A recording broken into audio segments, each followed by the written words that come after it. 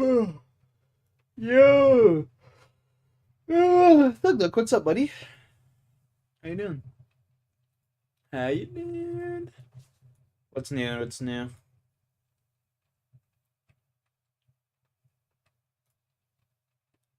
We can't just keep them alive. We gotta keep them. Any big accomplishments planned for today's You should have taken the deal. It's time to break down another Better Call Saul episode. I plan on playing some zombies later director tonight. has won That's about it. Oscars, and I'll point out 3 subtle shot decisions from his Oscar-winning brain. Plus, Mike's 7 men and 54 details you might not know in season 4, episode 6. Pinata.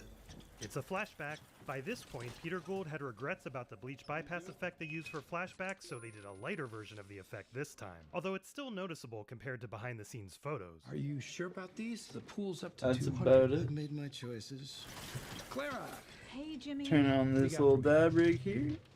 What you been up to, All Thug the Duck? way down, huh? I just love Emma Thompson. This places us shortly before the March 1993 Oscars, just over 10 years before the main timeline. Howard's End was nominated for a leading 9 Oscars and won 3, so Clara probably didn't win the office pool. When the writers got the idea of doing some kind of pool, they chose the Oscars because Jimmy's such a big movie guy, and none of the writers know anything about sports. Hey. These appear to be real bills with blurred serial numbers. You know, you're making the rest of us look bad. This guy walking past respawns in the next shot and walks elsewhere. If you wouldn't stop at every cubicle to chat, It's great for morale. it is great for wasting time. That too?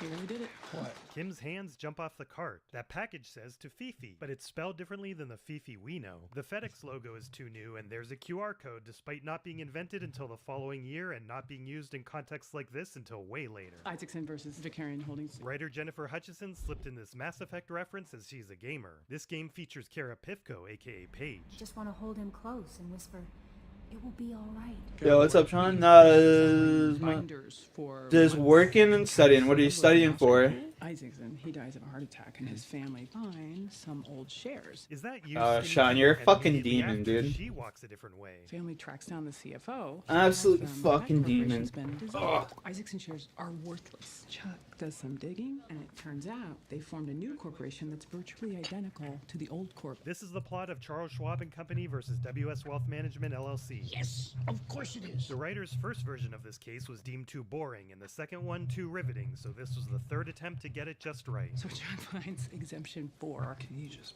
big picture it for me? I am. Chuck won a case that Howard thought was unwinnable using obscure case law. That's good. Yeah, very. The heavy makeup to de-age them almost makes them look like different people. I'm worried about the flashbacks because I'm much older than the character. The audience has been so wonderful to suspend disbelief. Congratulations. I'll get your token, buddy. Don't you worry. Students? Yes, I just wanted to ask. Vicarian Holdings, Inc. would have been liable under the continuing enterprise exception. That's right. What was the case law on that? He knows. He's testing her. Garcia versus co-manufacturing. Sounds like it was Isaacson v. Chuck handing him his butt on a platter. Isaacson is our client. The other guy's butts then. Served on platters. That's right. Thanks, Jimmy. Hail the conquering hero. Howard continues to be weird with his compliments. Just like Charlie Hustle. could be interpreted 2 different ways. Hail the Conquering Hero is a movie in which someone is mistaken for a war hero and falsely celebrated. I hate to interrupt. Me too, but we've seen this main character before, and he's even wearing the same tie he Yo, wore at Chuck's same- funeral. There's a Mr. Bushmills waiting in my office. Mr. Bushmills is Bushmills Irish whiskey, intentionally chosen as less fancy than the Macallan whiskey they'd later drink, as the firm is still on its way up. It'll be you soon. Yep. There's your winner. You think Pacino's gonna hoo-ah his way to Oscar glory, huh? Hoo-ah! He will. That year, he was also nominated for Best Supporting Actor in Glengarry Glen Ross, which was recently adapted to Broadway, starring Bob, Michael, and Bill Burr. The director of this episode, Andrew Stanton, won his 2 Oscars for Finding Nemo and Wall-E. A year after Chuck presented Jimmy charming Rebecca, now Jimmy's affected by Kim's admiration for Chuck. Chuck tried to follow Jimmy's footsteps with a lawyer joke. What do you call 25 attorneys buried up to their chins in cement? Here's Not enough cement. What? And now Jimmy tries to follow Chuck's footsteps. This location does not have a library, so this is just some doors and bookshelves they set up at the end of a hallway. A goal of this flashback was to give more insight into Jimmy and Kim's relationship, as this whole season centers around it. And we see that Kim's the one who planted the seed for Jimmy becoming a lawyer. We see the moment where Jimmy first seriously considers becoming a lawyer, and that's because Kim is a lawyer. he kind of takes on Kim's dream. And also, Chuck lives in a world that Jimmy barely understands, and now Kim is moving into that world. And I think What? there's a part of Jimmy that feels like maybe he's going to get left behind. The Mesa Verde statue should be exempt from sign code restrictions because it is a work. That one cooked me, Sean. Holy fuck. They intentionally made the Mesa Verde folders slick and the other ones mundane, which distinguishes it from commercial speech. Kim's referencing something from a scene that was deleted in the last episode. I showed this full Smoke scene that in the previous tug. video. Fuck, dude. Cooked. The ampersand could mean he's gonna push for them to become actual partners, something Kim never agreed to.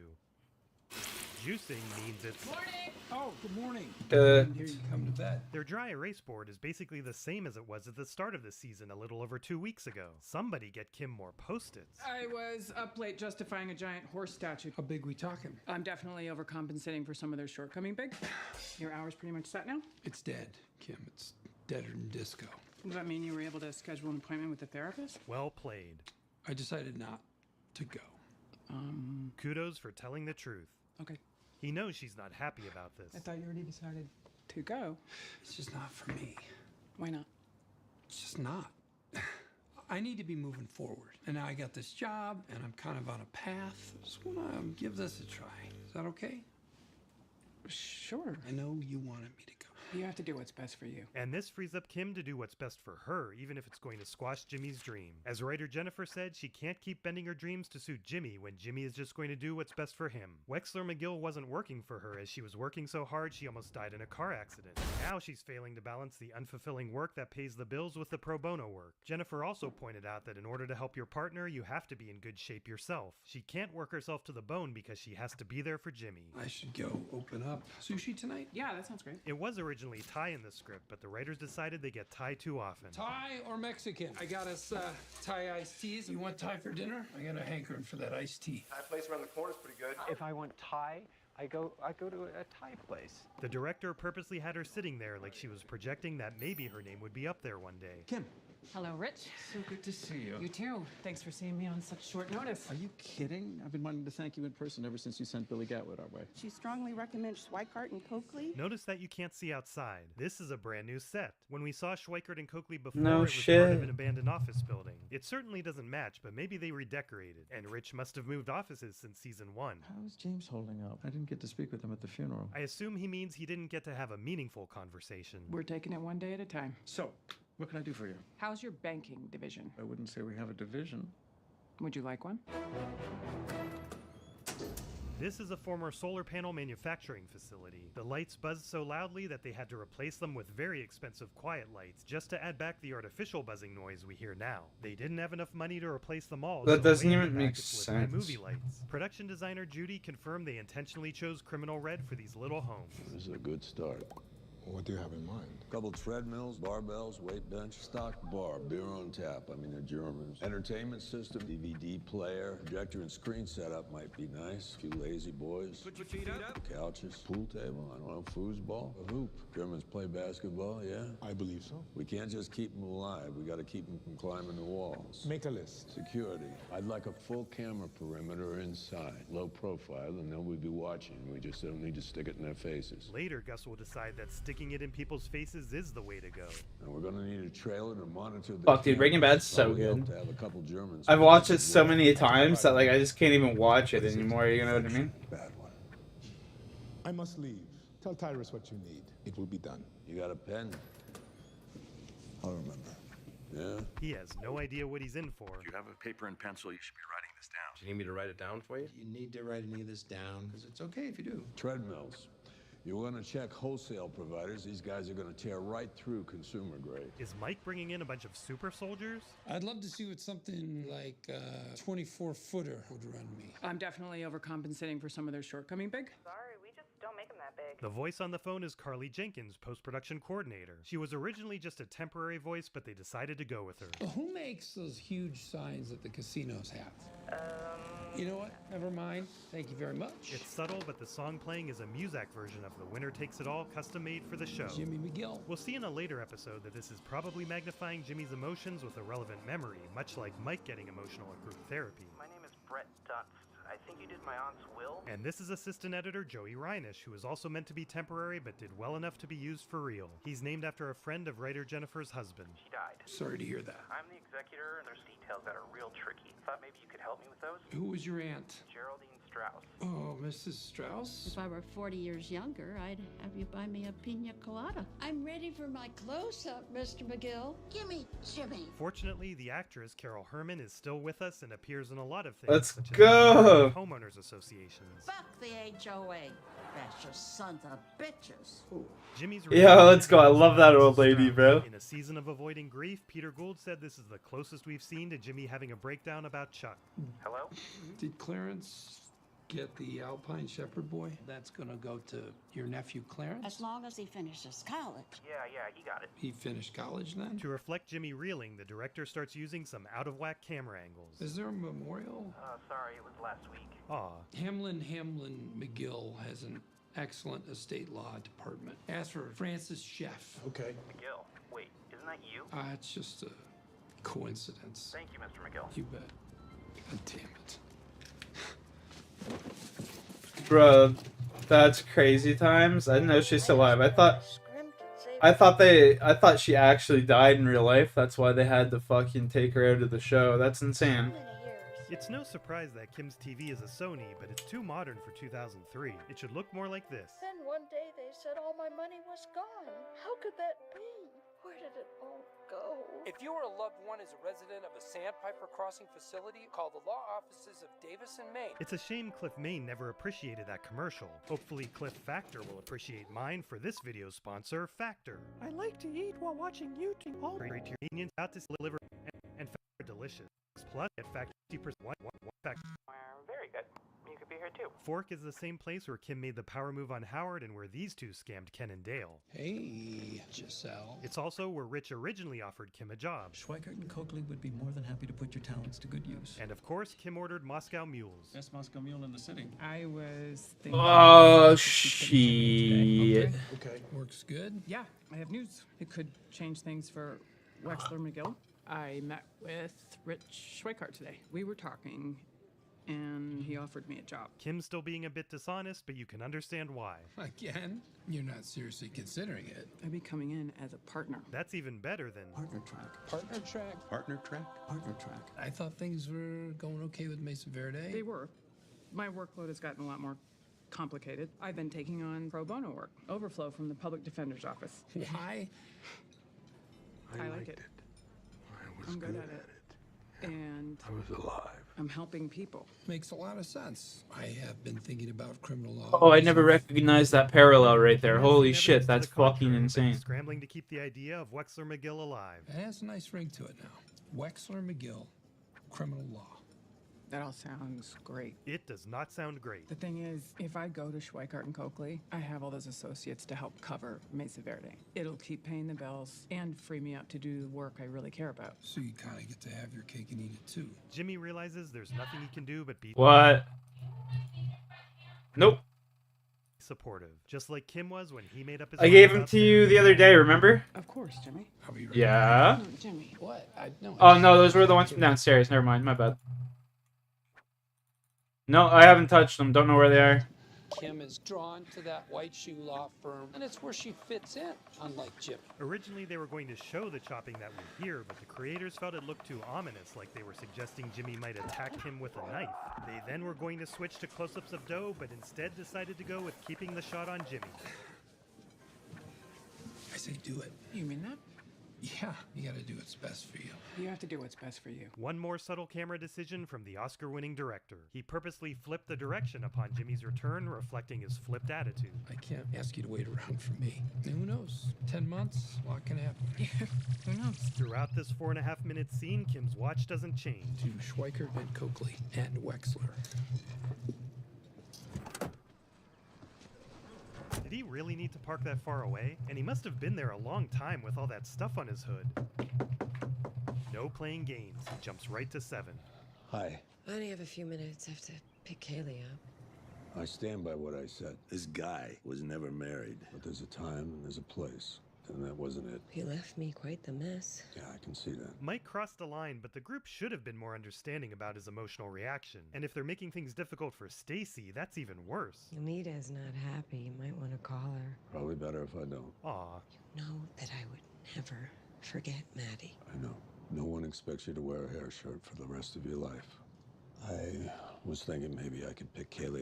Of course. Sacrifice Ben. Okay. Be up from school tomorrow. Interesting. That'd be a big help. Pop. See you then. Seeing all these recently vacated cubicles is a stark contrast from the happier times shown at the start of the episode. Although these two pieces of paper haven't moved in 10 years. That's crazy. Jimmy. That's so accurate, though. Here, which helped his performance. I got a pressing need. Only $5,000 will cure it. A lot of empty cubicles out there. What's going on? We've had some setbacks. So what's the plan? The consultants call it right sizing. What's the plan to get HHM back on its feet? I just referred a client to you guys. You're welcome, by the way. And you're telling me this place is falling apart? Get your shit together, Howard. Excuse me? You suffer one little setback and you're gonna let your entire legacy go? One little setback. Fine. Your pain is very special. Woe is you. Just stop wallowing. This place is all you've got. That and your hair, which, let's face it, clock's ticking there too. You want to save your business? You're gonna have to fight.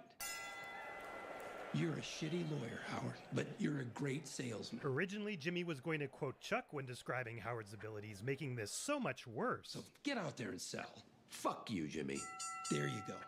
Use that. Normally, F-bombs were censored on the original AMC broadcast, but this was the first one that wasn't. Howard has done so much for Jimmy that it's easy to understand his anger. Patrick Fabian also views it as a nice bookend to when Kim unloaded on him.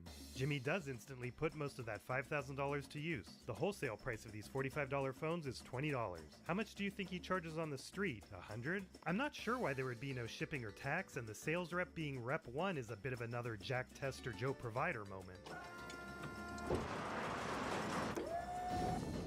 5x4x10, that is indeed 200 phones.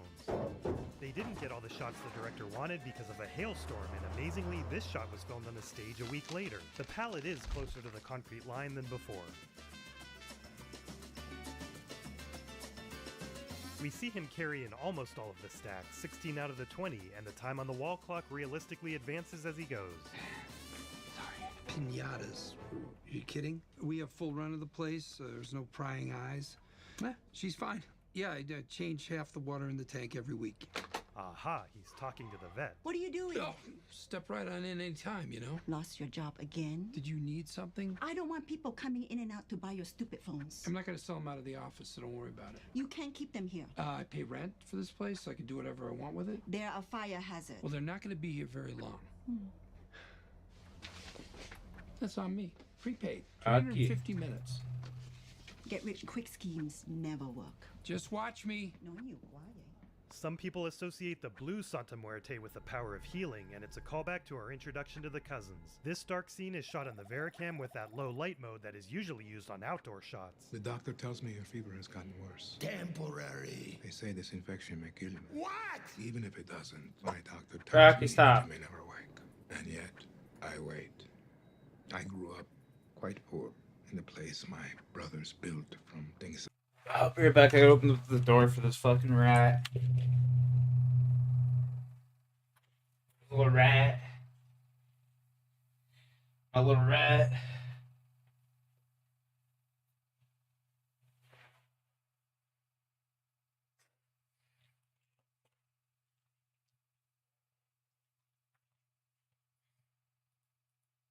They found. Ooh, Gus has brothers. We were always hungry.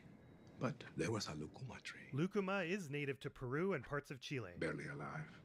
My family had given up on it years before. No, you quiet. When I was 7, I became fixated on it. I watered it, tended to it. The buds grew into green fruit. I was so proud. Can you just big picture it for me? I'd never tasted something so sweet.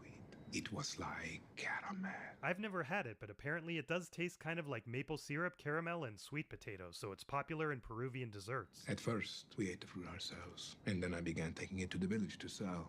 One day, much of the fruit was gone from my tree. Pieces were scattered on the ground, half eaten. I thought It was probably a coati. But then I remembered that coati are in every South American country except Chile. I built a snare. The coati thrashed so hard, it broke out of the snare. Oh, well I guess we don't really know where Gus lived at the age of 7. It ran under the house, so I waited. For hours. Shut up! Shut up! I caught it. The merciful thing would have been to kill it. I kept it. So you were always like this. It lived for quite some time. Breaking Bad implied that Max's death made Gus vengeful and sadistic, but he already had that in him. I believe you will wake, Hector. There's the right hand that will ultimately win this battle. They shot a version with Hector's index finger twitching and debated which to use, but concluded it would have been too much. No, that would have been so good. Dude, that would have been so good. What the fuck?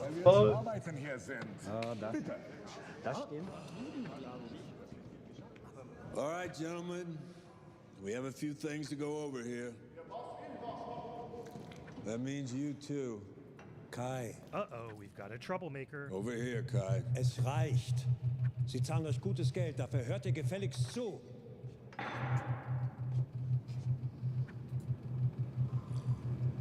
I leave it to you to figure out the roommate situation. I assume you're all friends, and I don't really want to hear about it if you aren't. The refrigerators, the cabinets are stocked with the essentials. Anything you need, call. So when do the girls get here?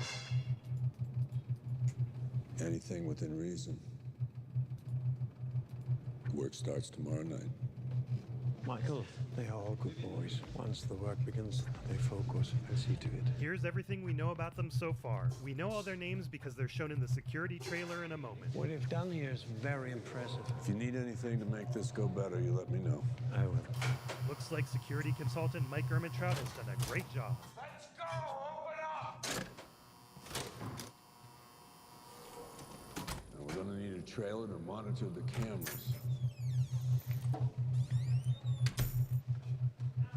The footage on these screens was from real security cameras they installed, although it was all added to these monitors digitally in post. For ambient light, they did have temporary video playing on the screens while they filmed this. Some of the footage they played was from Breaking Bad. You keep an eye on this one.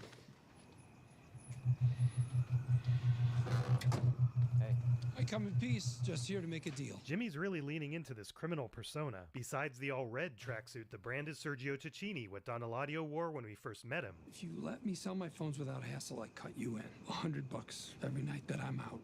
And that's money for literally doing nothing. This young man's prepared to offer you a sweetheart of a deal for doing precisely nothing. Why wouldn't we just take all of it? Consistent, reliable profits. Give me all you got, now. If you could just expand your thinking a little bit. You talk too much. No, you quiet. After this first take, Bob strained his hamstring so he couldn't run the rest of the night. This is someone else running, and once he goes off camera, we get a Texas swap as he stays off camera while we pan to Bob, who is already standing here. You should have taken the deal. You're like the stupidest person I've ever met.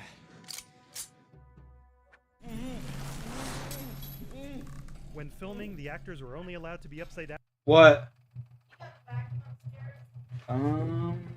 Nope. Probably in Annabelle's room. Just give me a second.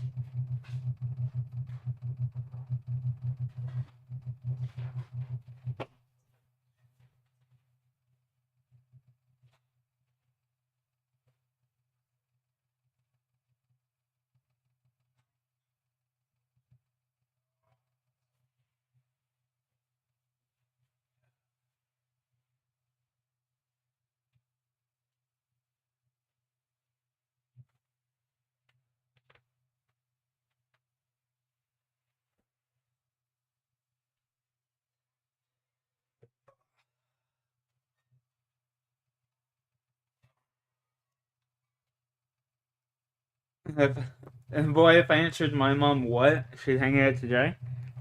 Well, she just yelled my name. I needed to know what she was yelling about, you know? Not like I was answering with sass. It's like, what? What's up? down for a minute and a half at a time, although that includes the time to bring them up and down, so really it was about 50 seconds at a time. At times they did use dummies, but it took so long that they couldn't get all the shots while shooting with director Andrew, so Tom And that's just LJ. So I was like, a what? lot of people attribute this bat dragging to Andrew, but this was Tom's idea, and it's kind of like this scene in 1 minute written by Tom, and this scene in Sunset. What? Nah, my mom was married to me. Didn't know I had friends, did you? It was the director's idea to shoot upside down, although in post, editor Chris McCaleb decided to flip even more of the shots upside down. He chose the ripping of the tape to be the point where all the Jimmy shots flip from upside down to right side up to add some variety to this long scene. We're sorry, man, all right? We're sorry. Yeah, you are. Very much so. You'll never have to see us again. And you will spread the word that I'm off limits? Yes. We'll tell everyone. We'll say, don't mess with the cell phone guy. All right, we're done. We're done! The special effects team rigged the piñatas to break on cue. Anyone who has tried to break a piñata knows how impossible this would be otherwise. I appreciate the enthusiasm, but he got the message. Missouri says I got the message. You know what? If it's that important to you, go ahead. No, please no. His last no overlaps his closed mouth.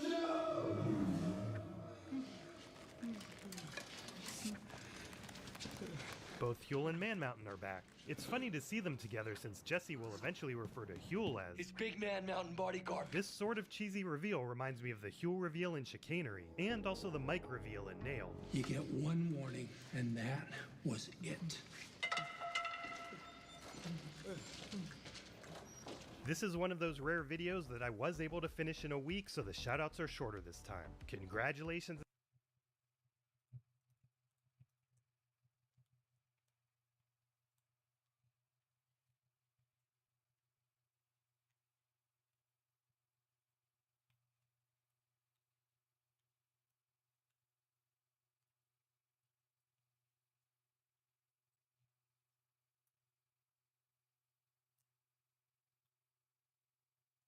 To watch.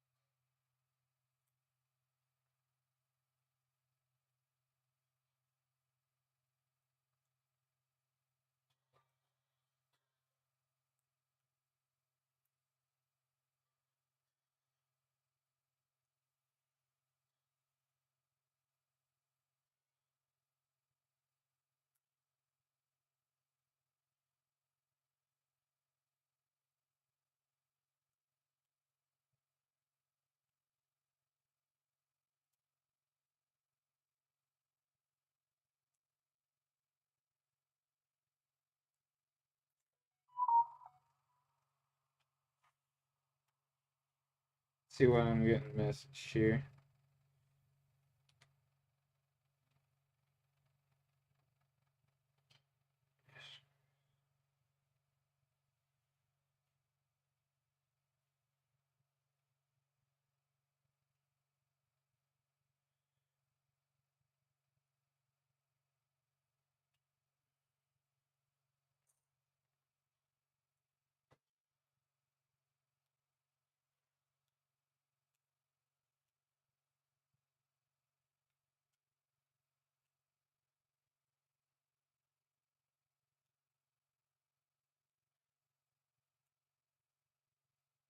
Yeah, I know, dude. We got like 5 fucking feet of snow outside. In some spots. It's crazy. I don't understand it.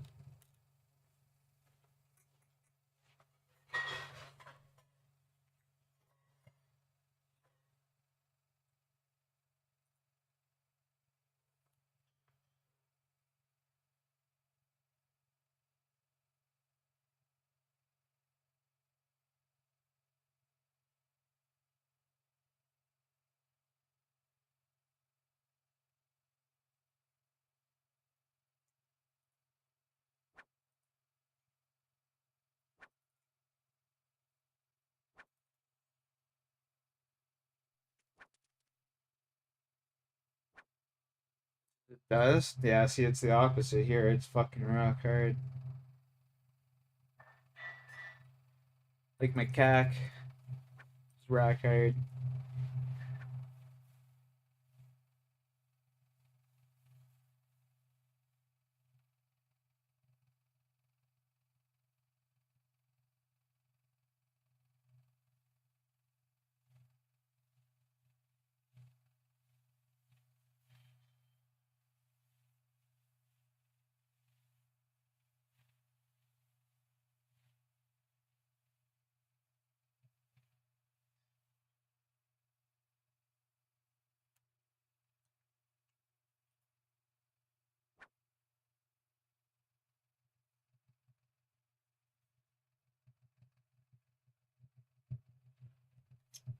Unpackable. Yeah, oh yeah, I know what you're saying.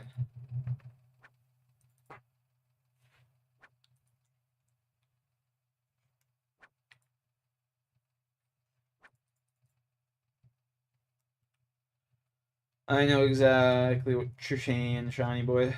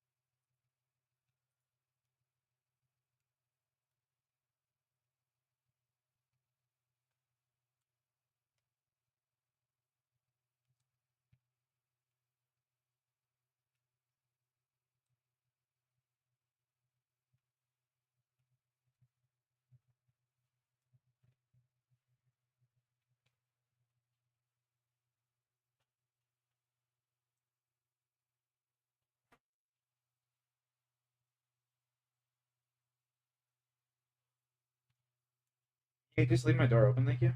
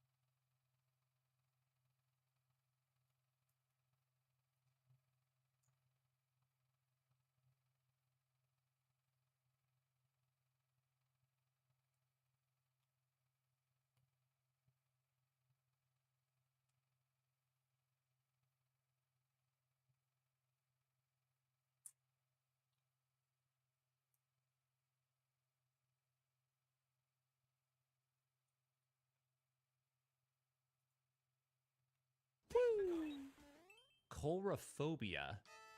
I'm not familiar with that term. What the? Don't want to do the thing. Hello? What the? What the?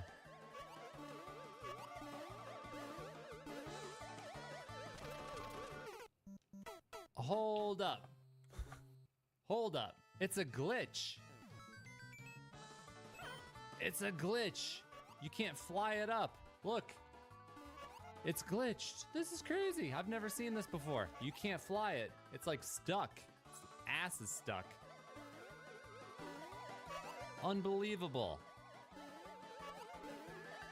I've never seen this before. This is wild. Oh, come on. How is it that I'm still finding glitches and mechanics that I've never seen before? What is this? This is awesome.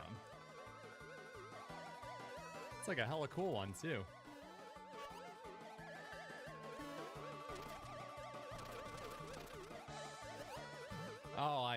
Oh, okay, I see. That makes sense. I'm stupid. That's so cool. I can't believe this. I'm tripping. Damn. I'm tripping, you guys. This is fantastic. What a good level, too. Whoa. Oh! Bastard.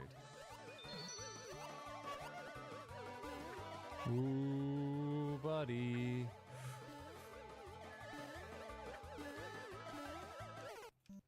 Oh, that jump was pathetic. I mean, not only is it a very cool glitch that I've never seen before, it's also an incredibly well-designed course. I'm a lucky man here today. Normally it's hot garbage and Team Shell. But not today, baby. Today we are living the dream.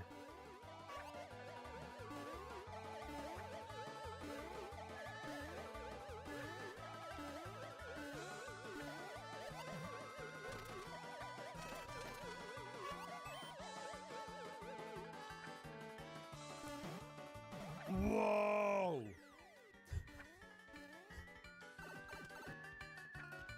That was a good trap at the end. Didn't get me though, sucker. Wow, this is so cool. This is so cool.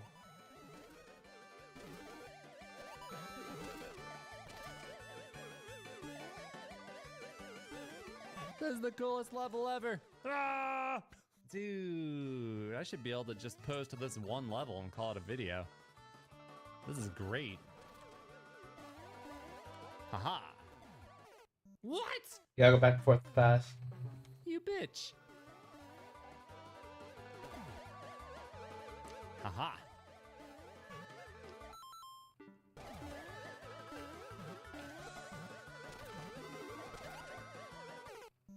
What? Wow, I thought it would go into a pocket or something, you know, usually it like goes in a pocket, but the shell came flying back at me and destroyed me. So hold on, how does this work? Oh, you do this. There we go. You bounce on one and then you throw it. Yeah, man. Okay, it lined up pretty good, actually.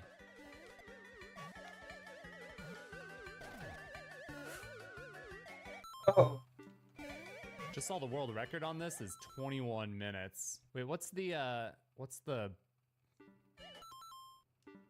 Oh, no. Oh, no! Oh, thank God.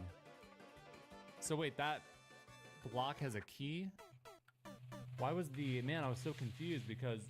Oh, I get it. This right here is a reminder why Mario Maker is the shit. Like, you play a level like this and you're like, dude, this game is rad as hell, dude. You know, most of the time you play these levels and you're like, you just want to die. You know, you want to end it all, but then you play something like this and the inspiration. Your rage level would be through the roof with this game, bro. I'd be fucking so livid. Oh, yeah, same. Some of the stupid shit that the kids put in this. Gently rolling down your cheeks. The salty sea air invigorates your soul. That's what happens when you play a level like this. Oh, I got...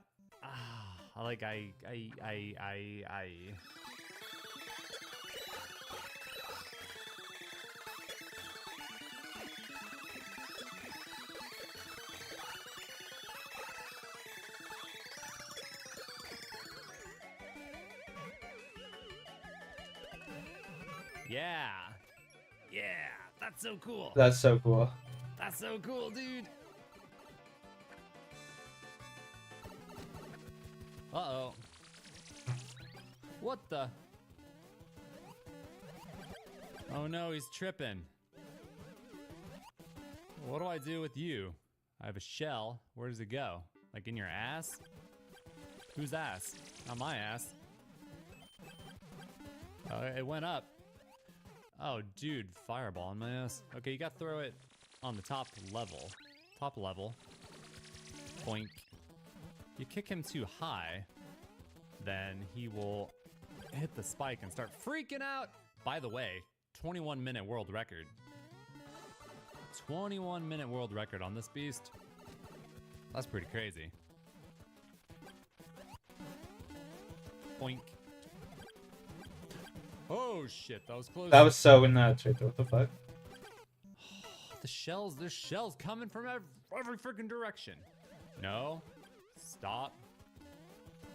You gotta catch it too. Like, it's not gonna come back.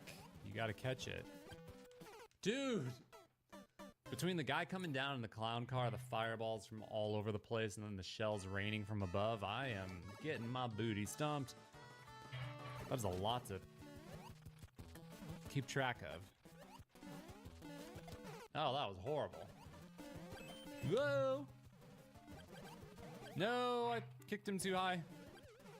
Ah, I kicked him too high and I saw the shell coming down, and the shell actually bounced off the clown car and went into the hole. That would have been a hit. But I was panicking because the shell was coming down. Damn. Dang it. This is nuts. Oh! Holy moly. That was pretty fucking crazy, actually. Woo! Woo. I got it.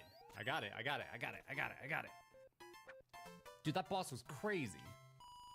That was fun. That couldn't get level. Moly. That was a really good level. 7-minute world record. Much better than 21. That was amazing. That was amazing. No comments on here? Dude. Dude, allow me to be the first. You know what I say? I don't know. What? You can't say I like grape soda? Oh wait, this message contains more than 4 numbers, or it contains a word that can't be used? Dude, Nintendo, you gotta get a grip. Nintendo, please. What? Damn it. Do they think I'm saying that word? That's ridiculous. What? I like. What do I do? What should I put? Can I, wait, how do I go? You know what?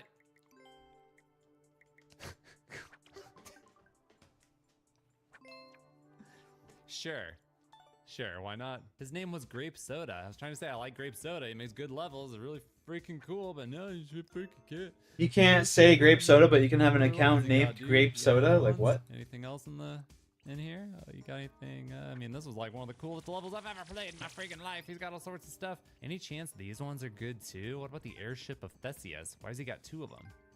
If a ship has all of its planks replaced, is it still the same ship? If another ship was built with the old planks, which one is the original? To lose one's individuality is to become a mere cog in the machine with a 69-minute world record?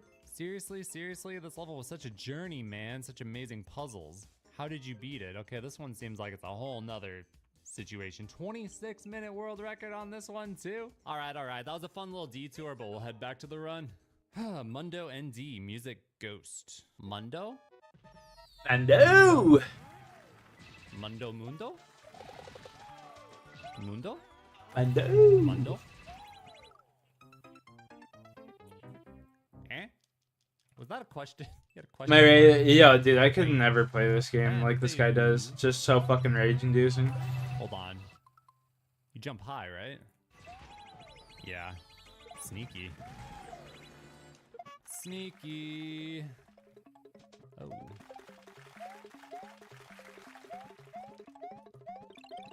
Sneaky? I'm a little bit unsure. Is that a troll right there? I guess so.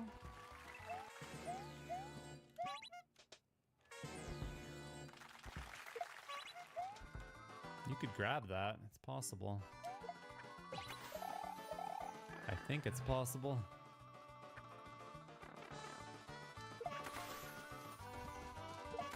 Whoa.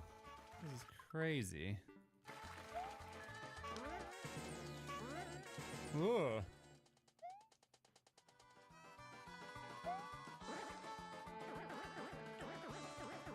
Stop. Dude. I think I have to go back. Oh no, this is not gonna end well. Shoot. No, that dumb donut part. I was killing it, man. What happened? That dumb freaking donut crap. Damn it, man. That was so ridiculous. That was so ridiculous. A few areas I'm worried about, like some of those note block bits were kind of scary. Whoa, what the? I don't know what happened. One of the cannons disappeared. Okay. Alright. I'm like almost positive I could get that helmet. Yeah, this part I was worried about. You could get that helmet too. Easily. Whoa, I did not mean to duck on that one. That was a little scary. So you want to go over the top. Yeah. Good God, man.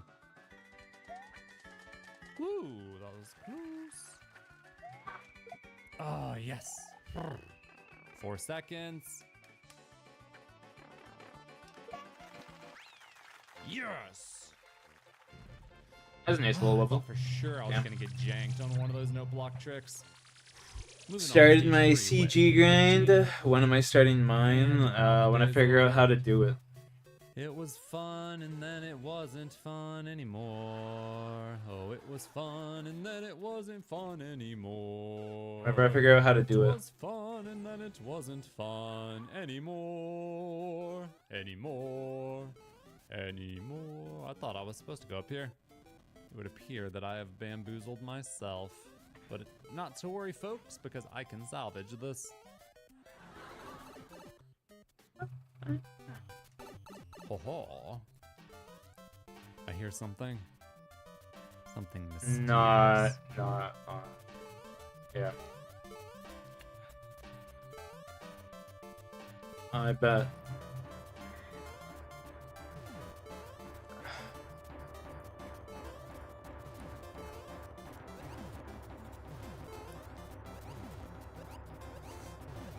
What an absolutely beautiful stage we have here.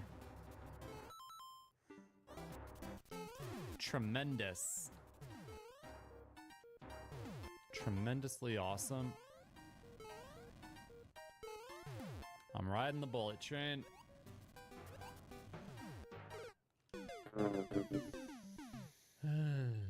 Any chance I can YOLO to victory? It's worth a shot. It's worth a shot, man. Any chance to skip this freaking hot garbage? Nope, doesn't work. Got a bunch of bullets here that actually might work. That might work for my purposes. Buddy. Oh, this'll definitely work for my purposes. Unless I get Bowser fired. Fucking Goober trying to take my spot. There's a P-switch coming up. Get it. Nice, dude. It's over. Goodbye, friends. You were supposed to YOLO jump. See, normally I would YOLO jump, but like sometimes that's not the way. That is just not the way. What the? Stop. No! I lost a bullet. I lost a bullet. I'm screwed. It's over. Unless...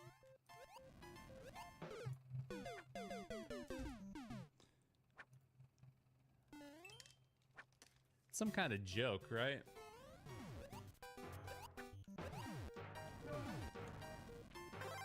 Okay, we made it, you guys. We made it. We made it. Get ready.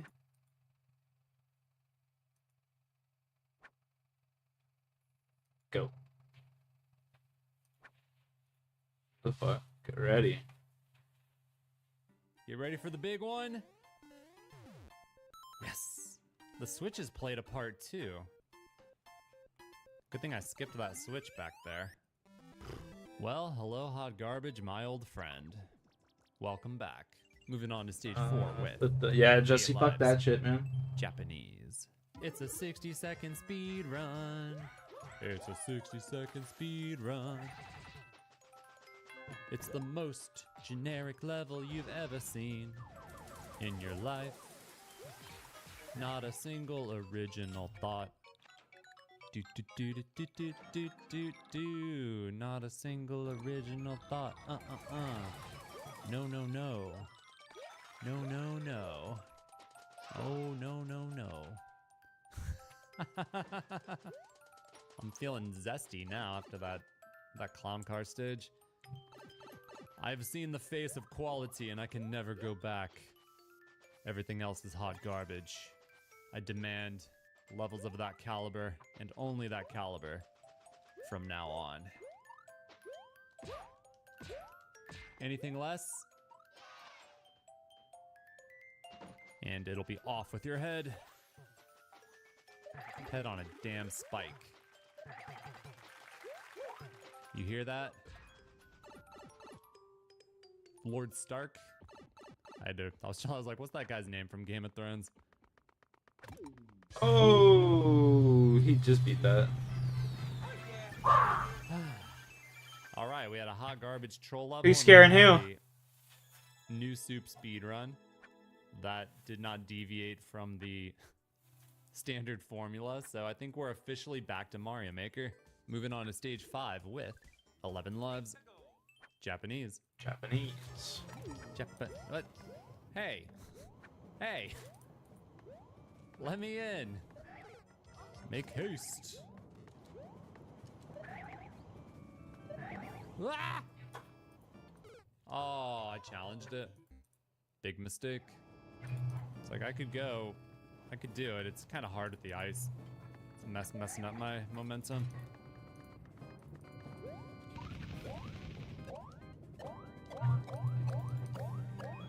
Should I YOLO or should I? Yeah, I'm YOLOing. Fudge it. Hey.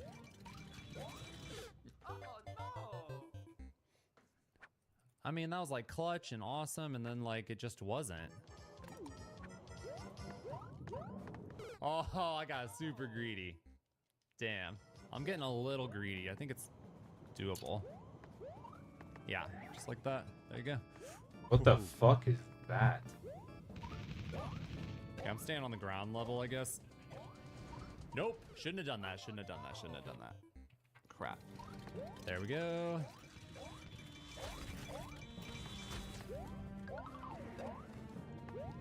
We got 1,060. What's up, dude? Damn. We're cooking out here with these. Fuck.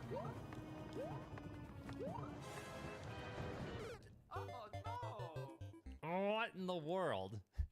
What was that? My God. Ah!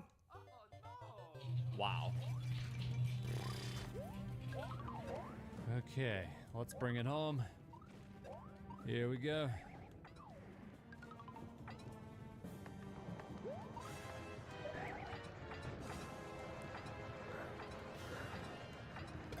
Oh my God. Oh. Moving on to stage next level with whatever. Oh my sweet Lord. Holy moly. Oh, I jumped in a pit. It's only 10 seconds of that? That's easy. It's done. Allow me to win. Easy.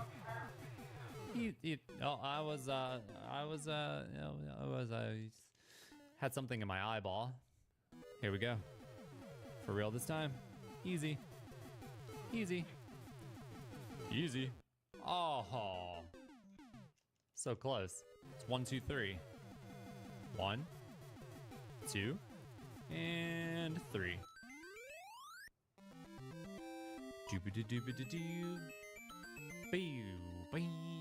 Oh, this game is a roller coaster of emotions, you know? It's like one amazing level, then the worst level you've ever played, and then something so mediocre you can't handle it, and then like that, and then most of the time you're sitting there scratching your head like, what even just happened? I don't even know. What did I just go through? What did I experience? Was it good? Was it bad? Why do I feel... Oh no. He has red coins in really unique positions. If I was a betting man, I would say that the red coins are probably optional.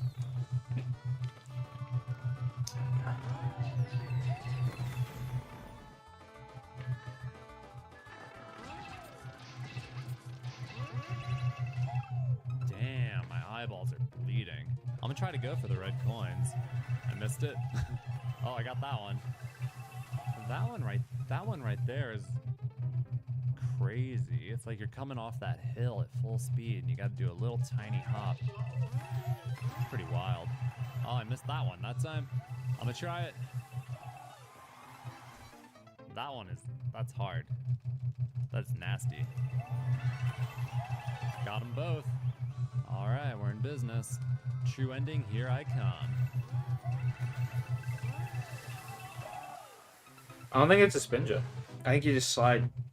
Oh my god, that one is so gross. I don't know if that one's worth it, you guys. That one's a run ender. The rest are just like modified versions of the jump and you don't even die if you go for it. But that one is like... that one's insane. Oh. Oh my god. Okay. Okay.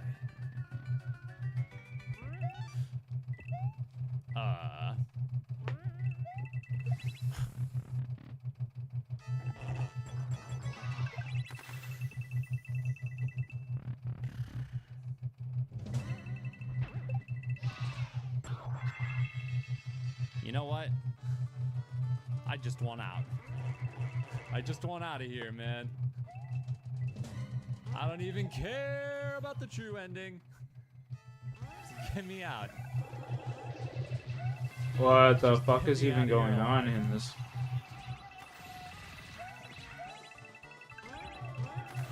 What the... 1 second?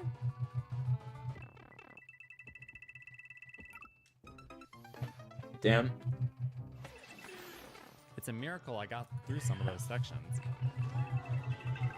On the first attempt, anyways. It's not worth going for the coin. I'm gonna die for it. The timer is insanely tight, which means you can't slow down. You gotta do that in one motion. Not worth. Not worth, dude. To actually beat the level he needs to get it. I feel like I'm losing a ton of time right there, but I don't know if he can actually go any faster during that part.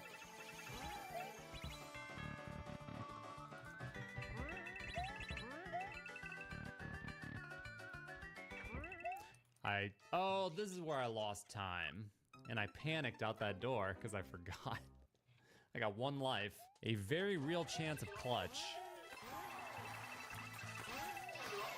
I say we gotta go for it. Also, we've had a very eventful day, so if I go down with a full heart. Sort of. Still riding the high from the copter level, but all these other levels are trying to tear me down. Oh my god. I think we got this as long as I don't... I gotta remember. Hold on. We gotta delay the jump out of that one door. I don't even know where it is. Is it here? No, not here.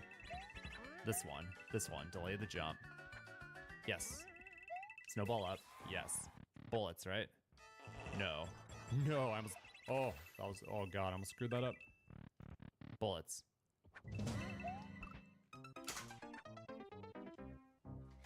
I just ripped my headphones out. I ripped my headphones out. You don't jump on that spot. Damn it. All right, everybody. It's been a great episode. That... Relatable.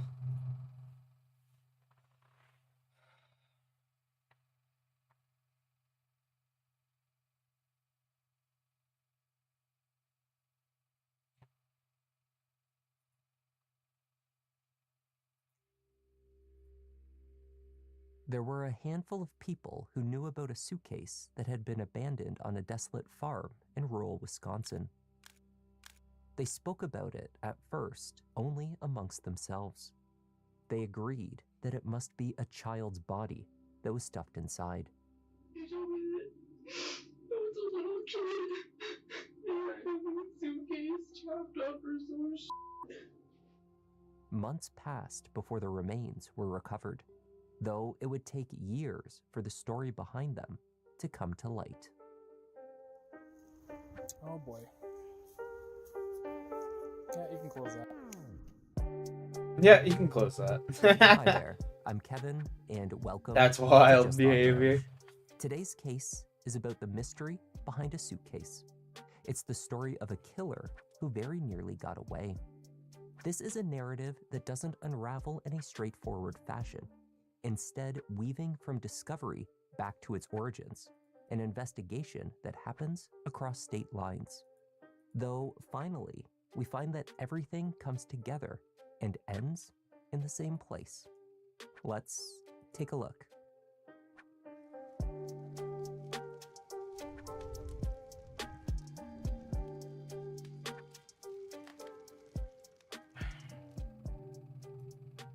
In mid-October 2020, rumors were quietly spreading around rural Wisconsin. There were whispers about an abandoned farm, a collection of dilapidated buildings that were often scoured for scrap, and where seedy individuals would meet to conduct business. On October 14th, narcotics detectives in Eau Claire, Wisconsin, received a tip from an individual involved in one of their drug cases. The information this individual offered, however, had nothing to do with drugs. 37-year-old Mai Tao, who went by the nickname Russia, was working for his girlfriend's father, a man named Bernard, as a carpet layer, when he was told a rumor. Is there anything that would be very unusual or something that you may want to bring up to me? This one time I was at his house and he came home, I don't know, he mentioned something weird about finding a body. I wasn't sure if it's real or not, but the way his face reacted and everything, I thought it was real, but then I didn't. He said he went to this abandoned area, and then he saw the suitcase, and he opened it, and that's what he found, and he scared reported because he opened it and his print is on it, so he don't know what to do.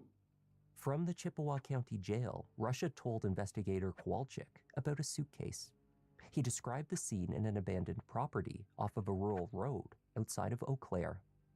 Looks like the buildings are abandoned, like some shacks are like falling down and stuff like that. I told him I don't want to go near. I don't want to go near. I don't want to have anything to do with it. I'm scared. That place looks scary. Okay. When he drove by and pointed it out to you, did it kind of seem real to you then? Yeah, I mean, it seems real. It seems scary. It seems like bad. It seems like something's creepy about it. Cause he told me like he thinks it's a little girl. Cause he said he looked at it and the size of the pelvis or whatever. You know, he gave me some details about it. I told him like I don't know. I don't want to go near there. I don't want anything to do with that. Like if there's a body there, I don't want to go near there. Russia detailed the location of the farm as clearly as he was able.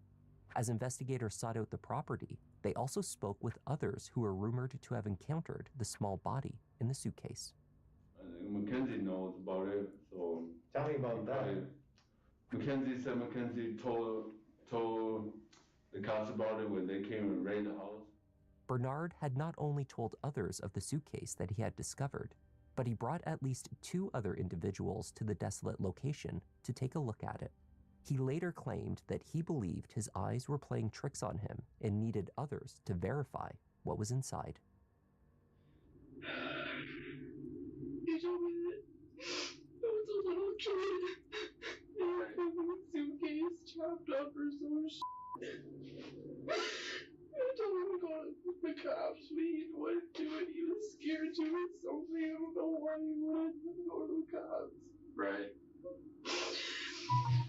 We went there. It was right down the street from 29 Valley, right by Plant Marketing.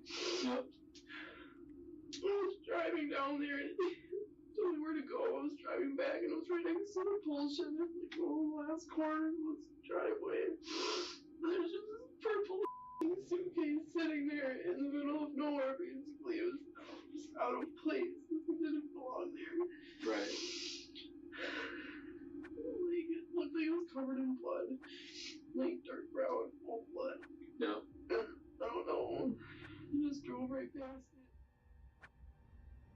A deputy from Eau Claire followed up on the information provided by Russia, Mackenzie, and others. The officer found the property in question off of County Road T.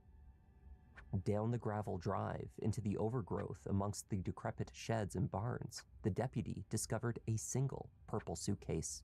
It sat in an open field, strikingly out of place. A crime scene unit was called in, and the area cordoned off.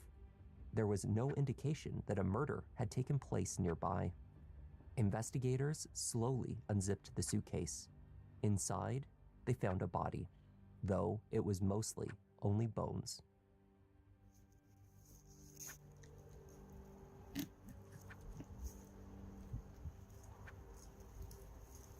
Oh boy. Yeah, you can close that. There was no indication of the victim's identity. Indeed, it was unclear if the body was a child or adult, a male or female. However, there were other items alongside the deceased inside the suitcase.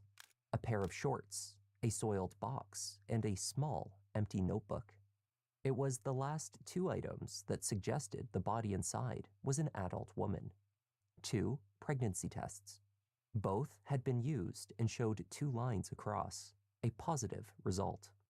The autopsy found no defects, injuries, or any signs of trauma to the bones. No cause of death could be determined. The remains were then sent for forensic testing, a process that would take months. The hope was to find enough flesh for DNA extraction, or perhaps Can you matching get dental DNA out of evidence, the which would fucking help bones? investigators to identify the victim.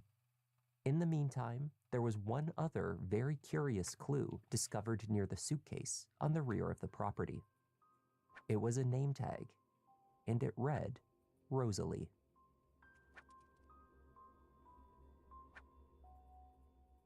Months before the suitcase was found in Eau Claire, a concerned husband entered the police station 2 hours southwest in Reedsburg.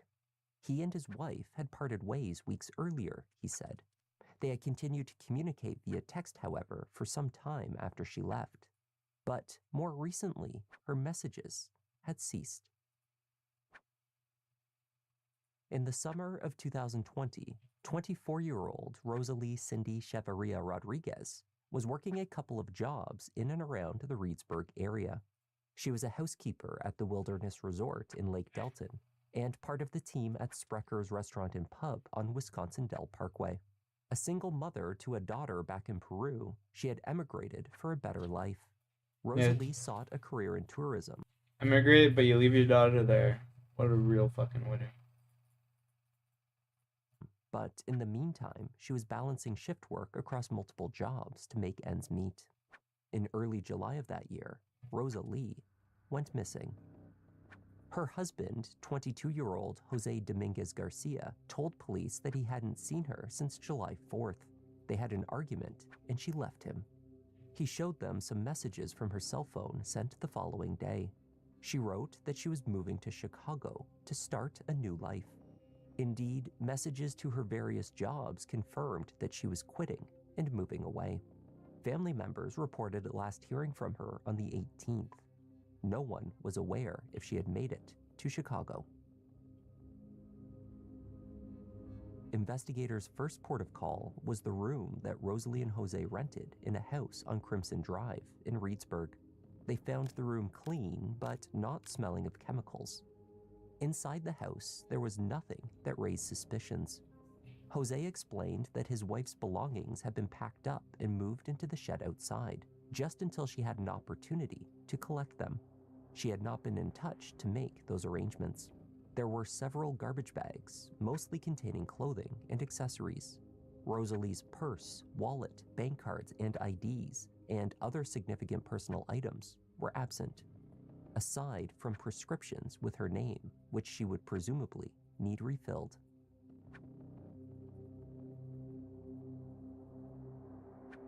Investigators in Reedsburg had very little to go on at that point. They spoke with Rosalie's employers, who told them that she had been a no-show for her shifts from July 3rd onwards, and had subsequently received messages from her phone stating that she was leaving the area. Friends said that they thought it was odd that she would leave so abruptly without many of her belongings. The small red Jetta that she often drove was missing, as was her wallet and cell phone. But they also reported another curious fact. Rosalie had been 3 months pregnant. Having discovered that Jose was sending money to another woman in Peru, she had decided to leave him, to return to her daughter back home, I need and money. raise her baby there. Sending money to another person in Peru. Like, what the fuck is this guy thinking? On August 12th, He's getting so weeks bamboozled. after Rosalie was reported missing, a man named Javier Osorio filed a complaint over the title to a vehicle that he had sold to her husband, Jose. The car was a 2003 red Jetta, the one Rosalie was known to drive. Jose had paid him only a portion of the agreed amount for the car, and after that, he had been unable to reach him. Javier had been trying to piece together what he knew. He told police that Jose had been acting strange and nervous. Rosalie had gone missing, and then Jose had also disappeared. Most of the photos on both of their Facebook accounts had been deleted. It was as though the couple had abruptly and purposefully vanished, leaving little to nothing behind. Reedsburg PD could no longer locate Jose either. Shortly after the search of his home on Crimson Drive, the 22-year-old told work and friends that he was leaving for Chicago to search for Rosalie. The last he had heard from her, she was demanding that he come to Illinois if he wanted to finalize their divorce. No one had heard from Jose since he left. However, a police report in Lake Delton showed the red Jetta had been abandoned in the Hilton Garden Inn parking lot on August 5th. Having been left in the lot for over a week, a local towing company had eventually been called in to remove it. At the hotel, investigators were directed to the rear of the lot, near a wooded area where the car had been abandoned. It had been in one of the furthest areas away from the Hilton Garden Inn, where hotel guests or employees could park.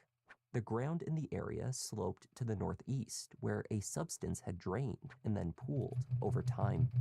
Investigators speculated that the dark substance could have drained from a trunk of the car if it had been backed into the space.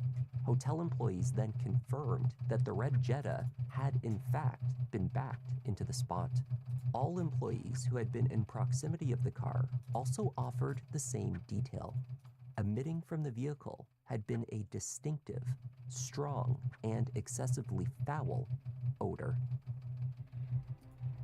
The car was located at Platt's Towing. Personnel there told detectives the same observation that had been offered by the hotel staff. It was impossible to stand within a 5-foot radius of the vehicle without being overwhelmed by the scent. They found the interior littered with trash, mostly empty takeout bags, drinks, and beer cans. It was covered in flies. A large knife, approximately 14 inches in length, with a wooden handle, sat on the floorboards directly in front of the driver's seat. There was a cream-colored purse sitting on the rear seat cushion next to a steering wheel cover. The trunk latch release button, which should have been located near the bottom of the driver's side door, was missing. It appeared someone had removed the button entirely, so the trunk was not able to open. Investigators eventually managed to gain access, anticipating a gruesome discovery within. But when they pried open the trunk, they did not find Rosalie, only a collection of scattered items. Shoes, a skateboard, car jack, tire iron, and more empty beer cans. A smear mark on the inside of the trunk aligned with a similar marking on the bumper, indicating that something had been pulled out, leaving behind a substance biological in nature. From the trunk, a yellow t-shirt with the word Hogwarts was collected, stained and covered in dead insects. It was the same shirt that Rosalie could be seen wearing on the cover photo of her Facebook page.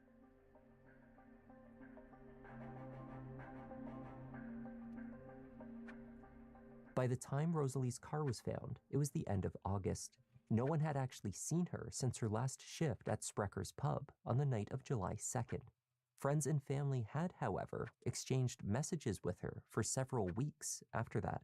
From Peru, her sister Kelly and father Jorge both told detectives back in Wisconsin that they did not believe the texts they received throughout July had been authored by Rosalie. In a tearful phone call with Kelly, Jose told her that they had broken up.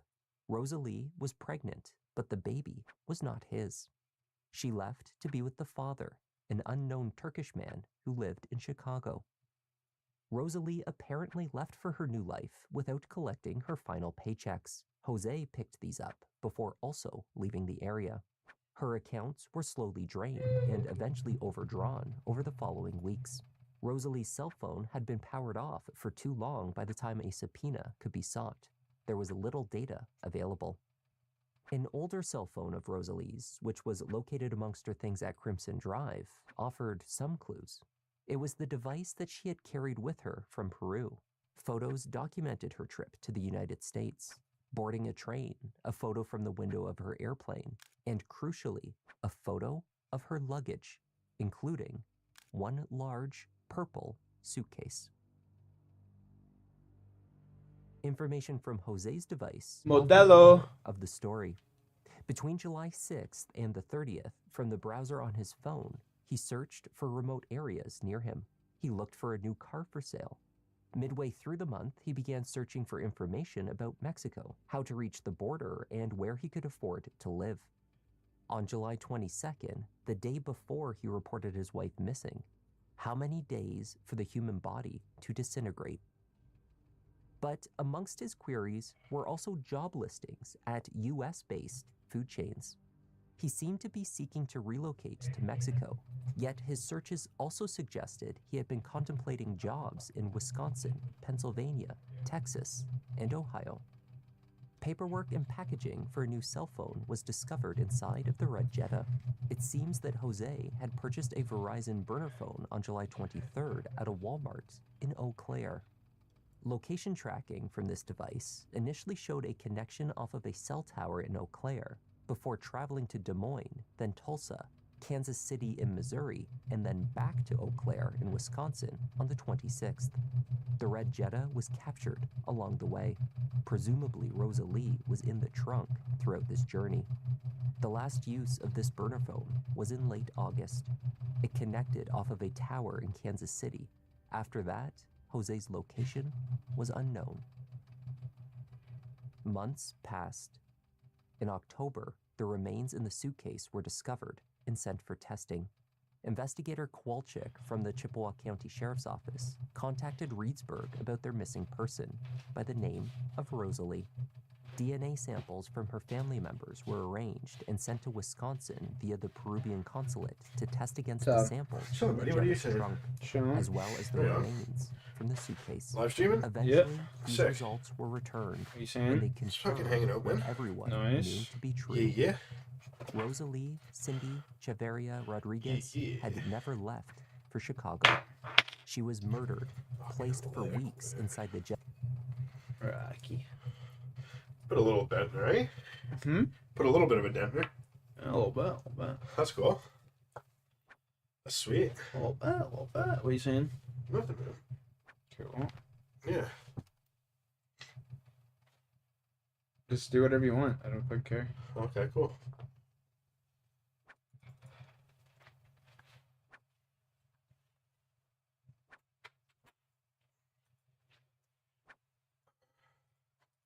Ooh, she's crispy, eh?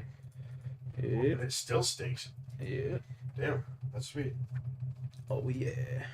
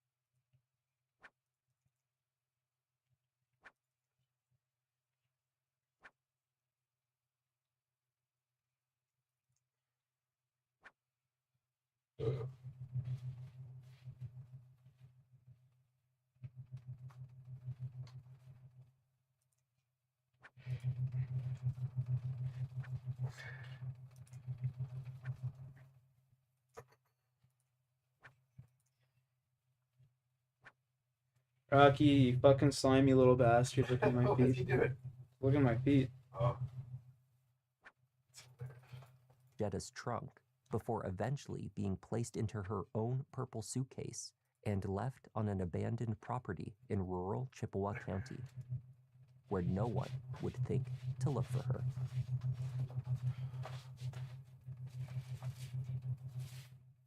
A warrant was issued.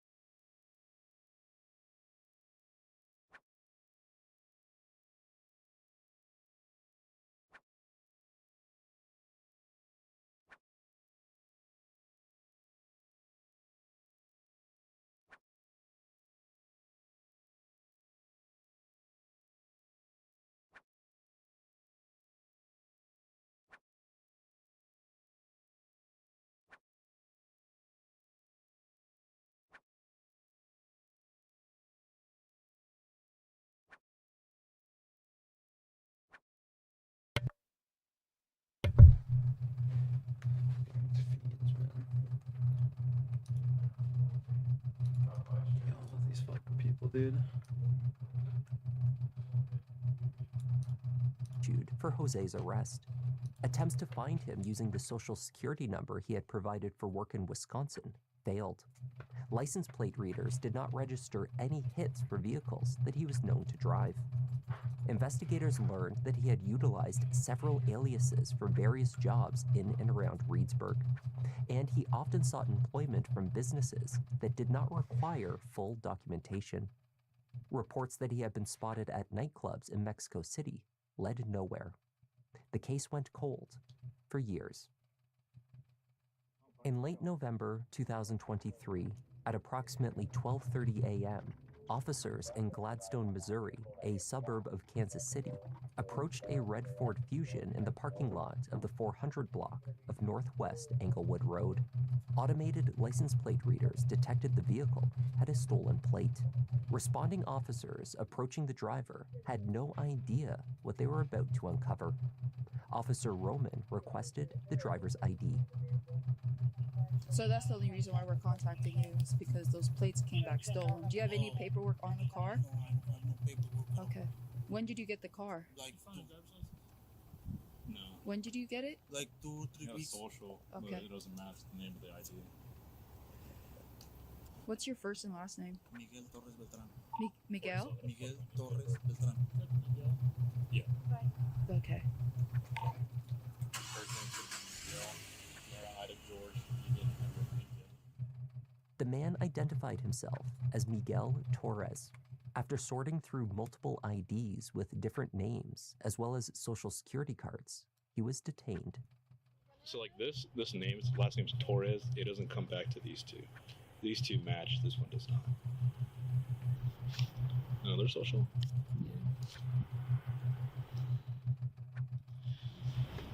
Do me a favor, man. Go ahead and step out. I'm just gonna detain you for now, okay? Huh? I'm just gonna detain you for now, okay? Detain you? What does that mean? I'm gonna put you in handcuffs. You're not under arrest yet, okay? As the officer handcuffed him, information came pouring in through the radio from dispatch. They had just found the suspect that had eluded Reedsburg for years, Jose Dominguez Garcia. Can you go ahead and have either county or Tim City respond as well? I believe it's out of Wisconsin. That name that he provided is showing as an I'm alias just detaining him for now. on a Do you have any weapons on you? No. full extortion, I'm first gonna degree, pat you down really quick, okay? intentional homicide. Looks like for an unborn child hiding a corpse. Alright. I'm gonna put you in the car, okay?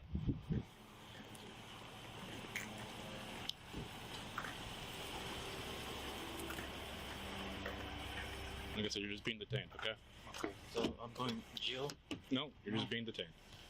Just have a seat in here, okay? He has like 2 different fucking socials. Dude, he has like 3 or 4 different IDs. None of those IDs come back to him. Even the Mexican one. You know what his background on his phone is? What? It's of a baby girl. Piece of shit, man. In the years since leaving Reedsburg, Jose had started a new life. He had a new partner and was a father to a baby girl. So here's the deal. You're under arrest for, you have a warrant out, all right? So you're under arrest for that. And you're also under arrest for the stolen plate, too. And also the false info, because all the names that you gave us did not come back to your actual name. Okay? So you're going to be going to county jail. So it's gonna be a long time in jail for me now. My daughter born last month. Gladstone PD took him into custody, and he was later extradited to Chippewa County and formally indicted for first-degree murder. In January 2025, Jose pleaded no contest to reckless homicide in the murder of his wife and unborn child. The sentencing hearing was heated as family from Peru traveled to the court to make emotionally charged statements detailing their grief. Rosalie's sister, Kelly, called out to Jose in court, calling him a killer. Through a translator, her father told the court of their heartbreaking loss and that of Rosalie's young daughter, who would never know her mother. My daughter was a 23-year-old young lady. She was a single mother. I won't deny that. I knew her inside out. I knew her very well. She was very responsible. She was providing for her daughter that stayed with us. And she came to this country with big dreams, just as many other people come here to be a student with better hopes, to be a good citizen and move to a better life. Jose was given an opportunity to speak. He continued to deny that Rosalie had been carrying his child. He did admit to the murder, explaining that he had collected his wife after her shift at Sprecker's pub. In the car, they had argued. Then, he strangled her. Yeah, I would love to speak to the court about it, and I read the statements from the family. I know that words will not change anything. It doesn't matter what I say, they will not change their opinion, but I'm here and I will accept the punishment. And I really feel bad for the family. I want to tell them that I feel so sorry, and I think that's all. What can I say? The judge offered a lengthy case summary, outlining how Jose had hidden Rosalie's disappearance for so long, faked her correspondence, cashed her paychecks, and eluded law enforcement, all the while beginning a new family. He was sentenced to 40 years, 25 years only in 40? prison, and another 15 on release. I want to say to this criminal, Jose Dominguez Garcia, the man here in this photo, that he rots. That he rots in jail because he didn't have compassion for 2 lives. Rosalie, que descanse en paz, pero Jehová Dios que lo tenga en su gloria.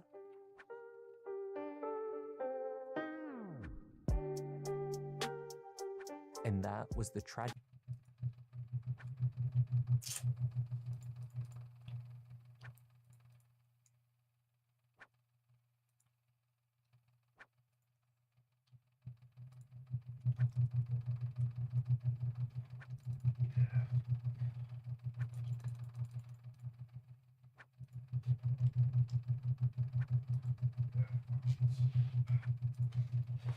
Okie dokie.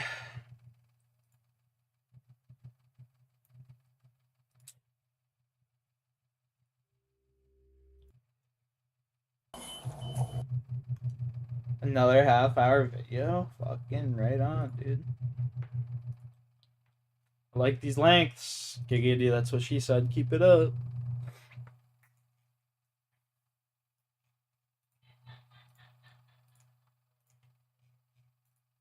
We must have 1,500 fucking... 1,500 moss collected, gentlemen. Almost. Someone in my chat, redeem a toke for when I get back. Please.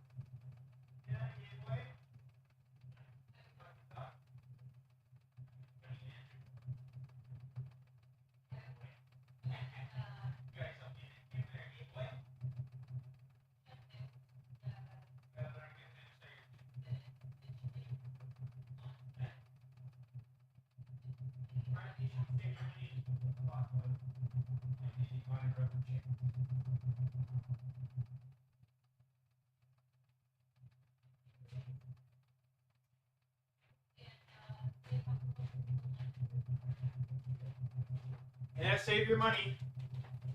Move the fuck out.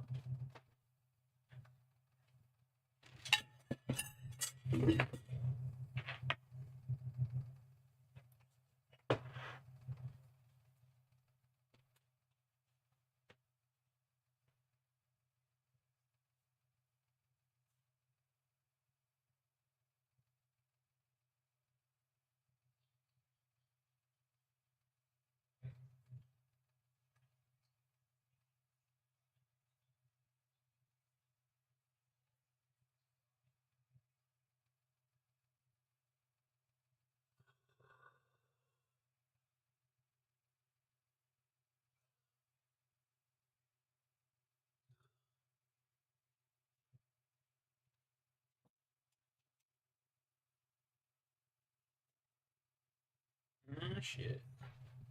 Here we go.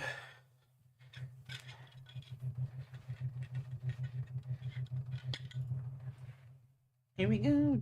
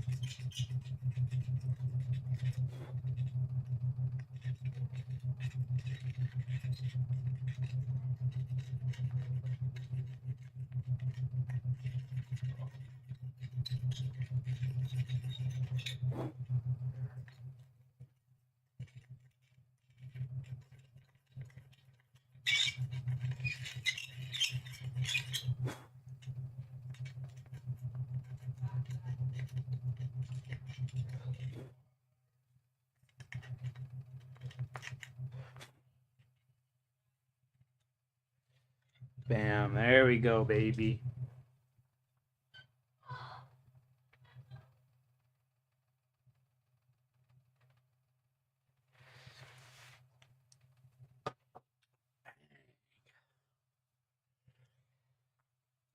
Dang, no one in my chat redeemed the toke? What the fuck are y'all doing in there?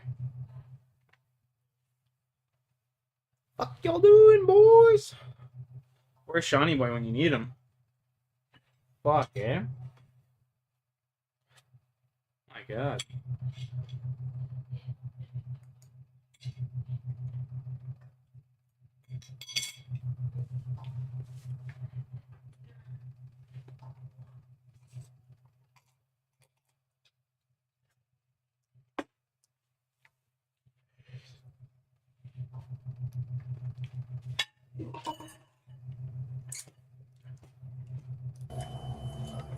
We're going left. We're going left. These Taos County deputies have been searching for 23-year-old Army veteran Matthew McLaughlin for weeks. Sheriff's officer, search warrant, open the door! Open the fucking door, I'll shoot your fucking head off! They're told that Matthew simply disappeared. Check everything. But what investigators are about to uncover tells a far darker story. It was the beginning of one of the most disturbing and unsettling mysteries this small New Mexico town has ever seen. The head and hands were in a trash bag that were then put inside a Harbor Freight fucking bucket. How long did it take you guys to dismember the body? He threw away the last piece around last week, which was the torso and a leg bone. But there was no meat on it, it was just nothing but ribs and spine, hips. What made you make the decision to kill Matthew?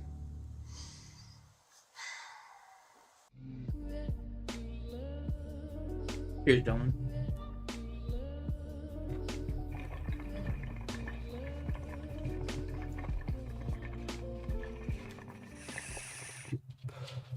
On July 31st, 2025, police received a concerned phone call. According to one of Matthew's co-workers, he hadn't been at work for 5 days.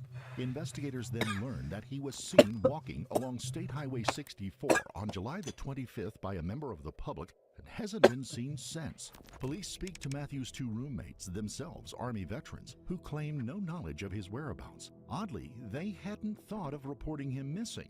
However, the police, alongside Matthew's mother, Rebecca, began a widespread search for the missing veteran, including an online GoFundMe campaign. But as weeks turned into months, investigators anything began for a to little fear the money. worst.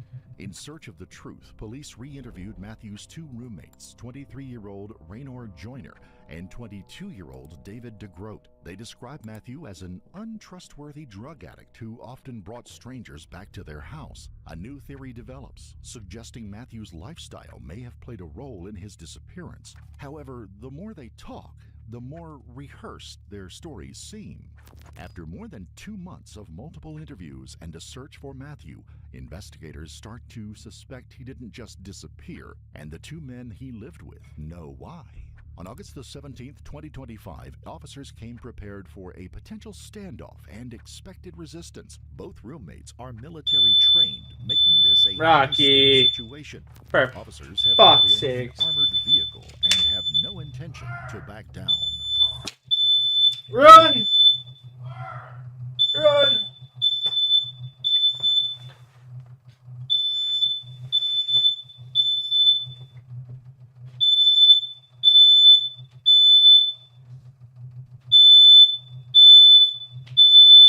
Shut the fuck up.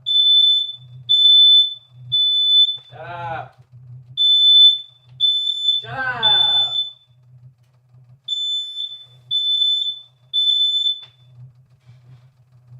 Jesus fucking Christ.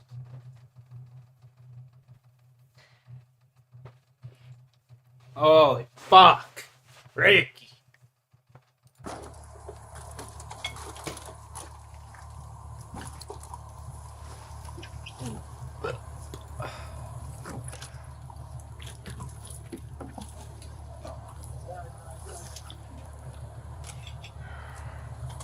Search warrant! Sheriff's office! Show your hands!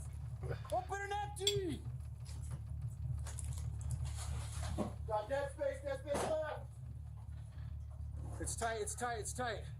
Dead space right. I'm gonna move left. Byers and Kevin, clear that left. I'll hold right here. On me. Moving. Clear. Clear. Secondaries. Check everything.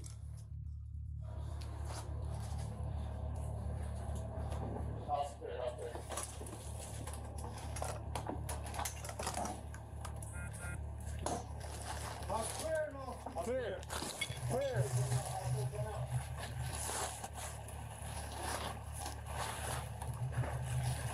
your fingers. Just let it down so this doesn't hit us in the face when we go out. Hey, we gotta open the door on the... Officers find neither of the roommates is at home to shed light on the mystery of Matthew's disappearance, and they may have to clear the property. However, it is at this moment that they notice something. I don't check that. Check that utility van. Got a vehicle approaching.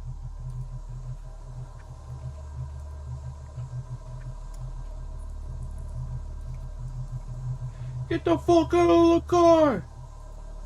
You run that plate. Henry William John 7586 out of Texas.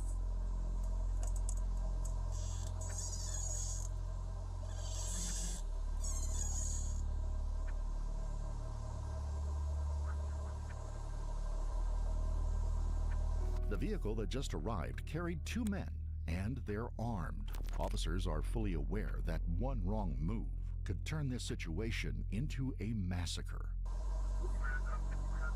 He's got a gun at him. He's got a gun.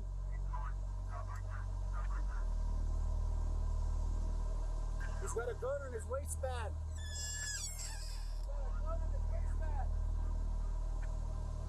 But against all expectations, both men step out within seconds, hands raised in surrender. The officers have no idea that this is just the beginning of all of the unexpected events that lie in wait. The officers carefully take both men into custody. Upon closer look, they confirm them to be Matthew's roommates, Joyner and David, the very people they had been trying to track down. After the search, officers hope a conversation with the roommates might finally lead to them finding Matthew. But the moment the officers get a hold of the men, Yeah, that's hilarious, they share Jesse. any hope of finding Matthew alive. They tell him he is dead, but disposed of. Shortly after, one of them, Joyner, even agrees to guide the officers to Matthew. You said it's about 7 miles down? That was so funny. The first one's like 5 miles. First mile's like 5 miles? Yeah. How comfortable do you feel, Nah, you know what, you're good, you're good. Just communicate with me through here. Okay. Guide me, I'm gonna sit in the front. Just guide us to where we need to go. Okay. Okay? Appreciate you, bro. And all I can tell you is, you know, me and my partner are the ones in charge of this. The fact that you're taking us to recover his body, the fact that you came clean and were honest, I'm gonna ensure that that's reflected with the district attorney. Okay? Understood. Understood. The officer will soon realize that the man they are now trying to recover is not in one piece. I know it's past the majority. I know it's past these houses and shit because, again, I ain't fucking stupid. I know that fucking people might get curious about why there was a random fucking van. Was off the road. Yeah. Did his blood spill in that van at all? No. I bagged and tagged him tight. Like I said, work van. I don't want fucking shit in there. Yeah, was it in a trash bag or what? Yeah, trash bag. The head and hands were in a trash bag that were then put inside a Harbor Freight fucking bucket. And the head and hands are they with the head or no? Yes. Yes, all that's together. All the important like identifiers are together. Just hang out, brother. Okay, what color is that bucket? Red bucket. I can actually see it from here. Okay. Down in the drain. Okay. Close window, put the circle so that way you... Just hang out for a second, but we'll be right back with you, okay? Okay. Along State Highway 64, which Joyner leads them to, officers discover several trash bags. Inside are what remains of Matthew. He had been chopped into multiple pieces and had been dead for days. The horrifying sight forces officers to sit down and finally learn what truly happened between these roommates and the horror Matthew endured while they were still searching for him. Officers sit opposite the man who has already confessed to killing the person they were hoping to find alive just a few hours earlier. And it will not take much time to get Joyner to speak. He spends the next 30 minutes to write out painful details of Matthew's last moments that only he seems to know. Starting from July 25 at roughly 1800, 7 p.m., I, Joyner Rayner, confronted Matt on the rightmost path leading to the house about 600 meters away. When confronting Matt, I asked him to explain why he was spreading rumors about me and bringing drugs, strangers over to the house. He, Matt in parentheses, said that I didn't come up there often enough, so it was basically his place. What Raynor describes next, which he describes as being in a dark state of mind, will take this case to a place it can never return from. In a dark state of mind, I shot him with the Springfield Saint AR rifle I was carrying. After shooting him, I dragged his body to a tree 40 meters away on the left side of the road. July 26/27. I went to work. After work, I went to Harbor Freight and bought buckets. Not having what I felt I needed, I went to Tractor Supply. There I got trash bags and a splitter axe from there. Minutes after shooting his friend, Raynor went about his day as if nothing had happened. But it wasn't because he didn't care about the consequences. Later, he comes back, but only to take active measures to hide his crime. I went to the land, going back to the tree to cut off his head and hands. After doing so, I bagged them, then placed them inside one of the buckets. I took that bucket in my work van to a drain ditch 4 to 5 miles up the road, dumping it. Matthew was a country guy who left his family behind to live with roommates that he trusted most. But what happened to him after his death, that is by far the most disturbing part of this case. The next Wednesday night, I went to cut off the legs and arms. I found that wildlife had gotten him, so I cut off his forearm and legs below the knee, bagged them. Then I was able to rip out his upper leg bone from his hip sockets, bagging them with some of his clothes.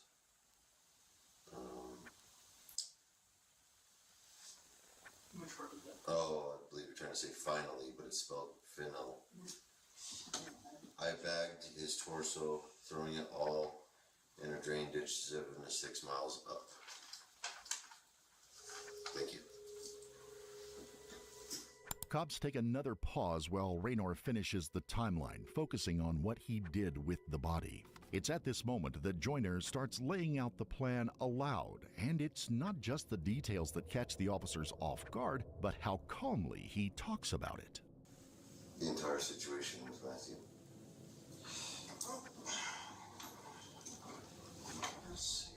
So, everything I told you last time we spoke about, like him spreading rumors and all that, wasn't a lie. That was all factual.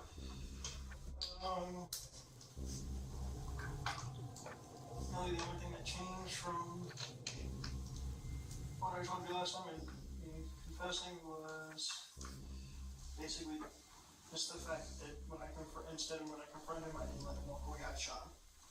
So everything was pretty much the same. Like I said, he was spreading rumors, he was bringing drugs, he was bringing strangers. Hey, fucking shit like that. I confronted him. I got fucking, I don't know. I got pissed off and decided, fuck it. You're not gonna give me the chance to fuck up again. And so I shot him. When Raynor shot Matthew, there was another person present at the crime scene who witnessed the horrific crime and did nothing to stop it. So when Matthew was over in Colorado, dealing with the VA, getting all that stuff done for himself, went to go grocery store, pick up groceries. He got dropped off at He got dropped off at Cassandra and Jason. Dude, what the fuck? They're a cat meowing in their interrogation room? What the fuck?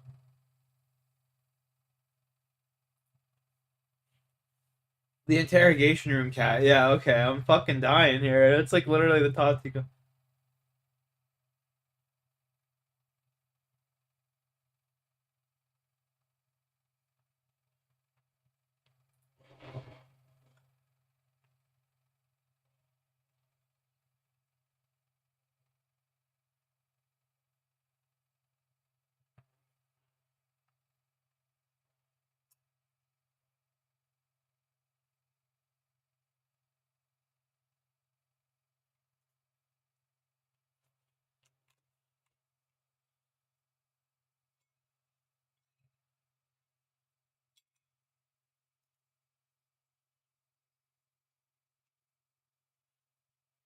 I'll be right back, boys.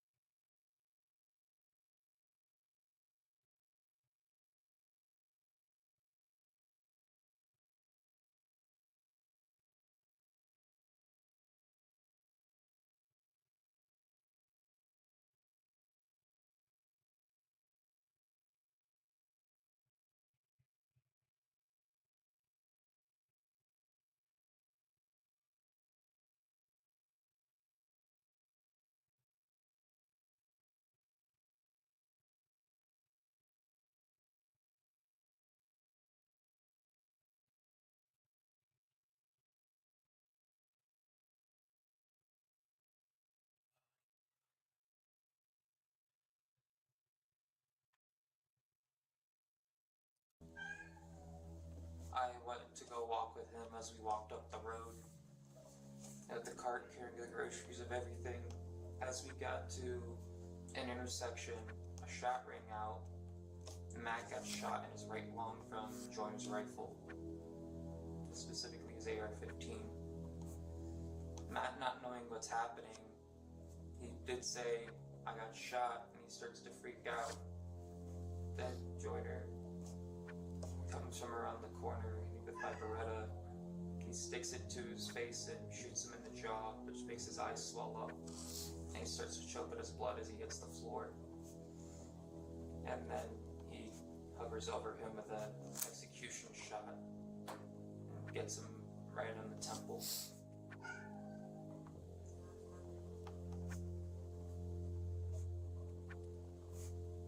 He's waiting in the bushes for him. Matthew didn't know that what felt like a normal grocery run was anything but. One of his brothers was lying in wait while the other was walking him straight into the trap. What Raynor did next, even in his own words, sounds like something out of a horror movie. Then from there, after shooting him, like I said in my statement, I practiced, I can direct his body to a tree. The next day, went to work. Everything was normal. After work, I went to Harbor Freight, picked up a bucket, a few buckets. I only used one. And when they didn't know what I was looking for, I went to Harbor Freight, ended up deciding the best tool to use would be the splitter axe, and also bought some bags, 33-gallon trash bags. From there, went back up to the land, back up to that spot, cut off his head and hands, back him up, put him in the Harbor Freight bucket, drove back down the mountain, about 4 or 5 miles, found a deep drainage ditch, threw the bucket down there. Whatever they could do, they did. Raynor was quick to walk investigators through his plan for the body. But there is a cold detail missing in the first half of his story. However, David brings it out in his interview. So, my one question for you is I want you to explain to me the plan that you're talking about. A plan to kill Matt that Joyner made. Okay. So his idea was initially he was going to come up the road that we were going to have, and he was going to try to snipe him with his 308 from a distance. And then his plan changed when Matt said he was getting dropped off over by the other road. So then Joyner's idea was he was going to take my Beretta so he can have a sidearm. And then he grabbed his AR and then waited in the bushes for us to come up, and he told me to stick to one side of the road and to be very loud when I'm near the area. So when he sees Matt come up on the side, despite how dark it is, he doesn't need to worry about who it is. So I would say it was, for what Joyner was thinking, it was pre-plotted beforehand. Because I would tell him about Matt still had a drug habit and he was still talking shit and making rumors, everything, which kind of pissed off Joyner. So several occasions, kind of told him like, hey, no, don't kill him. Just, kick him off the property or something, or like get him to start talking to again. To the point where it eventually came down to the point where he says that he was gonna go with the plan for Matt to get killed. Raynor had already admitted to leaving out details, and here again he tries to pass it as a momentary loss of temper and that it was not planned. The police are about to press him without revealing what David had already exposed. What made you make the decision to kill Matthew?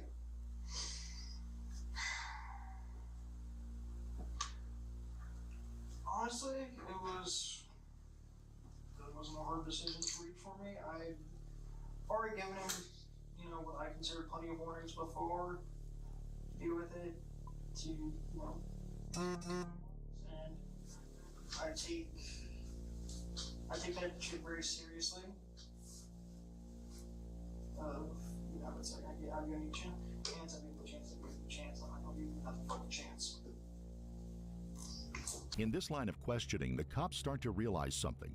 Raynor knows the law, and he knows that claiming a spur-of-the-moment event could mean a lighter sentence. But when the suspect is as forthcoming as Raynor Joyner, it's hard to keep the mask on, and what he says next is likely to hurt Raynor the most. No, he kept fucking up. He just kept fucking up, and I was just fucking tired of it. I don't fucking put up with that shit.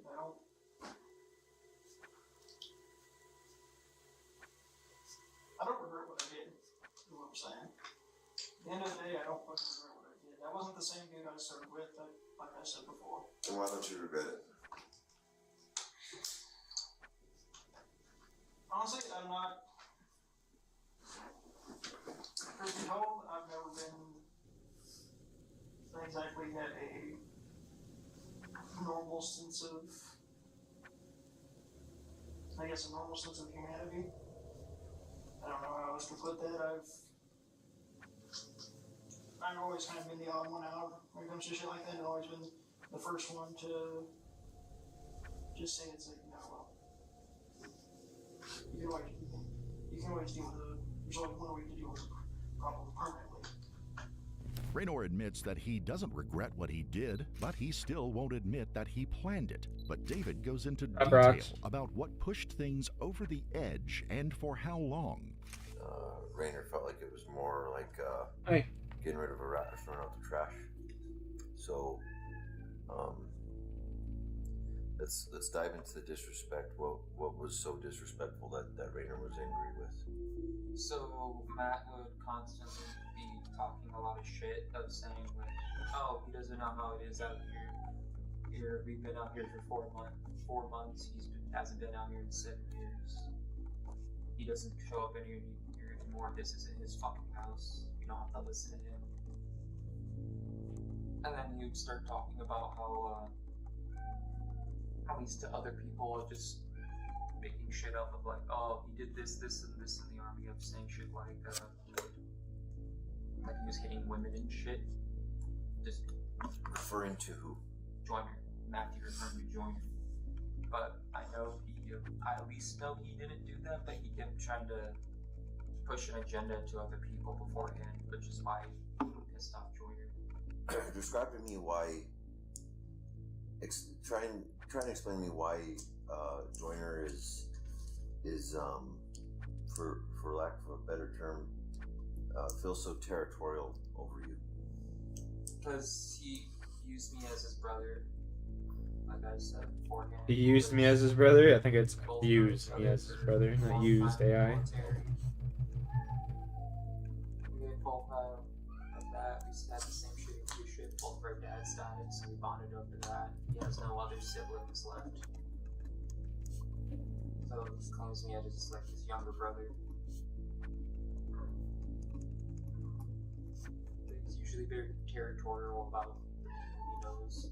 Everything in David's account points to a trap laid by Raynor for the man he saw as the rat of the house. But instead of backing down, Raynor keeps talking almost with pride. And since he won't admit to planning it outright, the cops switch tactics, trying to get him to say it without realizing he's doing it. Dude, I'll be honest, man, like going through this. When I shared with you, dude, we had PC, like probable cause, right? Yeah. For search warrant for your place based on just mass disappearance, the argument that you guys had. But like, I'm not gonna lie to you, we're pretty like impressed. Like, without you telling us, I don't know how long it would have taken us to figure out Matt's death. Like, this was well thought out and well organized and planned. I just where did you come up with it? Like, how did you figure out how to do all this? Like I said, not quite normal in the head. Fucking, not even trying to be funny. But I've always thought of the whole, the old joke about always have a plan to kill everyone in the room. That's who I am. I've always thought about, okay, here's how I would do it, here's what I would do. Doesn't matter if I like you, I haven't thought about it with David. I haven't even told him I thought about it with him. Hell, I cracked jokes with him one time, about it. I was like, yeah, the only problem with telling you is all your fucking dealers will come looking for me then and just be turning the L up. I've always thought about, like, everybody how to deal with situations, how to, just, that's who I am, that's, some of that is immediately was taught to me by my dad. The detectives compliment Raynor's plan, hoping it will make him own it as one he made. But he catches on to what they're doing. When that doesn't work, officers aim to get more and more direct. Did you plan to kill Matthew? No, I actually never planned to kill him. I never planned to actually kill him in the sense of, like, it wasn't premeditated. When I went up there, I was giving him one last chance to fix things. And just, I don't know, the way he acted, the way his tone of voice was, I just clipped. Just clipped. Was it being rude or? Yeah, and like I said, nothing I said in that was a lie about him acting like that was something like his property, something like his place. It's like, no, motherfucker, I brought you out the fucking, out the generosity of my fucking heart. I drove out of my way to go to fucking Winchester, Virginia, to come get your ass, bring you all the way down here so you would have a new start. When Raynor starts using words like premeditated, detectives wonder if the same careful planning he used to dispose of the body also went into figuring out how to get away with his friend's murder with the least possible charges. And that's when things start getting serious for Raynor's one-man show. So, Brother White, this is where we're gonna have we gotta figure something out. I have information that you had this situation planned out for weeks, and it's from an extremely reliable source. It describes that you guys were going through stuff you and Matt were going through problems for weeks, and that David had even talked you out of murdering him on several different occasions. What's that about? Like I said, it was never really premeditated. That was more just me running my mouth. I did the same shit in every guy. So describe to me the running your mouth, because basically with what you just did there, bro, is you acknowledged what I was saying, but you're trying to tell me that it wasn't premeditated. So I understand that to an extent, but you're like, it's like a double negative, right? Mm-hmm. So describe to me what you mean by that. Well, I mean, I was known for, you can ask any of my fucking dudes I've served with, I was known for constantly being the guy that's like, that would say, it's like, I should just fucking murder him, I should just fucking kill him, if I was pissed off at someone. Like, it was, So those types of conversations, did they happen between you and David about Matthew? Yes. Although Raynor claims everybody knows murder comes easy to him when someone is not on his favorites list, Matthew seems unlikely to have been one of them. He never left the house, possibly because he never realized that everyday tensions were turning into conversations behind his back, the kind that become a roommate's worst nightmare. David fed Raynor information about Matthew under the guise of casual gossip, even as he realized Raynor's plans were getting darker and darker by the day. The cops are about to learn exactly what role David played in all of this. He told me preemptively, he said, you're gonna help me with this. You're gonna help me with this. You're not gonna tell anyone, or I will kill you.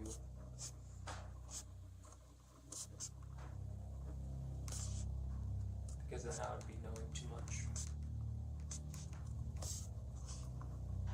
David if homie killed him, he'd still probably be on the loose. Away from death, he almost makes it seem like he was a friend to a bully, making choices he could walk away from at any time. But his role went far beyond that.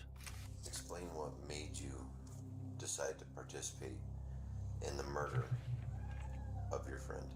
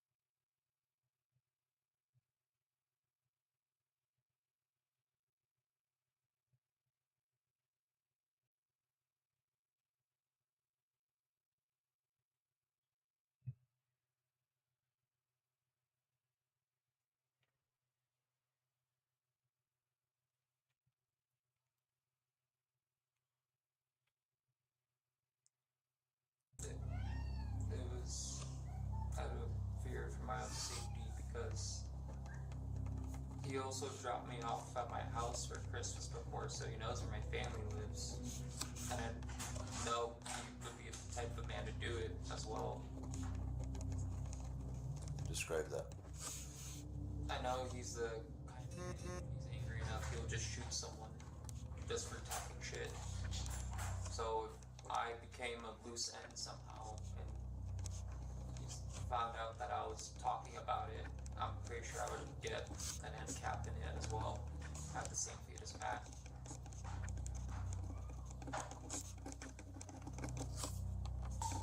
What makes you so fearful of Joyner? It's because I know he's capable of doing it. Just because he says it, it also means he can do it. Because he says beforehand that he has killed someone around the property before with his dad. What role did you play in the body? He had me just hold a bag open so he could dump both the parts in, so he could make sure my DNA was on it as well. Okay, so I'm sorry, say that again. He wanted me to hold the bags so he could dump the body parts in so he could make sure my DNA was on the bags as well. And how do you know that? Because that's what he told me. He said, you're gonna join me or you're gonna get the same thing as he did. So you're gonna help me with this body if you like it or not.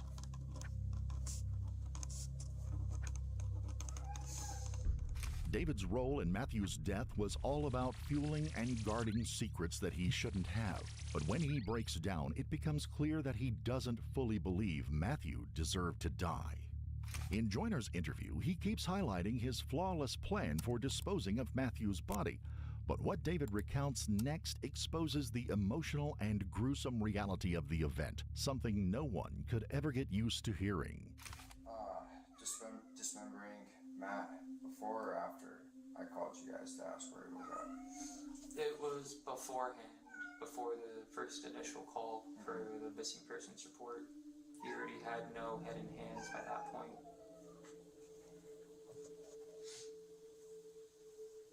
And then he had me hold the bag open, so Joyner had me hold the bag open to put Matt's head and hands in the bag, and then put the bag in the bucket, and then he said he tossed it on the side of the ditch.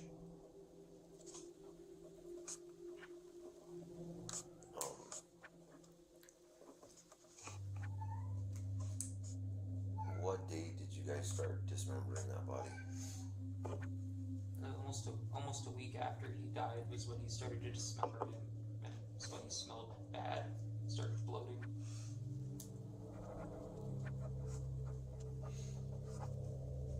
Okay, how long did it take you guys to dismember the body? He threw away the last piece around last week, which was the torso and a leg bone. But there was no meat on it, it was just nothing but ribs and spine, hips. You and Joyner both have warrants out for your arrest for desertion. The JAG told us that wasn't gonna happen. They're confirmed. You have warrants for desertion. Shortly after these interviews, Joyner was arrested and charged with first-degree murder, aggravated assault with a deadly weapon, aggravated battery, assault with intent to commit a violent felony, conspiracy to commit murder, and tampering with evidence. DeGroat faces charges of first-degree murder, conspiracy to commit murder, and tampering with evidence. Later that day, a crucifix believed to be McLaughlin's was discovered inside a washing machine drum, which authorities believe Joyner and David had used as a fire pit to burn Matthew's belongings. In the military, no man left behind is a sacred oath that Matthew McLaughlin lived by until his retirement. But the men he shared his roof with deserted their uniform. After their return, Matthew was the only one who maintained a stable job.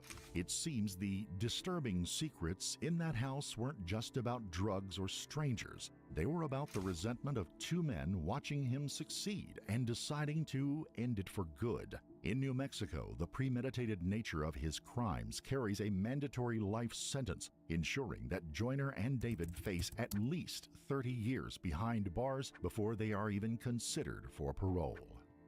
We would like to offer our sincere condolences to the victim's family.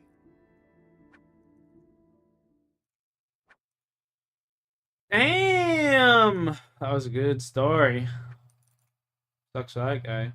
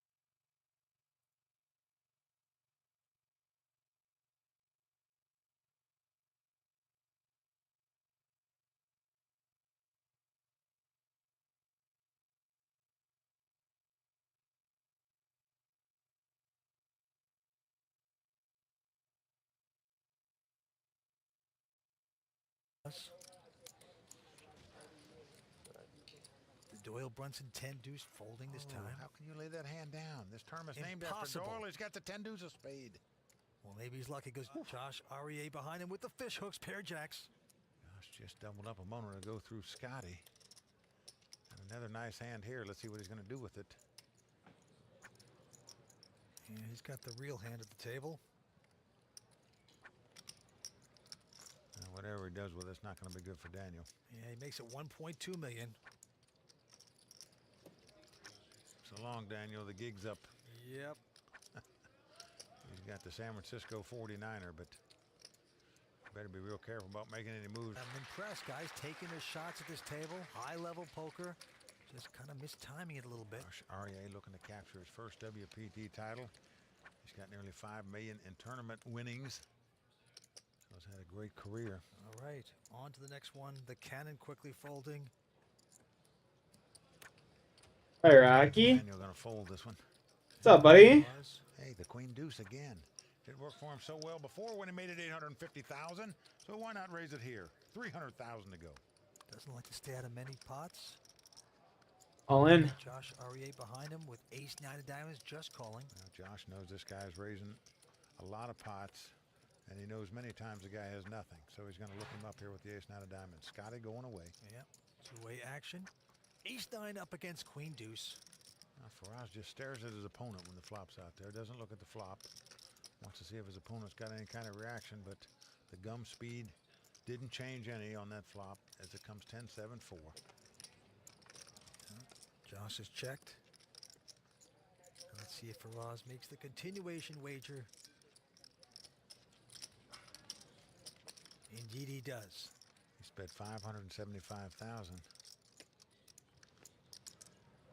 Wow, look at this, Vince. Josh REA makes a call with the ace 9 of diamonds here. Well, I think he's out in front. He's make the call. To the turn we shall go. Unbelievable call by Josh. Maybe he's thinking about taking this pot away, or obviously looking to catch some kind of card. And now a king comes That's a off. dangerous card. Now Josh is going to check. Faraz checks right behind him. Here comes the river card. Well, another 10 comes off, so the board now pairs 10s. Action back on Josh. He has the best hand with ace high. He's going to check. And the toilet completely perplexed. He's got nothing here. Will he bet it to try to steal it one more time? Well, Vince, the queen high would actually be the best hand. If Josh had something like 5-6 or 8-9 here, or some type of straight draw, even to jack 9. Will he give it up, or will he plunge away with nothing? Yes, he's going to plunge. Well, he's betting 700,000 here. And Josh would just love to call his life coach right now. Get him on the hotline, say, what to do, coach? This would be an all-star call by this 35-year-old pro out of Atlanta if he could make it, but the only way you can make it is because you know this guy is such an aggressive player, and he could have bet the flop with a straight draw and now be trying to steal the pot. Josh is going to look him up with ace high and win this pot. Well, that is incredible poker right there. Doesn't need the life coach. What a call. Well, Josh Aria makes the call of the night there, winning that pot with just ace high. Wow, what a great play by Josh to take that pot. That was some serious poker. Well, that took a lot of guts to hang tough after Faraz tried to plunge and steal the pot. Just a big-time call by Josh. Nothing like a close matchup between 5 incredibly disciplined players to make Doyle Brunson smile. Well, you got that right, Vince. And with 5 players left, there's going to be some serious fireworks next time. So make sure to tune in next week to see how this thrilling finale played out. I'm Mike Sexton. And I'm Vince Van Patten. Thanks for watching WPT's Greatest Tales from the Felt.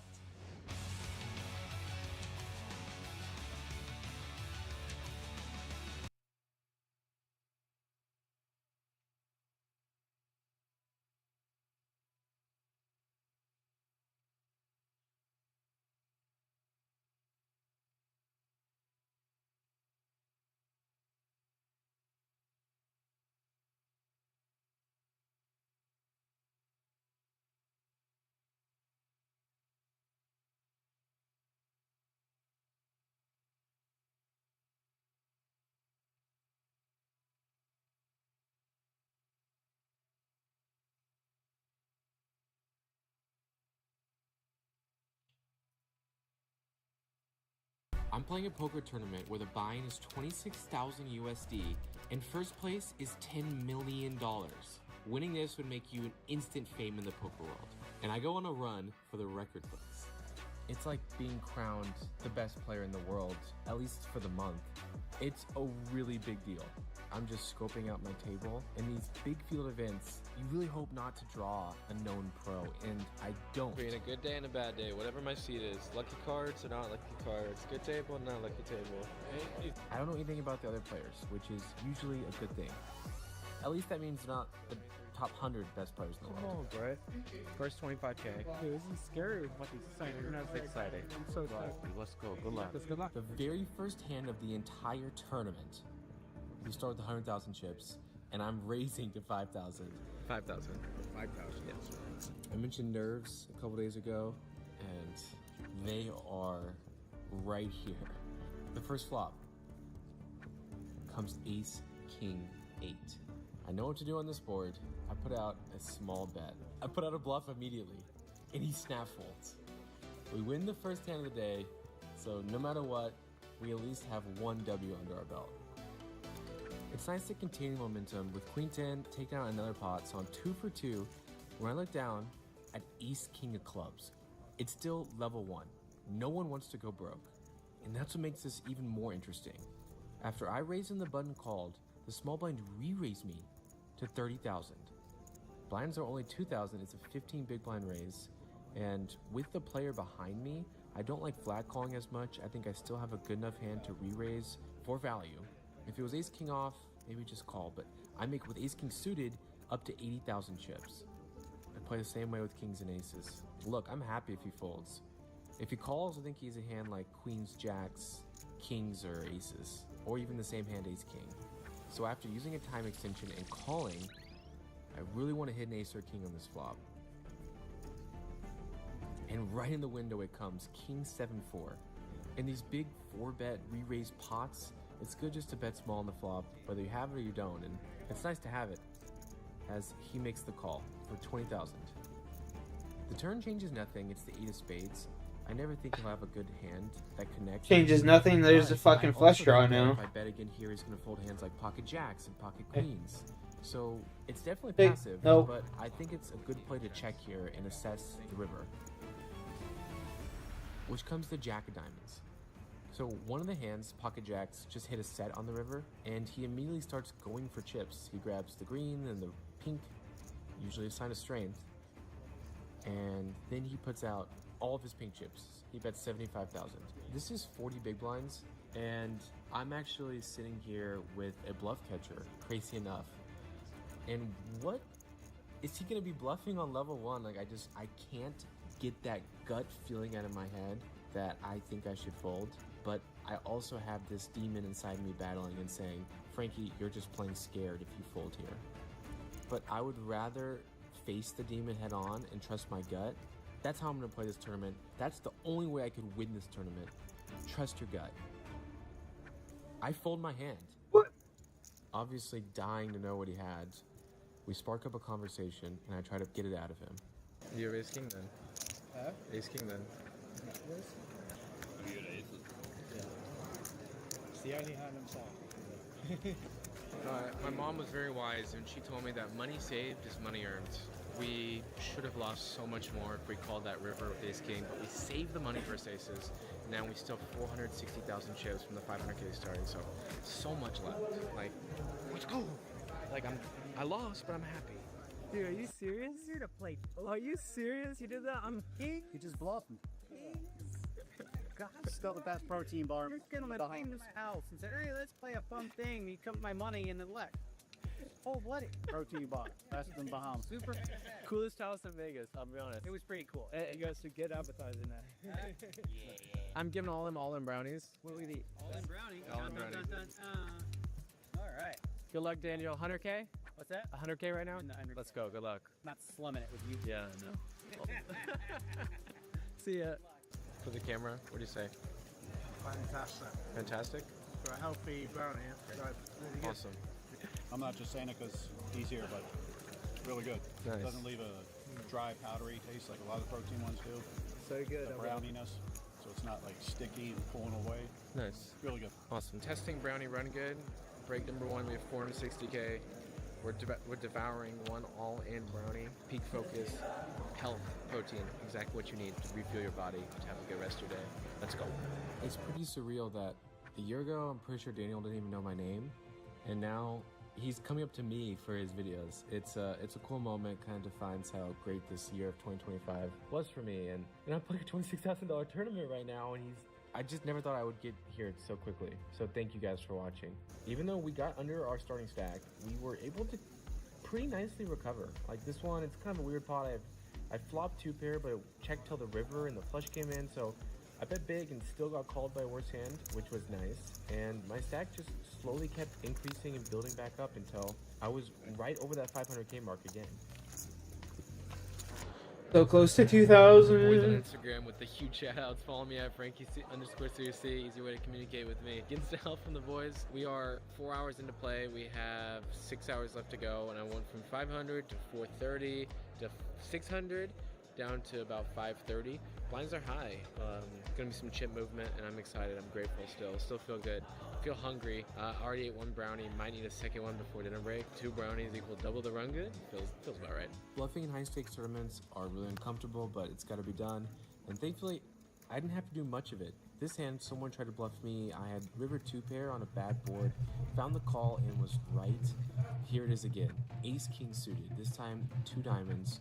I raised. Best player of the table, pro to my left, re-raised me, so he 3-bet. And then this Russian player re-raised him. I mean, it's not level 1 anymore. Yes, I do have over starting stack, but the blinds are 8,000 now. It's not even 100 big blinds, and there's a chance that both of them could be bluffing, and there's a chance that I could go all in and they could fold a hand as strong as 10s or jacks. It's terrifying. Everything comes down to this. Martin to my left thinks, and then eventually folds, and the Russian guy just quickly snap folds. So we must have caught him on a bluff. We just scooped in 180,000 chips. That's a 20% increase to our stack, and we don't have to see the next 5 cards. This is the biggest tournament I've ever played, and the pressure, I feel like, would have gone to me more if the World Series of Poker hadn't free-rolled me into it. I'm so thankful for this opportunity. I'm just trying to play my best and not think too much about how much money is really on the line here. Blinds are up now to 5,000, 10,000, and I have pocket eights. I'm raising, and the big blind makes the call. He's an Australian pro, and the flop comes 8-5-4. It's all hearts, but we have a top set. When he checks to me, this is a board where, we want to get as much money in as we can. We don't have the nuts by any means, but in poker, you can't always play your best hands by betting. I decide that I'm going to trap in this moment, check back with top set, and then I'll be able to face all of his bluffs on turn rivers. It's a risk because if a heart comes out, the value of our hand is dead, but the turn's a black 9. When you're playing against pros, you know they can bluff. And now, he's out there betting for 36,000 chips. It's a sizable bet. I consider raising here, but again, allowing him to bluff, we go see the river. It's the 4 of clubs, giving us a full house. I said we didn't have the nuts in the flop, but we basically do now. 150,000. And he bets 150,000 chips. I sit, I use a time bank. I really think it over. If I was gonna bluff this spot with him not having many chips behind, I would definitely think about it. And all in. Of course, I go all in. Now I'm just praying he calls. And this is a $26,000 buy. And he's not gonna make the wrong move. He is using a time bank and using another one and using up all of them until he gets down to the very last one. He has 30 seconds to act, and if he doesn't, his hand is automatically counted as a fold. Clock's ticking down. 3, 2, 1. He calls. We flip over his hand, which is tournament rules, and he had the king high flush. Flopping top set, we were behind. We slow played it until we had the best hand.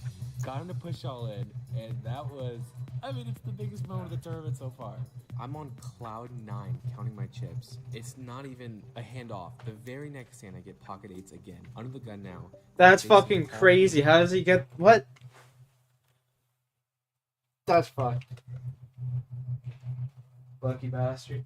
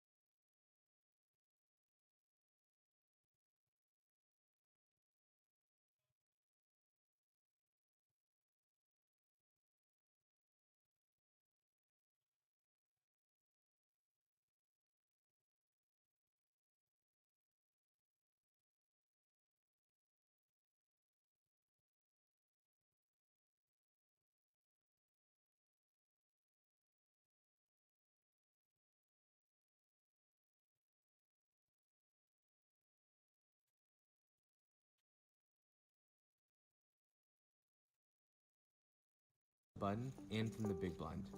The flop, it comes 8 high.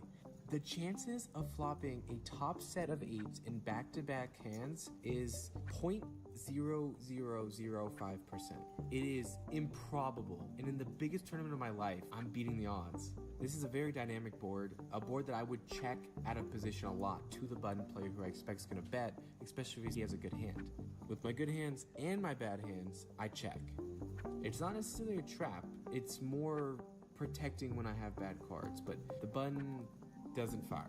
And the turn comes at 5 of spades, bringing even more connectivity, now 6 7s straight. Don't have the nuts, but still have a really, really good hand. The big blind checks to me, and now I need to start putting some money in the middle. I go for a bet of 40,000, and the button sticks around for a call. This is right when my camera died, but the river came a king, which I didn't really like, because he might think that I have a king, and I decided to bet small on the river, and he just folded. So we won back-to-back hands with pocket 8s, and the sun run of sun runs has just begun. As things are hitting peak for us, at 1,000,000 chips, this guy sits down to my right. Last year, he got 12th place overall in this exact tournament. He's known as a super aggressive player. In the first few hands, he's been raising and re-raising. He came in with 800K, now he's got 1.5 million, having me covered. And when I raise under the gun, he re-raises me out of the big blind, throwing in a green chip and 2 yellows. Good thing I have pocket aces. 375. I re-raised him to 375 and he snap folds, so he was bluffing. He had absolutely nothing. In the very next hand, I had 6-5 with a 6 of hearts on a all-heart board, Jack 8-4, so I had a straight draw and a flush draw. One of my first big bluffs of the day, and when the turn paired the 4, I decided to keep betting, even though my hand doesn't look very good. Thankfully, he snap folds, so we take down 2 pots in a row, and then the very next hand, our friend to our right re-raises another player to 120,000, and I have pocket queens. I raised him again to 325,000. Now I'm hoping he thinks I'm just picking on him, but he was bluffing again. So in a matter of 3 hands, we just won 400,000 chips, about a starting stack. I kind of had a feeling like the guy to my right was gonna come back at me. Well, it happens this hand. He calls in the small blind, and I look down at King 8. And it's not a big hand. I just check, and we go to see a flop, which comes King 7-5. Flopping top pair, when he checks, I put a pretty big bet out there for the size of the pot, and he makes the call. The turn gives us 2 pair, and he lead out bets for 56,000. It's not necessarily a dream spot. I lose to sets and straights, but I decide to raise him now for value. Hopefully he has a hand like 7-5 or 7-6, making it 220,000 to go.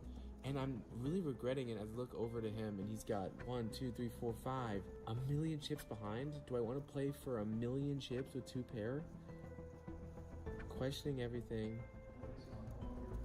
Man, I'm happy too. He just folds and we've won like 7 hands in a row now. And as you can see, our stack has significantly increased. 1.5, 1.6, or 0.7. 1.8 million. I like how he does this that chart. Go right, just going right. When I got back from dinner break, I got aces. Right, sorry, I got dealt kings. 8 hands later, I get aces, and then 2 hands later, I get queens. And every single time they got him at right 3-bet. I put on Instagram like this guy's aggressive as fuck. What do? Just get good hands. Everything in this hand happens quick. I open King Queen of Spades and a top pro goes all in the small blind. It's only around a 15 big blind all in, so I call. And I'm happy to see he has pocket 6s, so it's a mathematical coin flip that's really important to win. Sitting with 1.8 million, we would love to win this to reach the 2 million mark. I mean, unbelievable, 4x starting stack. Come on. King on the flop, and we fade a 6 the whole way. This is the same guy that played Daniel Negreanu heads up in the World Series of Poker last year, and we just knocked him out of the entire tournament. Seriously, I cannot believe the amount of run good I had. It not only is my biggest buy-in tournament, but I hit 2 sets, one that turned into a full house. I got aces, kings, queens twice. It's just a dream. In the biggest tournament in the history of the world, I'm going to day 2 with 2.4 million chips. What? And of course, go watch the next video to see what happened. I'm giving away $10,000. Bro, I'm fucking addicted to this guy's videos. He makes such good videos.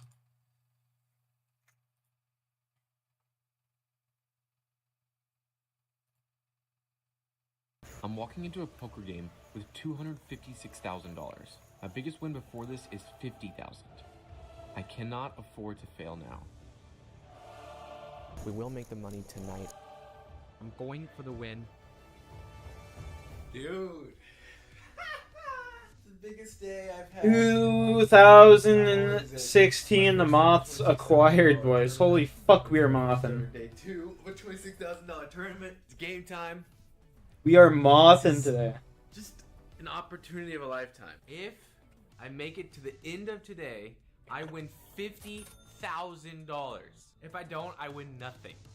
Last video, I did amazing. I had 2.4 million in my stack, 5x what day 1 starting stack was, and now I'm walking into the tournament where if you plug into a calculator called an ICM calculator, it predicts how much your chips are worth in the tournament.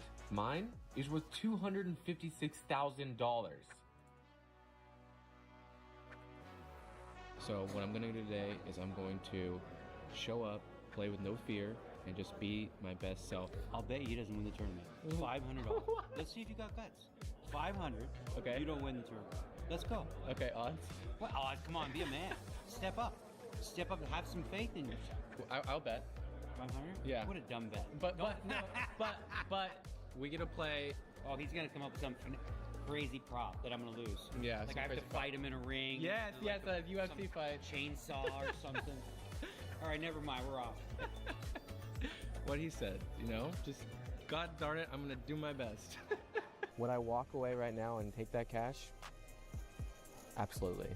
That's a lot of money, but I don't have that option. I have to survive for the rest of the day, and there's still First place for 10 million, dude. Holy fuck.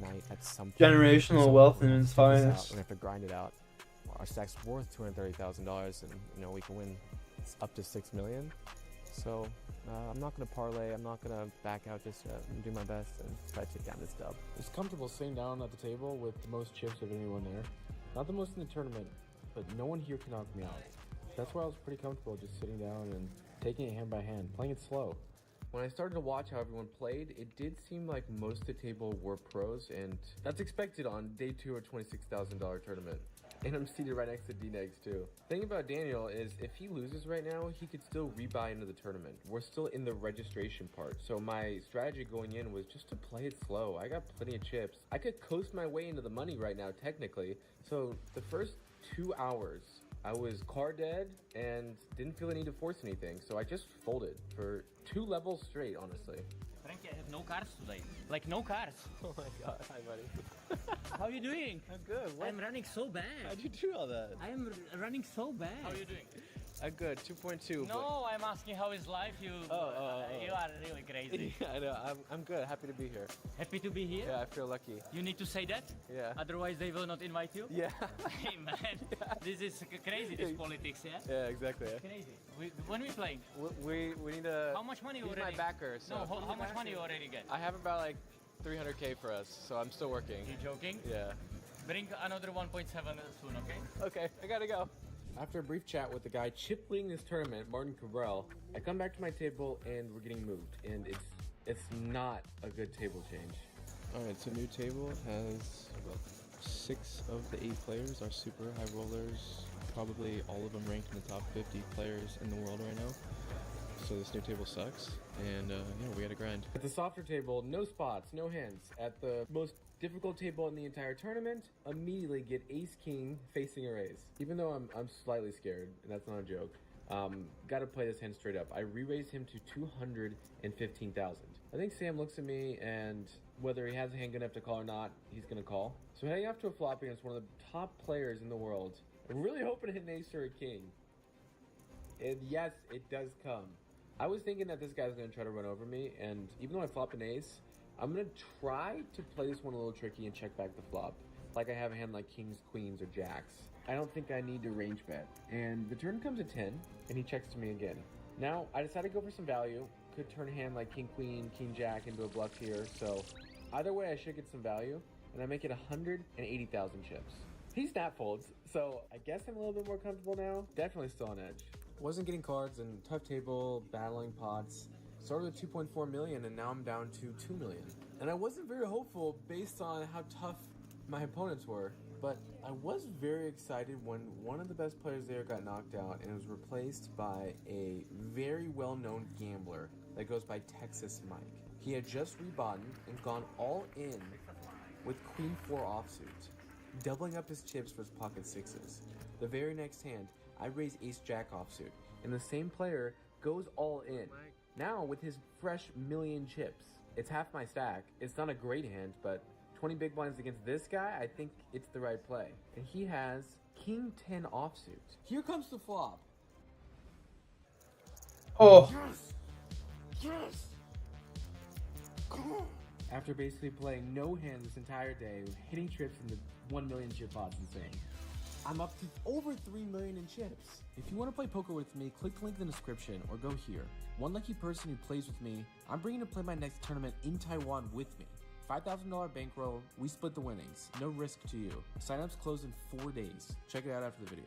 Now sitting with 3.2 million chips. I'm still in 18th, baby. I'm feeling really undecided in this spot. There's a raise. Boys, we have such a massive chip lead. Goes all in for basically 1.5 big blinds, and the small blind, the guy with 8 million chips, big stack, just swinging his hog on the table, hand after hand. He re-raises to 350,000, and I peel Ace Queen offsuit. I have 80 big blinds. I need at least top 5. Suck to put this in against something like Ace Queen or. I need at least top 5, baby. In a line a bit. I think about it for a while. Overall, I'm scared of Sam, who raised to 80,000 initially. He could have a good hand. In the small blind, he could try to push me around if I re-raise him. One player shows King Queen, and the other has pocket 5s, the guy with most of the chips. And good thing I folded because the flop came 6-5-3, giving him a set. I would have lost way more chips in this hand, but playing the passive route worked, and I want to save my chips until we make the money. Thankfully, the table breaks, and I get moved over to a softer one. Registration's over. That means no one else can buy in. We're now waiting close to making the money, but we're still hours away. The fact I could say easy table and I'm sitting to the right of Patrick Antonius just goes to show how difficult this tournament is. He's like an all-time Hall of Famer. And I have him well covered with 3 million chips in my stack. It's a pretty good spot for me to try to defend my big blind for a good price, even with the bad hand. Try to knock him out of the tournament. The flop gives me a pair. You can see he doesn't have many chips left. Betting just 100,000. I feel like I can make the call and try to hit my king or 6 on the turn. And I couldn't help but think about this. The turn comes at 9. I really want to hero call Patrick when he goes all in. It makes me think about what happened 5 years ago. When I was 21 years old, I was interviewing him, asking how he got into poker, and now I'm facing an all in from him. I don't have enough hand to call. I make the fold, and we don't get to see what he has. It was a small pot, but one I won't forget because he's a Hall of Famer, and I'm right here with him. Tournaments happen in stages, and this stage is we're a few hours away from the min cash of $50,000. I just don't really want to put myself in any pressure of going broke. So these levels, I was kind of losing chips slowly. I had 3.2 million down to back to 3. I had got 2.4 down to 2 million, but I'm fine with that because I feel like playing it slow at this stage is the absolute best place. And only put your chips in well when you know you're ahead. We have 323 players left and 233 make the money. We've survived already 7 hours today, so just hoping to keep building our chips, make the money, and make day 3. Make day 3, that's all we need. Kitty texted me like 20 minutes ago. She says, don't go for the min cash, go for the win. And I was like, okay. You're a content creator. I was like, there's no ICM. Yeah, you're right. Yeah, no ICM. I was like, all right, I'll do my ICM best. stands for I can't make money. Well, that's actually nice for me because it's like she takes the pressure off me. If I call her and say, you know, I busted because I went for it, she's gonna be like, oh, cool. We have Adrian Mateos at our table. Fuck. The best way I can describe this is it's like if you walked up to a table and there was like Steph Curry at the table, like that is Adrian Mateos' level. That's Patrick Antonius is at that caliber too. At the World Series of Poker in Superman, you're gonna come up against the world's best, and I feel honored and I feel intimidated by them. Within just 30 minutes, I get the hand of the tournament. I look down at pocket aces. There's a raise and a call. I re-raise to 315,000, and the under the gun player goes all in for $1 million. The guy to his left folds ace king. And I get to play for over 4 million in chips, an hour away from 50,000. Flop, 9, 8, 10. It's a scary flop, but I do have clubs going for me. The turn's a beautiful brick. We just need a 2, 3, 4, 5, king, ace. Pair the board, it's a jack of spades. Giving him a set. Taking away $1 million from my stack, but it's a cooler. What can you do? I literally don't even have time to process the pain of that because the poker keeps going. What separates amateurs from professionals is that we do not rage or tilt when we take a bad beat. We take a bad beat and we brush it off our fucking shoulder, we get back out there and we win chips. We are coming back 40 people away from making $50,000. Kitty just texted me saying, don't go for the main cash, go for the win. Obviously, I want the $50,000. And it's a lot of money, but it wouldn't change my life. $6 million for first, that would change my life. So that's what I'm going for. I'm going for the win. 40 people left, and if I fold until the money, that's fine too. I get move tables 2 times again, and the biggest thing that's changed is we had a very comfortable stack sitting at 80 to 100 big blinds, and now we're at a very short stack sitting at 20 big blinds. So we're at risk of busting out against almost every other player at the table. Now just 60 minutes away from $50,000. I'm not looking to cruise through. I'm just looking to survive. The biggest problem I'm facing, besides just the blinds eating at my stack, is that these players are putting ICM pressure on me. So they're re-raising me light. So even though I have a hand as good as King Queen, when they put me all in, I can't risk calling now with King High. So I just end up folding a lot. And that's what you're supposed to do unless you get a really big hand, which wasn't happening for me. Now, the shortest I've been all tournament, under 10 big blinds. Basically, I'm staying on the edge of the cliff. First time in 12 levels, so like first time in a day and a half, I've been under 1 million chips, and now I'm at 900K with the blinds at 80K, and 20 left until we make the money. We're 7 people away, and we have 7 big blinds. We're on the button, which means in 7 hands we'll be forced nearly all in. Just need 6 more people to bust, and we make $50,000. The numbers I'm about to say are insane. 5 people away from $50,000. We're hand for hand now. At any moment, someone could get knocked out and get us into the money. The blinds have eaten my stack up. An arm here, a leg there. I'm down to just 5 big blinds. Now I really want to wait for someone else to risk it before I have to. Every time I fold my hand, I walk over to see which table has an all-in, because we are anti-sweating this as hard as possible. We want someone to get knocked out, and someone's about to. He has ace-3, the other guy has ace-queen. The guy flopped a queen, so he's drawing to 1 card. He needs a 5 for a straight, and he actually hits it. Just hit a fucking 5. Oh, so sick. One more all-in. Please get knocked out. And the next all-in, the person who is at risk has ace-high, and the other guy has pocket 6s, so need to fade an ace, or 1 person closer from making it to the money. And he doesn't get it. We got 1 elimination. Should have had 2, but we got 1. I'm coming back into my chair and I'm just praying the dealer does not give me a hand like ace-king, because I'm not going to fold that, and it's only 60% chance to win against a lot of their hands. 8-3 I can fold. In the next hand, the short stack has pocket queens, and the guy who called him has pocket 10s. We need a 10. We need a 10. The guy flopped a set of queens, so he's not going to get knocked out this hand, but we do have 1 more all-in. In the next hand, it's classic flip. The guy all-in has a pair, another guy has ace-king. So we just need an ace or a king, and we make $50,000. And it doesn't come. So both players double up, and we have to go see another hand. King for $50,000. Still 1 away. Again, here comes the sweat of a lifetime. Please don't give me a good hand. All right, 5-6 offsuit. Okay, I could fold that. Here we go again. The player gets it all in with ace-king, and he's called by king 5. We need a 5 for $50,000. And the flop comes jack 9-5. As long as it's on ace, on the turn or river, we get paid.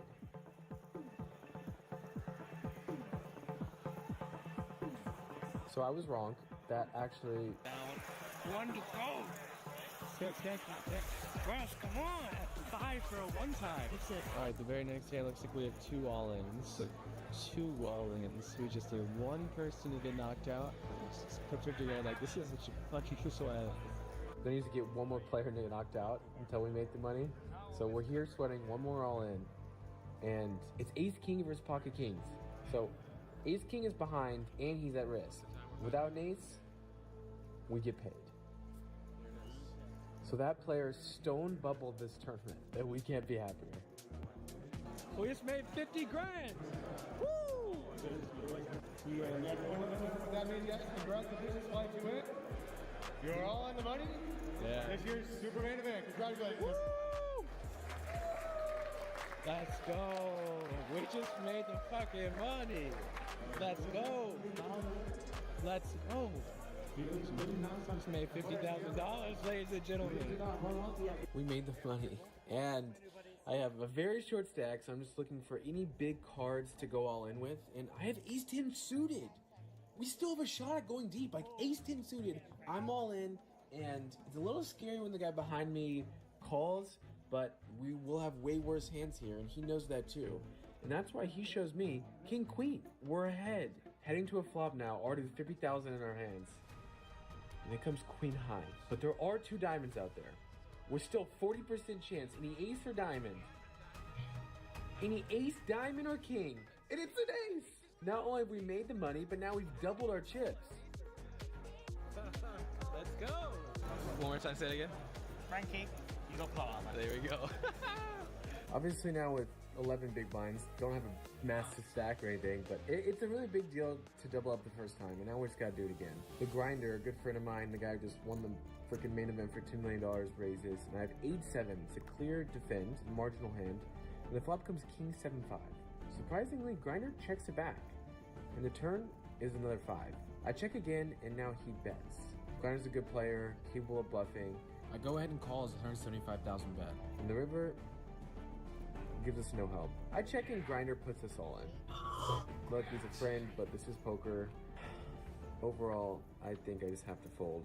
Collecting moths. So we turn the 5 and we lose a little bit of our stack.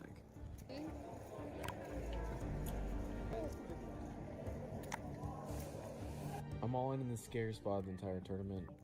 With this ace-8 hand, short stack, in late position, trying to steal the pot, and we can't get it through. The button makes the call, and he shows ace-9.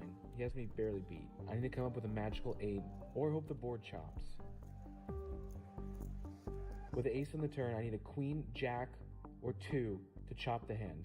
An 8 to win it, but it comes with 4 diamonds. 215th place for $50,000. Is it like Canadian dollars? Or is it actually USD? That's a lot of money. Yeah, it's chunks. You must have won at least something for the dealer, son, right? Yeah, that's chunks. $360. $360? Awesome. Thank you, man. Appreciate that. Would you play serious? Next time, man. You son of a bitch. Next time, Matt. Feels so good and feels so bad. Yo, what's up, Jay? Today, we're flying back home a huge winner. What's up, Jay? I have 187 people in my tournament now. Bro, what?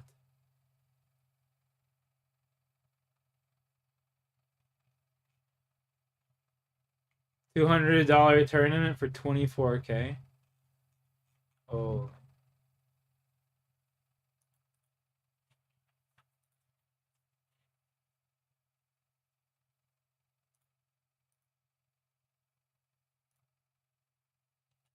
Chord for a few? Yeah, I'm down.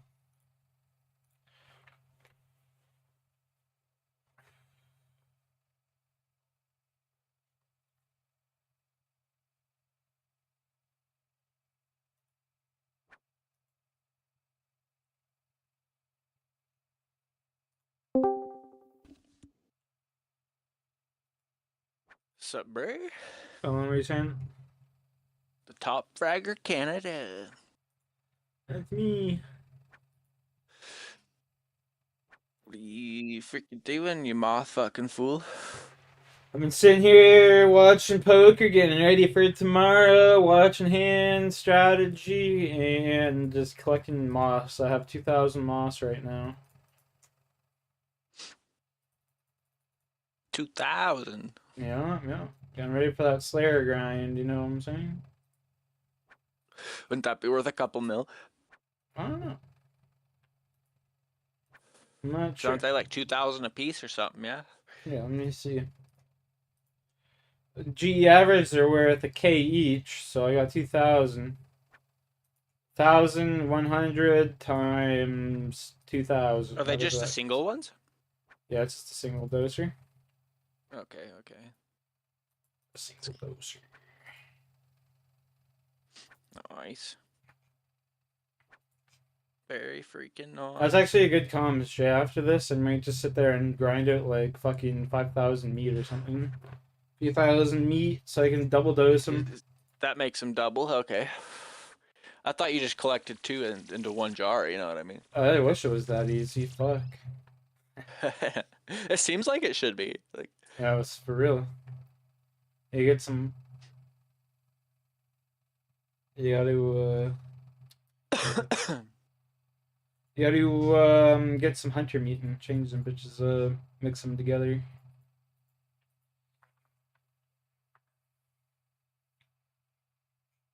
Keepers, I've got what 2,100 on the dot.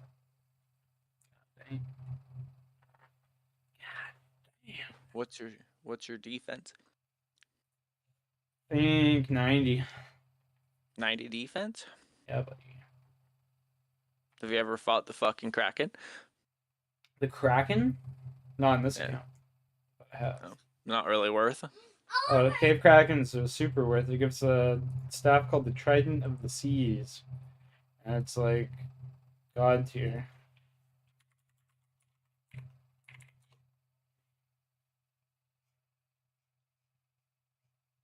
It's God tier. The Cave Kraken. It's a 1 in 200 drop, apparently.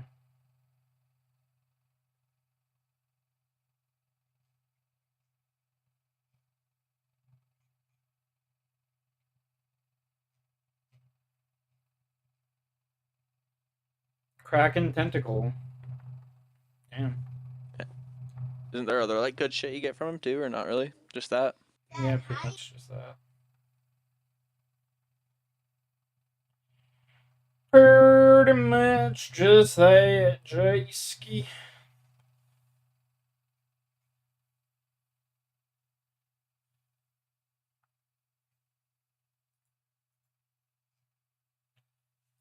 Damn, brother. I've got 2,100 moth runes. I have 6,600 jars left to fill.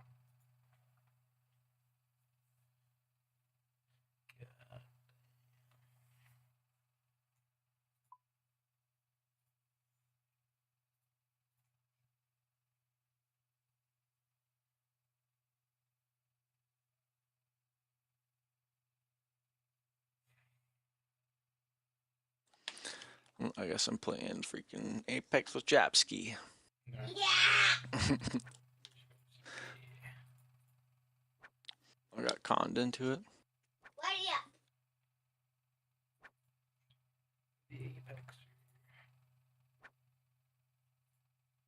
I just gotta go get my crypto 20 bob. Oh boy.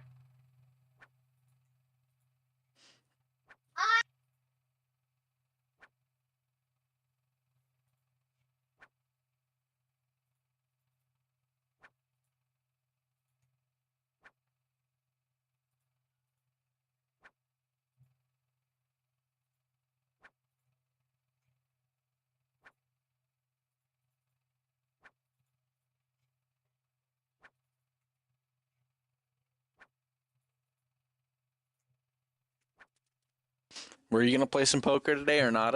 It's the poker tournament starts tomorrow. I might sign up for like a $1 poker tournament, but I don't really want to throw any cash into Poker Stars right now when I could be winning like $1,500 pretty soon. You know what I mean? Like, if I win that 1,500, then I'll just leave 100 in and then fucking play with that 100. See what you can start a series 100 to fucking 2K. Yeah, so or 10K even like. Yeah, Playing whatever looks poker? better in the title, I guess, eh? Yeah, that's all I was thinking. Literally, was just how the title would look.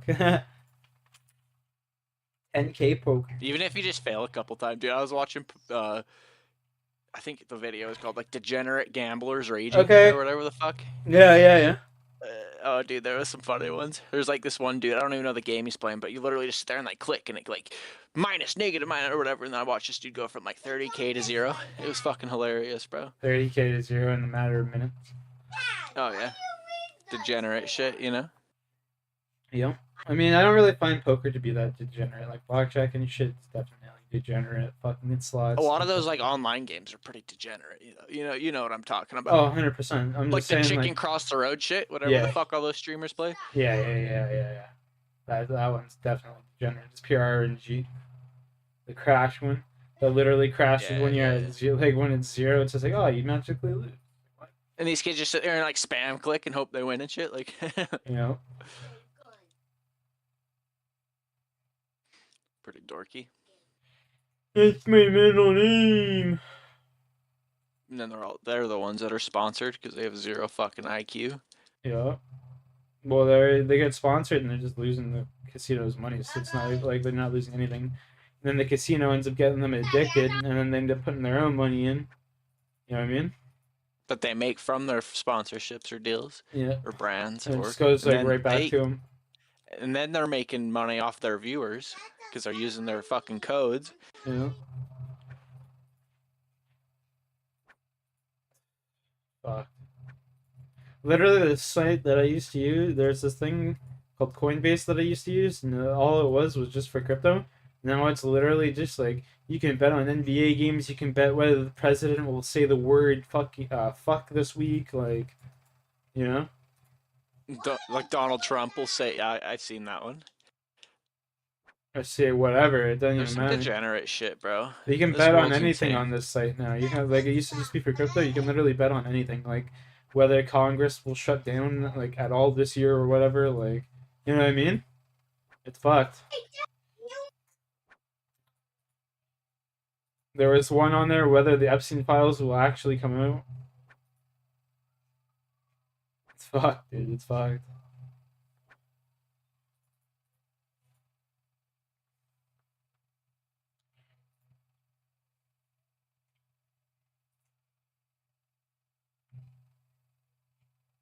You just gotta stage a couple fucking videos of you losing big, bro. And that's how you get some viewers in there, you know? Winning big. Fuck losing. Well, stage one of you just like raging, bro. You know what I mean? Like, people like that shit. They don't want to see you win in life, Canada. I'm sorry to be that guy. It's true. No, they definitely don't. You're 100% right.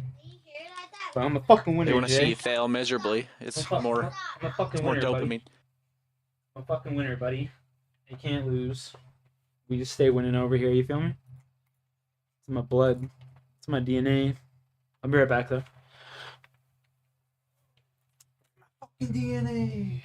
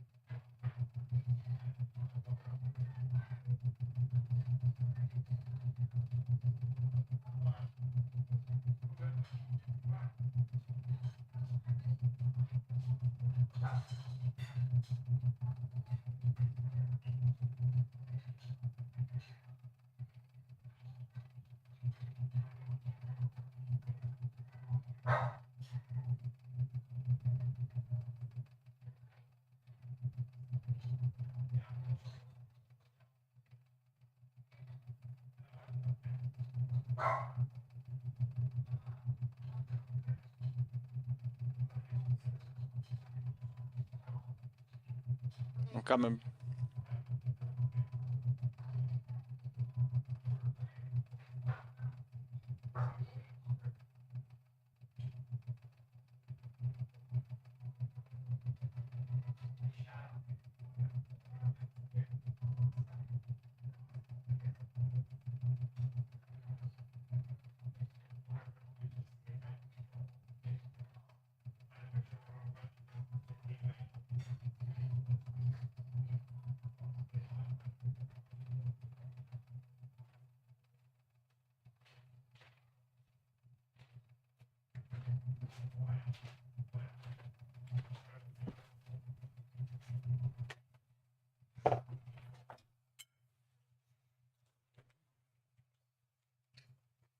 I'm back.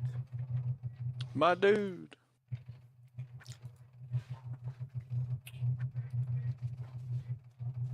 What are you saying?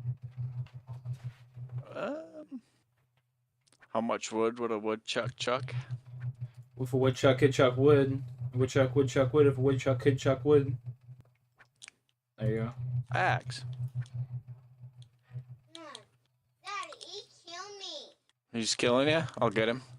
Yeah, get him for me. I'm gonna heal. Don't let him get me. Better not let him get her. I heal him.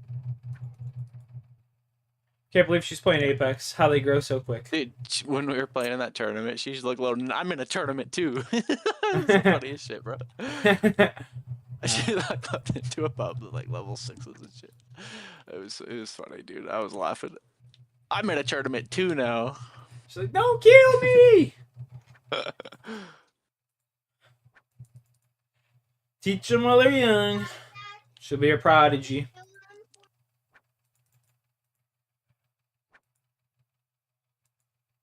She's gonna be a prodigy.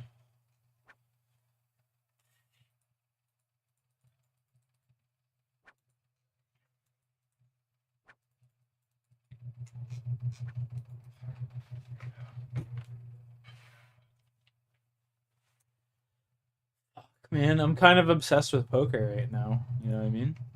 Goddamn. Kind of obsessed, Jay.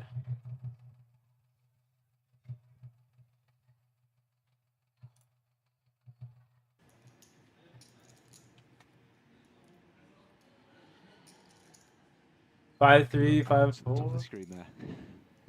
39. 420.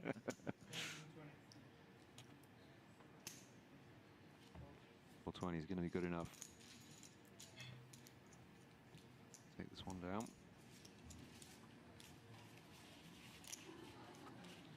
A little bit of a bigger chip lead than I previously thought. 13 mil to 7 mil. Almost 2 to 1 though, but you can see just like one big 3-bet pot and you can swap it around pretty. It's the old cliche, isn't it? One double up, you're back in it. Absolutely.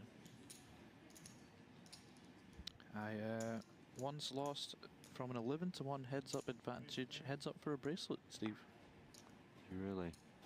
That is the level of heads up expertise you have in the booth with you today. JRB last night was telling a similar story.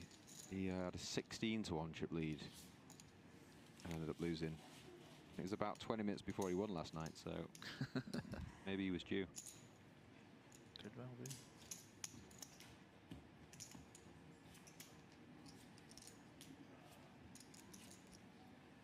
man as lucky as you, I'm surprised you ever lose, to be honest. Me too, to be honest. I was quite surprised. Our teammate's like trying to give her a Phoenix kit, bro, and she's not picking it up. It's hilarious. Thank you, teammate. I like you. Teammate. That rescue signal, he needs help. And he's got an advance. Yes, a he did. king comes on the flop. Just very nice for Harley. Michael and Eric both check. Flop not helping either one of those guys. Raise him, Harley. And Harley hang around. Here's the turn. It's a 5 of diamonds. Now this gives Eric an inside straight draw. He needs a 6. As Rocky and Eric have checked. Michael needs an ace. Otherwise, Harley Hall is going to triple up here. So we're going to see the final card, the river card.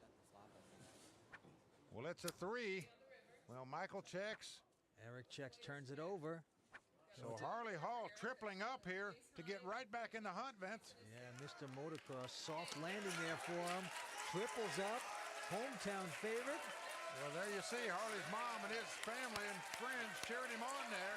Boy, a lot of fans he's got here, Vince, pulling for him today. This is an entrepreneur, a great poker player, 41 years old. Got to be excited. He's hanging in there. Getting lucky. As a kid, I eat, sleep, breathe, drink motorcycles, and that's all I wanted to do is race motocross. And I think that's what actually has drawn me to tournament poker. I think that competitive thrill, that rush. Vince, when you're at a final table of a World Poker Tour event, even if you're on the short stack, when you double up or triple up like Harley just did, you're feeling good. Action's going to be on Ted Forrest. Well, he looks down at King 8 of spade. He's under the gun, as we say, in first position, but he's going for chips here, Vince. He's going to raise it. He makes it 45,000, a smallish raise. Thomas Rocky right behind him, a suited connector, 10-9 of clubs. He's called it. Well, he's called it, and look at this. Eric Lingren with 10-7 of hearts. He's also called it.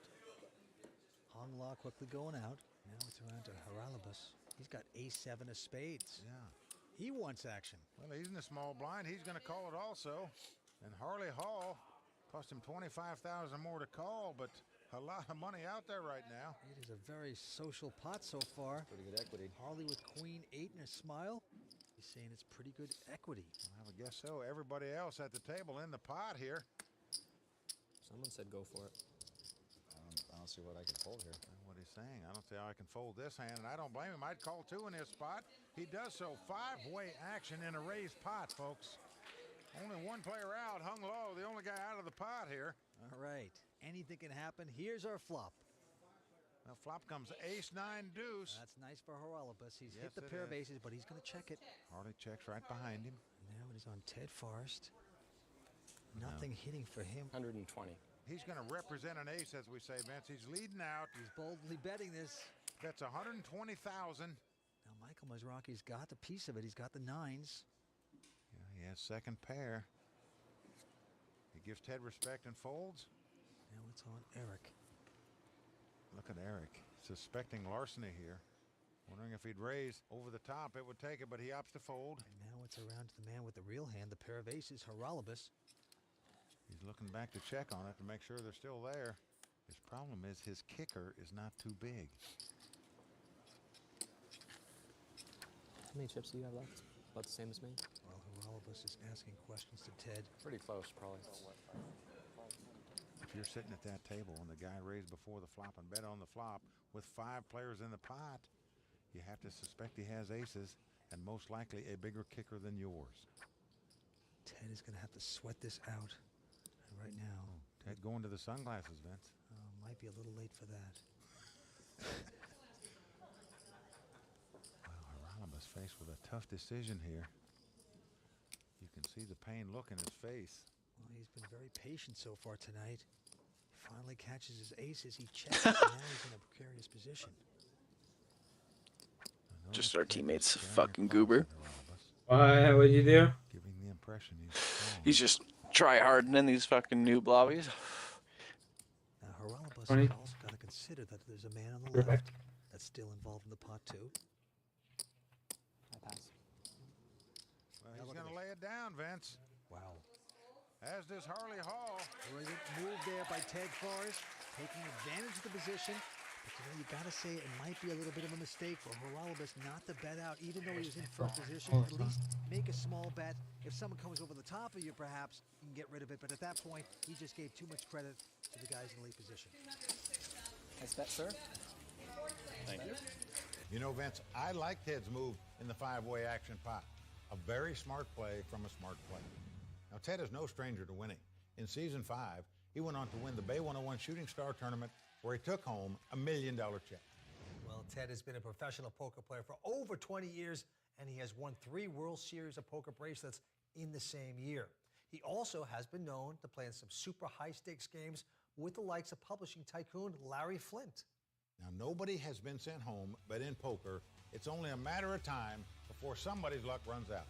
Who will be the first to go? Stick around and find out. WPT Greatest Tales from the Felt is brought to you by ClubWPT.com.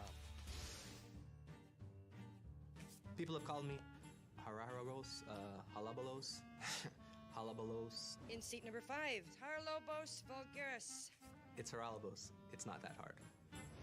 Welcome back to WPT's Greatest Tales from the Felt. Tonight, we're watching Season 3 and the LA Poker Classic from the Commerce Casino.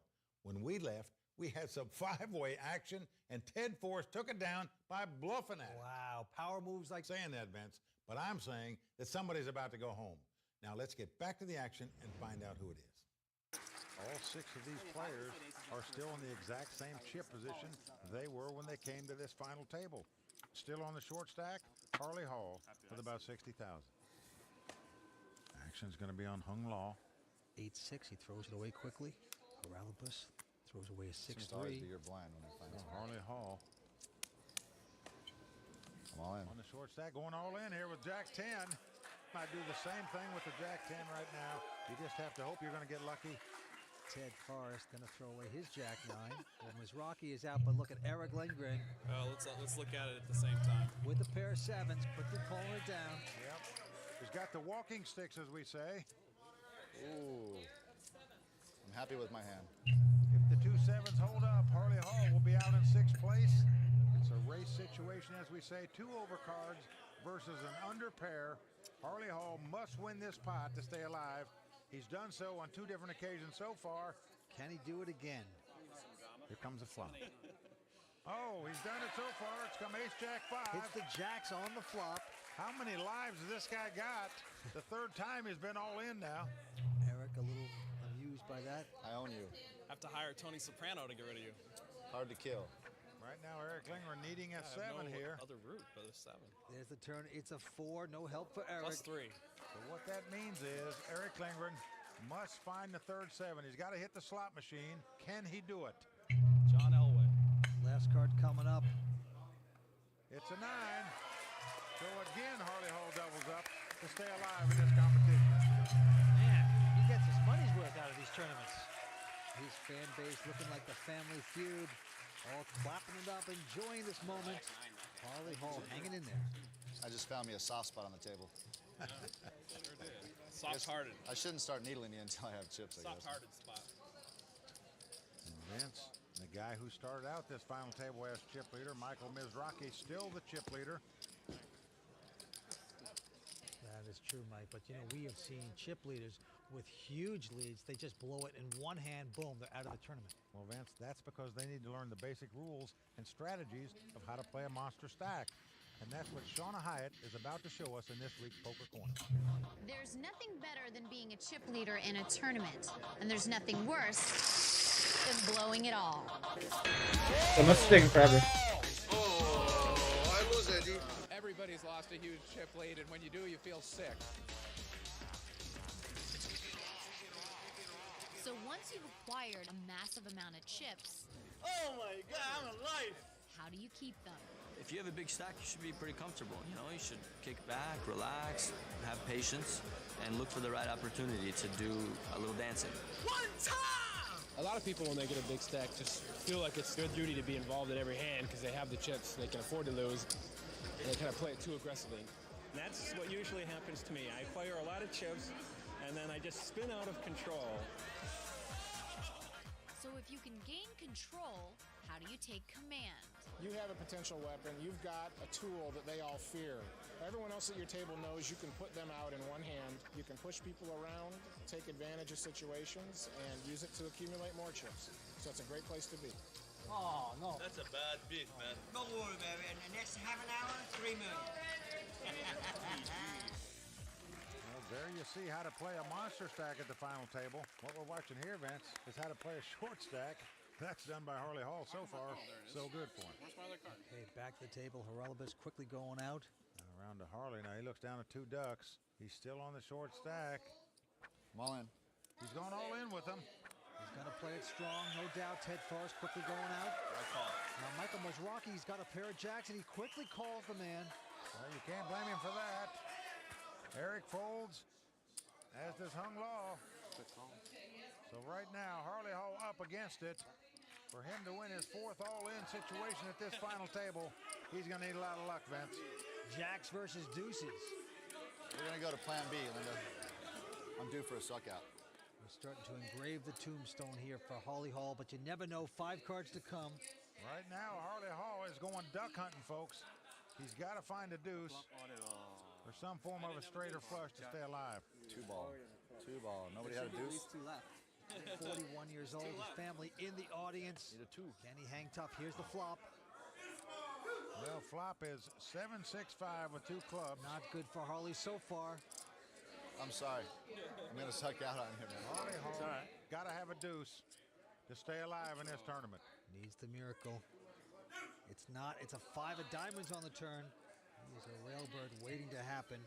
He has got to find himself a duck and find it right now. Otherwise, Harley Hall will be on the motorcycle out of here in 6th place. Here it comes. Nope, he didn't do it. A 4 comes off. Almost, man. So there you have it. A fine performance this week by Harley Hall.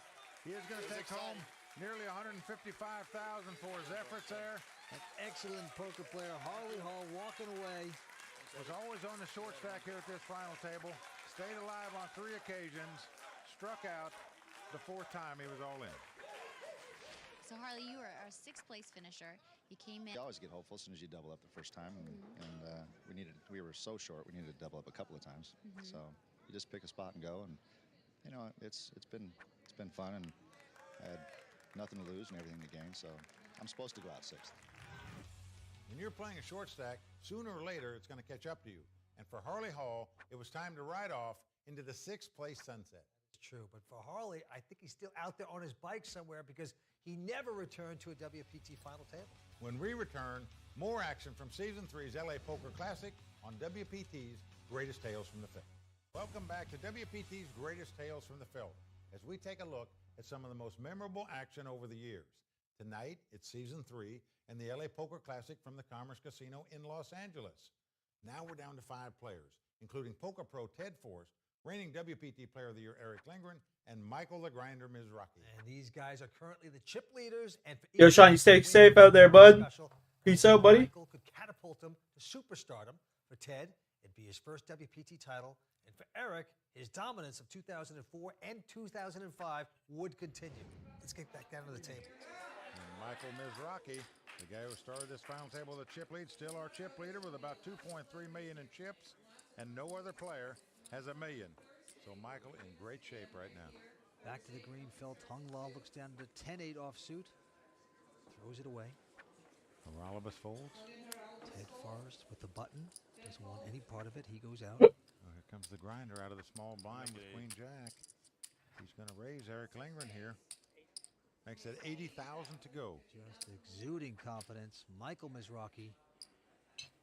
Now Eric has looked down and found a pair of 5s here. Interesting to see how he plays these. This bitter feud between these two guys just continuing. Let's see how aggressive Eric Lindgren gets with the pair of 5s. He's just going to call it. Well, we've seen him be very conservative so far. Looks to me like Eric is just avoiding playing a big pot with Michael if he can help it. Look at this. Once again, Mizrachi hits top pair queens. He does. He's made a lot of hands, hit a lot of flops. He comes firing out there, 200,000. Eric Lindgren with his little pair of 5s. Well, They shrink up when your opponent bets 200,000 at you.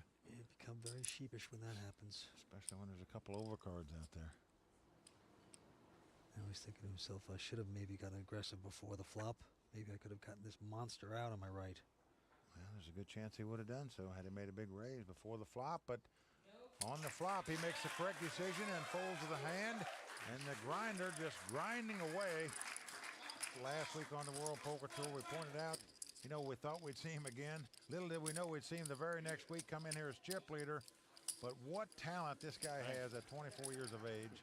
It's got to be exciting for the 24-year-old Michael Mizrachi. And right now, if he wins this event, he'll actually move up to 3rd place on the World Poker Tour all-time money winners. Well, that's right. He'll trail only Daniel Negreanu and Martin McNafe in that category.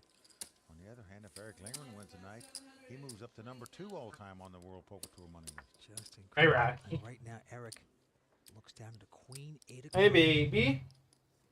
Getting out raising chips, Vince. He is going to raise it. Makes it 60,000 to go. Yes, he does. Raising under the That's gun. my boy. Roth run away his 6-3. Horalibus. He's got a Jack Deuce offsuit. He's not interested. Ted Forrest. This time with Ace-4 in the small blind. I'm all in. Oh boy, he's going all in with just Ace-4. Mizrachi quickly folding, and Eric shows him respect. Well, that just shows you the great poker instincts that Ted Forrest has. Even though his hand wasn't that strong, he just sensed Eric was trying to make a move. He sees nothing's gone right for Eric so far today. In fact, you know, Eric is like a hot air balloon, Vince, going up. The problem is he's got a hole in his canvas right now. Well, I tell you, Ted Forrest just manipulating Eric Lindgren right there. Eric a little punchy from this. And with that last pot, he has gone to the short stack in this field. That is correct. Now it's on Hung Law in first position. He's got Ace-10. And he looks like he's getting some chips out. Right. He says he's going to raise it. Looks like a $50,000 raise going up to 80. 80,000. Makes it 80,000 to go. Horalibus throws away his 6-3. Round to Ted. He folds. Michael quickly folds. Now it's on Eric Lindgren. He's got a nice starting hand. Ace-9 of hearts. Well, he's got 30,000 out there. Cost him 50,000 more to call. Hung Law with just slightly more chips. Hung Law just has him slightly pipped too. Ace-10 versus Ace-9. A potential disaster here for Eric, but he's going to make the call. So right now, Eric with Ace-9. Hung Law with Ace-10.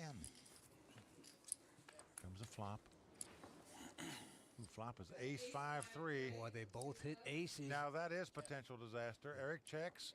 The second card, the kicker card for Hung Law at this point in front. Hung Law taking his time. He's going to milk this a little bit. You'd think a guy that raised before the flop and hit an ace on the flop like this would fire quickly. But 100. Here comes the bet. 100,000. He wants to suck Eric in like cat hair. Vance, will that long delay? Point he's going to give the action. He's made this call. Well, looking back at him. So off to 4th Street we go. Oh, another ace comes off. They both got 3 of a kind. But Hung Law's kicker is higher. He's leading right now with the Ace-10. And the problem for Eric is once that ace comes on the board, it seems less likely to you that your opponent will have an ace. Eric checks it. I'm on. And look at this Hung Law's bet. He's gone all in, and Eric quickly calls. Yep, he quickly calls. Suspecting his 3 aces might be good. And Lindgren, 2-time World Poker Tour champ, is in a bad place, very close to being body bagged. He is down for the 9 count. To dodge the 10 count, he must catch a 9, which will win him the pot, or a 5 or a 3, which will get him a split out of this. You have 4 and 500? Yeah, shoot. He's got more. He stands up. He knows he's in dire straits right now to stay alive in this tournament. Just nothing going right for Eric so far today. We need a miracle. Certainly if he gets lucky and catches a card here, maybe he'll right the ship. If not, he'll be man overboard. 5. Bet 100. I had a feeling I was in trouble. And they're counting it up to see who had more money. Barely to cover you. 500. Hung Law does have him covered, so this could be it. But Eric would love to catch that miracle 9. A 5 or a 3 will get him a split. Anything else, he'll be reporting to the rail. Let's sit down. It's coming. The WPT Player of the Year says it's coming. Let's see if it is. I don't want to beat him. Just 5. Last card coming up is the miracle card. Will it be? Well, no, if it's a jack. The great Eric Lindgren got to walk away our 5th place finisher, $206,000. Always a gentleman. Vince, all you can say is today was just one of those days. We've had him a number of times. Just doesn't matter what you do. Nothing goes right. They started pummeling him right from the beginning. They never let up. Just was not Eric Lindgren's day today. Wow, that's a tough beat for Eric. There's nothing he could have done differently. Sometimes Lady Luck just isn't on your side. Vince, when you've got trip aces, you might think it's good enough, but this time it wasn't. No, it was not. Now, Eric Lindgren had a great run in 2004 and 2005, winning WPT Player of the Year and the Party Poker Million. Now, Eric most recently finished runner-up at the 2013 WPT World Championship at Bellagio. Well, there's still 4 players in the hunt for the nearly $2 million first-place prize at the LA Poker Classic. That's right. Will it be Michael and Ted grinding it out for the win? Or will Haralabos and Hung La step up and make a run for the money? Believe me, you don't want to miss this. Find out next time on WPT's Greatest Tales from the Felt. I'm Mike Sexton. And I'm Vince Van Patten. Thanks for watching.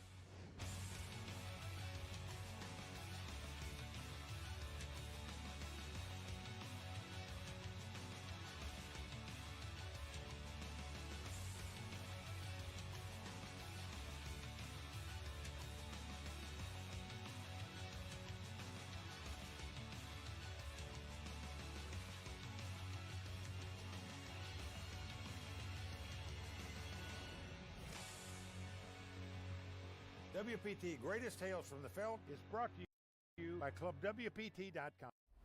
This could be you. Get a free shot at winning a seat into a WPT main event at ClubWPT.com. Sign up for free today using bonus code YT31. Coming up on WPT's Greatest Tales from the Felt. Sometimes the momentum starts moving. You have the best hand. Careful, sir. Get out the riot gear. Yeah! Everything you have.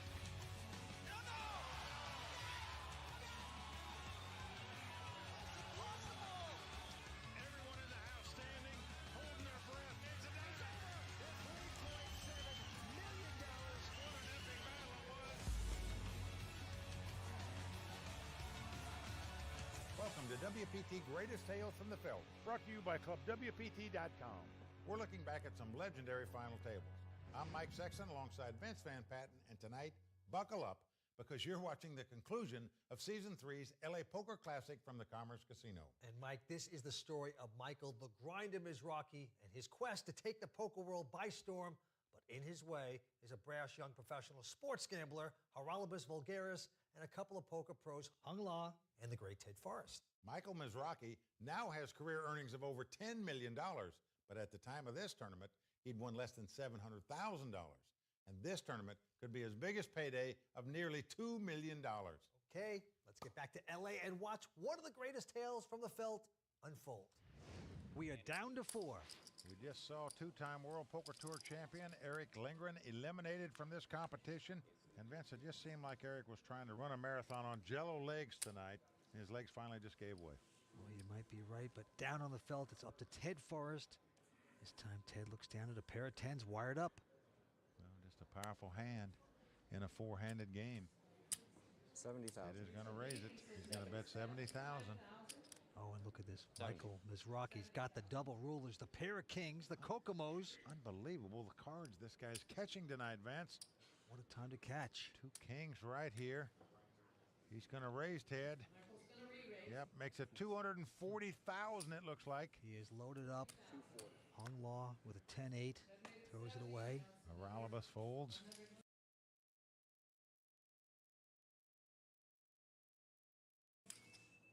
I'll tell you, it's hard to get away from 2 10s in a 4-handed game, even if you're up against the chip leader. How's Ted going to play it? Is he just going to call?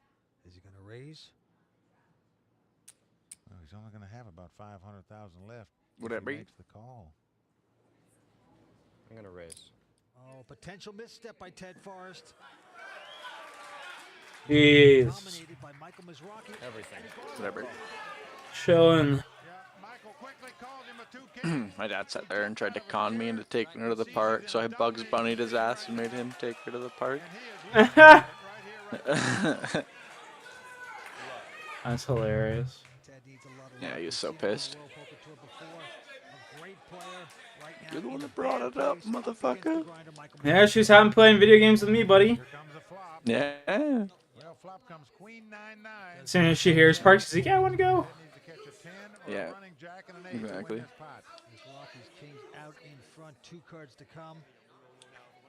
Fuck, it's gotta be like -8 degrees there, Celsius. Like, who the fuck wants to go to the park in that weather? Yeah, there's just been no snow here. So right now, Ted Forrest must catch Ren 10-10 to stay alive. If he wants to keep barking in this tournament, he better find a 10 here on the river. There are no more moves. The money is all in. This can't happen again. Here's the final card. Well, it's an ace. That's going to do it. And back-to-back hands. Michael No! has taken out Eric Lindgren and Ted Forrest and is in total command of this tournament. Bro, imagine winning $260,000 from a poker tournament. Poker tournament this guy's playing in right now, first place walks out with 10 mil. $26,000 buy-in. Fuck, dude. At that point, it's a lot of skill because there's a lot of skill involved with a lot of people. So then there's that hint of luck involved too, you know. It's mostly luck, honestly. It's all based on. For sure, it's mostly luck based on the cards you get dealt, because you could just go fucking run dry. You know what I mean? It's get no hand after no hand type shit. Yeah. Like, of course, there's skill involved of being able to know when they're bluffing in or like shit like that, right? But at that point, it's mostly just fucking just luck, I would say, because they're also evenly matched. There's only like everyone on these tables knows the percentages. You know what I mean? Or they should anyway. It's just like, yeah, there's definitely, I'd say luck, a lot of it. That's just my opinion though. Like, fuck, what do I know? I'm just some fucking guy. In a poker tournament. I'm just some schmuck. Checks, he says, give us a flop here. He's got 8-6 offsuit. Just the J Wilkster. I'm just this fucking schmuck, Jay Schmuckery. Flop comes queen 10-7. Hung is checked. And Haralabus with the inside straight draw and nothing more. Looks like he's ready to load up here. I'm all in. Well, he's all in, Vince. He could have taken a free card off for that gut shot straight. Instead, he opted to move all in and pick up that pot. That is just a bungee jump there by Haralabus, who throughout this whole event I'm ripping a fat toke. Yo, cheers, brother. Very late, but very aggressive. Haralabus Vulgaris from Winnipeg, Canada. Bop. Well, it is testosterone time here in LA. My R9 shot feels so crispy today. Five of spades. He's gone all in, Vince. The Clipper. He has not only changed gears, he has put the throttle all the way to the front. Now right behind him is Rocky's got a pair of sixes, and he called it down. He's called him with the two sixes. Going out. I'm loving this right now. Yeah, I have to take a day off of that. I was shooting so shit yesterday. Because that means he'll move up $500,000 in real money with a Fuck, take the week off, bud. Take the week, alright. You know what? Just don't even show up back to work. You know. Alright. You guys never hear me. You ever hear from me again? Just fucking done. Right now, he's the favorite to take out Let's go. I didn't mean to score me. Will his good fortune continue? Okay, right there, the grinder dominating the action. Last hour, he took out Eric Lindgren on the final hand, and now to start, he sent Ted Forrest home. Ted Forrest is a great pro with over $6 million in career earnings. Now, Ted loves action. And he was part of one of the craziest prop bets ever when Mike the Mouth Mattis outbet him $2 million that he couldn't lose 50 pounds in 2 months. Well, Ted did it. But Vince, I'm not sure if Mikey ever paid him. Oh, that's awful. Well, either way, he's a lot slimmer for it. When we return to Los Angeles, find out if Haralabus's two sixes will stand tall, or if he's about to become the grinder's next victim on WPT's Greatest Tales from the Felt. Welcome back to the WPT's Greatest Tales from the Felt, where we're looking at Season 3 and the LA Poker Classic. All night long, we've been watching Michael the Grinder Mizrachi dominate the table. He's looking for his first WPT title. Okay, let's head back to the felt and find out if Haralabus will be the next player ordering drinks at the bar. Oh, dirty. Everybody holding their breath. They know what's at stake right now. It's a lot of money, folks. Haralabus Bulgaris with Bottom. Michael Mizrahi. Bottom boys. RBC. Everybody holding their breath. They know what's at stake right now. The Spawn Killer. Comes our flop. An ace comes right on the flop, Vince. It's ace, eight, deuce. A thing of beauty for the group. Well, what that means is the grinder must catch a 6 or 2 running hearts if he wants to take out Haralabus on this hand. It's gonna be a heart.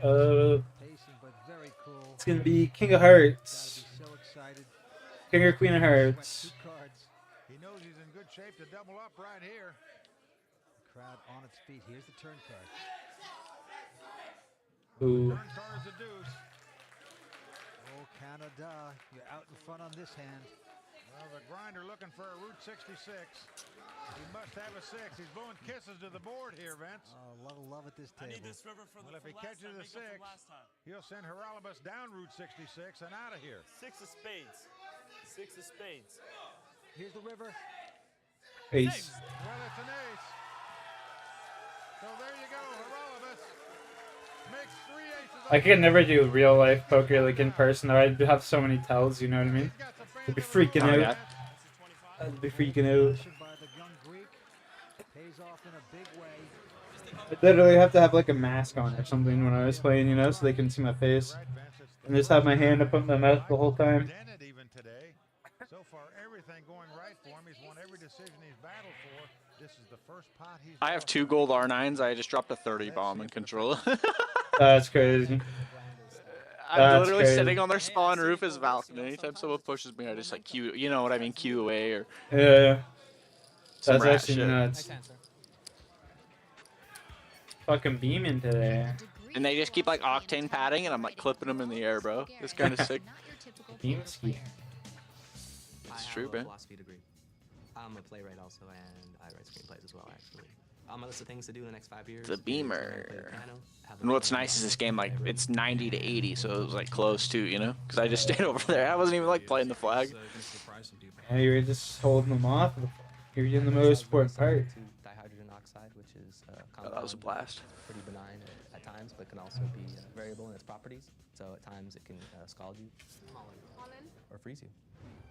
Coming into this, I was 100% positive that I was going to win. I just felt it, you know?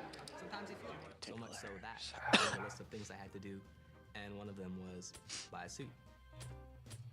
Yeah, it was just weird. I've never really had that before, but I just felt like this was it. It'd be really hard not to look like you're like jumping out of your seat when you had a good hand, or like flopped a 3 of a kind, or like. Yeah. Tying for the lead here. If he could double I don't think I could do it in real life. Not instantly fucking bet all in, you know? Yeah, exactly. Just like slow playing and shit. Tour title, but this time is Rocky quickly folding his 10-3. Not like fucking breathing too fast when you get good cards, or like putting your head down when you get a bad card, you know? I don't think I could do it. Well, he just calls. He limps in, as we say. Fine. Haralabus with a very uneventful 8 deuce offsuit. He says, give us a flop. All right, so no larceny at this point. Flop time. Now, flop is 9-6 deuce with 2 spades. Hung low has flopped second pair. Haralabus has flopped bottom pair. Dangerous flop. That's 75. And Hung Law coming out Womp, at 75 for grand. 10. And without hesitation, Haralabus. He calls him with bottom pair. He calls him with the 2 deuces. Oh, so quickly. So deuces versus 6s at this Okay. point. What's up, dude? Possible straight, possible flush on the board here. Difference between third place and second place over $500,000. Here's the turn. Well, the turn is the Jack of Diamonds. Right back on Hung Law. Well, Hung Law is just wondering if his 2 6s are good. If his opponent's on some kind of draw, whether he's drawing at a straight or a flush. Or does he have a bigger pair? Well, he's got to be also thinking, why did this guy call so quick? Either raise before the flop. Am I still in front? I'm on in. Can't believe He's putting him on the draw. He's moving all in right right here. This is just a gutsy move by Hung Law. Like 10 queen? 835. 10 queen? Is that what you said? 10 Something queen? look like that. 10 queen? Well, look at Heralibus asking if he's got 10 queen. Trying to figure out something he can beat with the 2 deuces. Not sure if I can fold this hand. The all in? Well, he's still trying to talk to his opponent. Yeah, Paul George hit 9 threes in a row, bro. So they had to drug test his ass. Yeah, I seen that. I seen someone comment that on my Facebook. They're like, he dropped 9 threes with X amount of points. They're like, yeah, we gotta test him right the fuck away. Dude, I seen that. That's fucking funny, dude. And then the one top comment on my Facebook post, like not my Facebook post, but the Facebook post I was reading for that was Paul George spent so much time in fucking Philly. He's trying to practice that Fenty fold. The Fenty.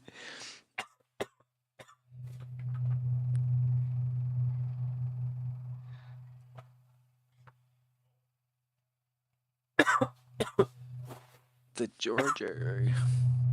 Yeah, he's a fucking moron, dude. I definitely guarantee you he knew he was doing that shit too. He'll blame it on one of his staff or something like, oh, they fucking gave it to me, I don't know. You know what I mean? But, oh, the old baseball player, oh, it was in my water bottle from the Dominican. I don't know, they give you wild shit down there.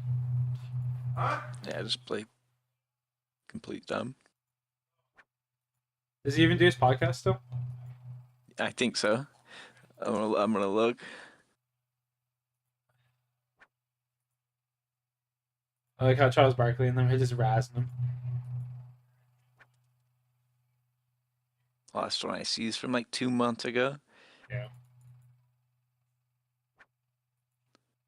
Yeah, he got so much flame because he was fucking injured and he was sitting there doing those things.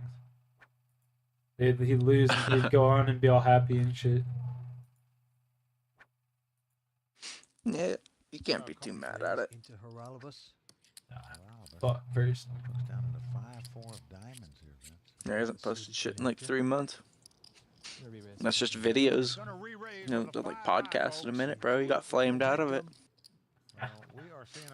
Podcast fee.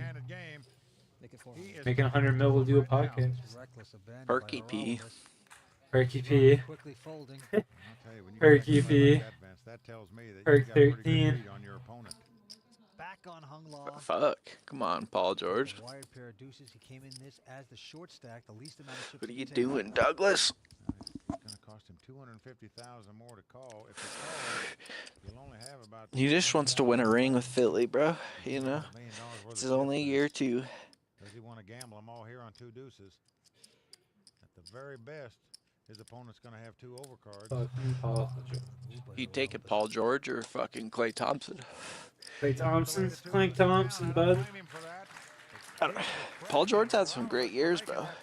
Are we talking their career? Are we talking their career? career-wise. Like, I'm taking. Okay, let me put it like this: 11 dribbles, like what was it, 53 or 63 points? yeah, but did Klay ever have an MVP year? Buddy. Look up Paul. I'll look up the stats for you, okay? So I'm not just talking bullshit. No, I know what you're saying. When he was with the OKC, I know what you're saying. He was playing with Carmelo Anthony and Russell Westbrook. I don't think Klay's ever even came close to that, bro.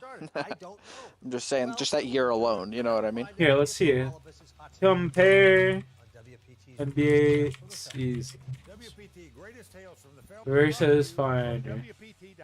Okay. Compare teams. Compare players. We're gonna compare Klay Thompson, Paul.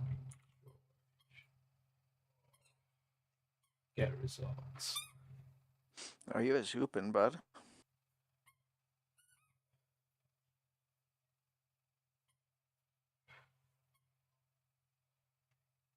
All of 28, 8 and Klay's 4. all of Klay's shooting percentages are just better. Where is he? Better team. There you go. Get better looks as a second or third option. Think about it. Yeah, but dude, like, I don't know. I think he's For your just whole about- career, Paul George was the main dude for Indiana for like 5 years, and then went to OKC and pretty much was the main man there for like 2 years.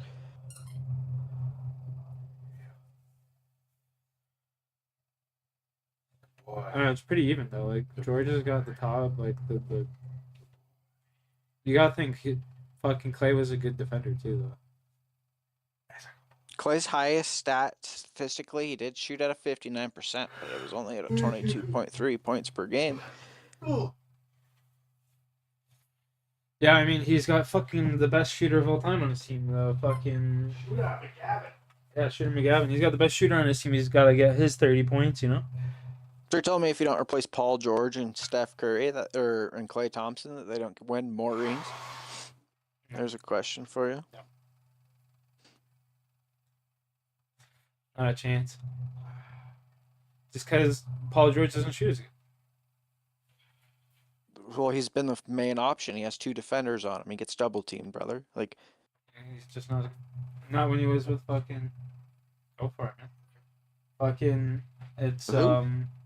He was when he was with what's it called there? Fucking what was I gonna say? Goddamn. Clippers? Yeah, when he was with the Clippers, fucking what's his name was PG had a good year with the Clippers. He did when he had to get signed to a contract. As a second and third option.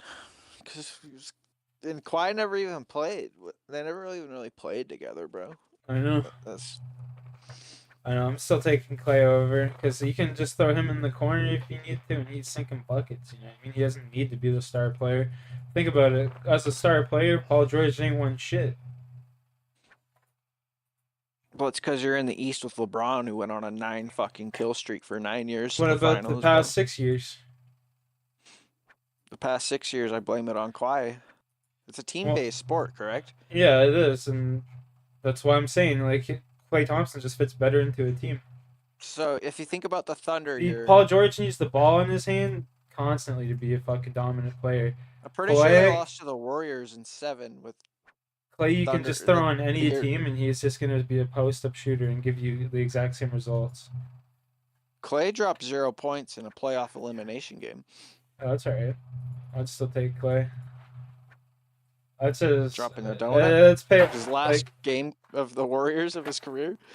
Yeah, it's because he didn't care about the Warriors and shit, though. They were treating him like garbage, medium and stuff. Still a donut. Wouldn't you treat him like a donut if it was an elimination game, Seth? He was checked out. He's checked out. A donut? Oh, you gotta be fucking in my stream tomorrow night, dude. Yeah. That's your job. $10, 10K fucking poker tournament. Oh shit! I'll be taking a peek at that. Look.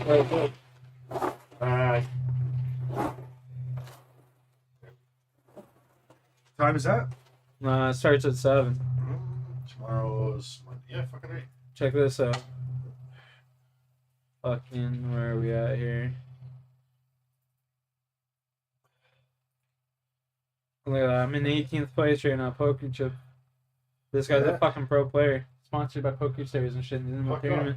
Tons of them in there. That's sick. There's like 5 or 6 of these cocksuckers. Yeah. That's how you get a sponsorship. That's what I'm trying, man. I'm trying, bro. Say I'm dead serious. Dead serious.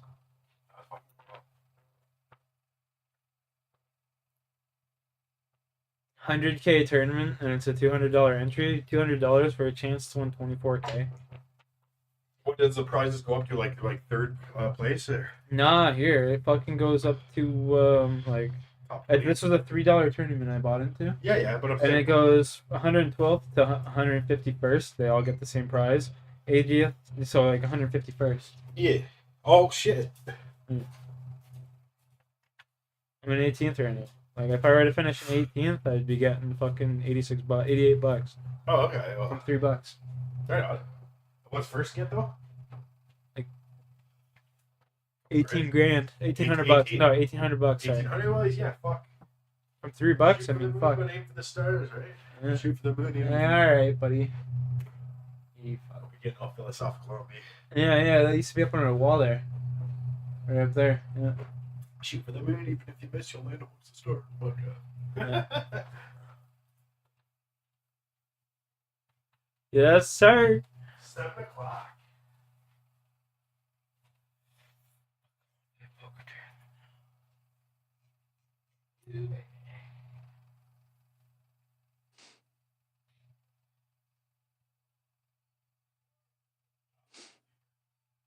I'm playing a poker tournament now, bud.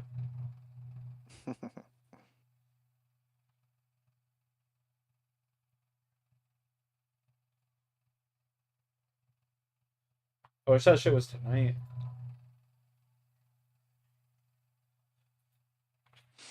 The eye Right. doctors. What's up? You're all feeling it, and then the day it happens, you're like, I'm not feeling it. Exactly. They're nerfing you.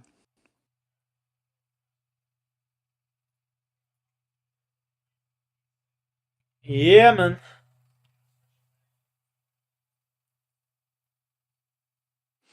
The nerf ski.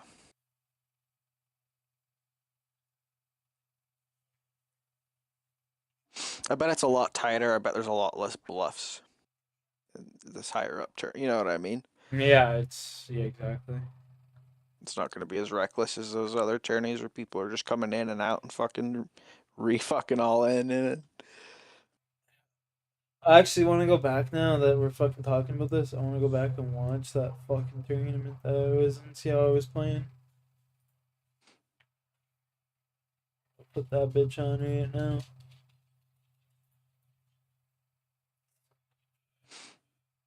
Womperton.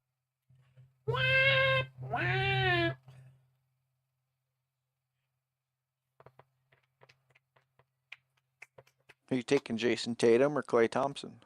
Is that even a question, dude? Are you fucking kidding me here? We both know the answer to that one. Come on. What's the answer to that one, Jay? I just gotta know if you know ball, bro. What's the answer to that one? Let's hear it. Come on, now. Just gotta know if you know ball, bro. Which one is it? Let's go. Which one? Who won though? I asked you. It's fucking Jason Tatum, buddy. Whenever someone like tells me about learning to drive, I say, given. dude, I learned to drive in Hamilton, man. That's fucking like if you're not picking. I should make sure you know ball, bro. You know. Yeah. It's a tester. Any fucking noob's gonna say Klay Thompson. You know that, right?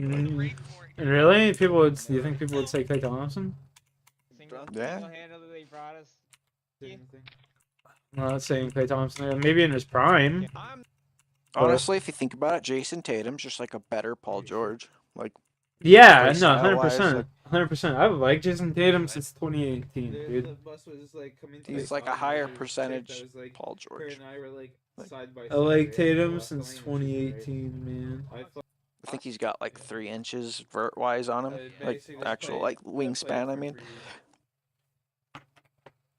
Maybe back and on our left. I don't even know if they're gonna make it over this. that just means like lengthier defender, you know. And Tatum's got a little more grit. Come back to the Paul George just kind of falls over if he starts shooting bad or like. He's If you a ever weak watch like the mental Celtics, player. even when they like lost to the Bucks, Tatum was still like trying his heart out. You know what I mean? Yeah, Paul George is a weak mental. Yeah, they didn't even make it over. See? Yeah. I only have 100 late ammo too. He's been suppressed. They might be cheating. They're cheating. They're fucking pre-aiming me, and they already knew I was here. They're cheating. Hats off. Do we go far Yeah, in they the got circle? divas, Let's they're play cheating. circle then, right? They're cheating.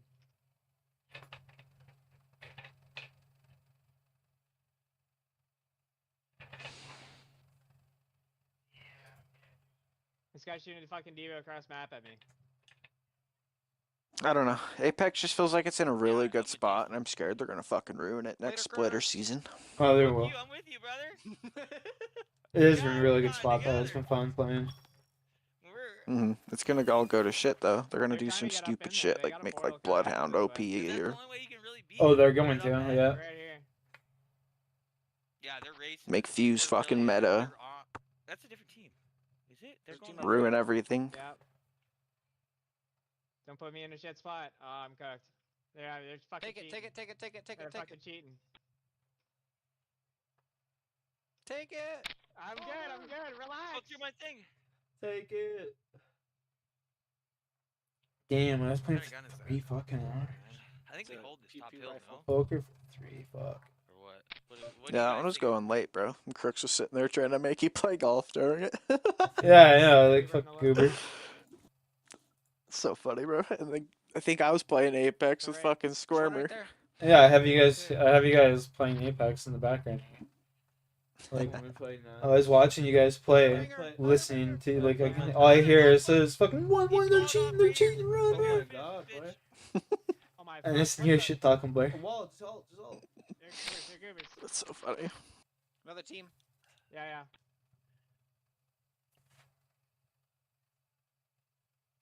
She Womperton. just ulted right there. Maggie ball coming. Careful. Third party. I'm literally I'm like coaching them, like, you guys should have just ulted it at this Wraith, time. one shot heal. Wraith, one shot heal. That was you. You were the Wraith. Fucking just Wait on the side of the portal. That was really bad. That's me. Coming. 3Q. I killed 2 and my game Go to my froze. queue. Go to my queue. Yeah, shit did freeze. My game froze. Hold on. Can't pull up my your fucking. game froze? You're getting pushed. What? Yeah, I'll be right back. That's fucking lame. What the fuck?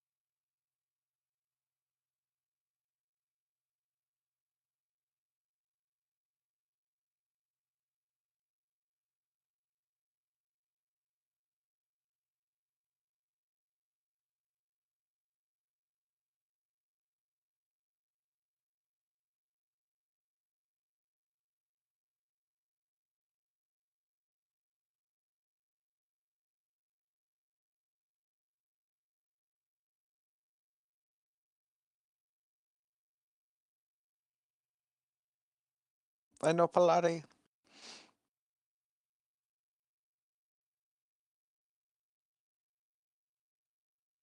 It's funny, this big fat guy was like chasing me down, telling me he knew fucking karate, and I kept screaming at him, you know Pilate? And he wanted to like beat my ass, so I rage baited him so hard.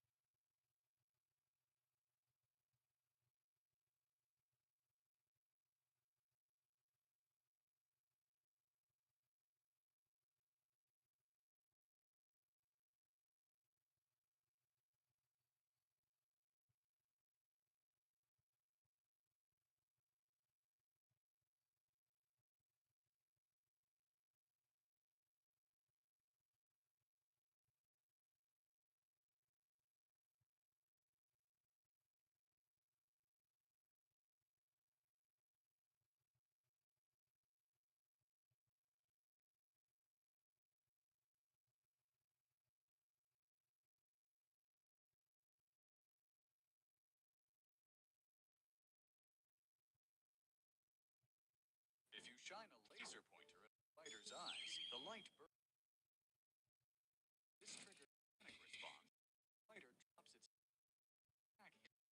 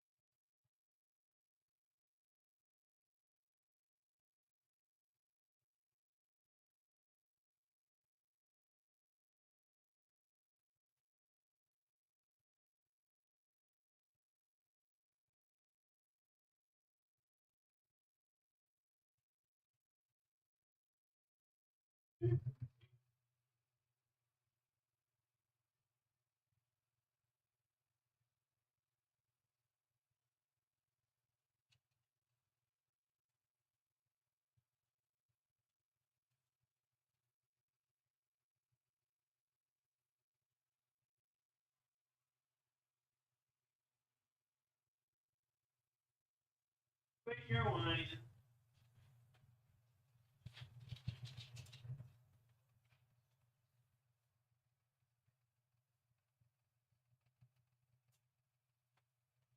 Okay, go inside, keep going. Come on.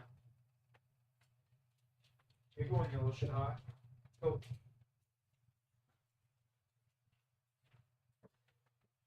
Get going. I'll be right back. I just gotta take my dog out. You're Yeah.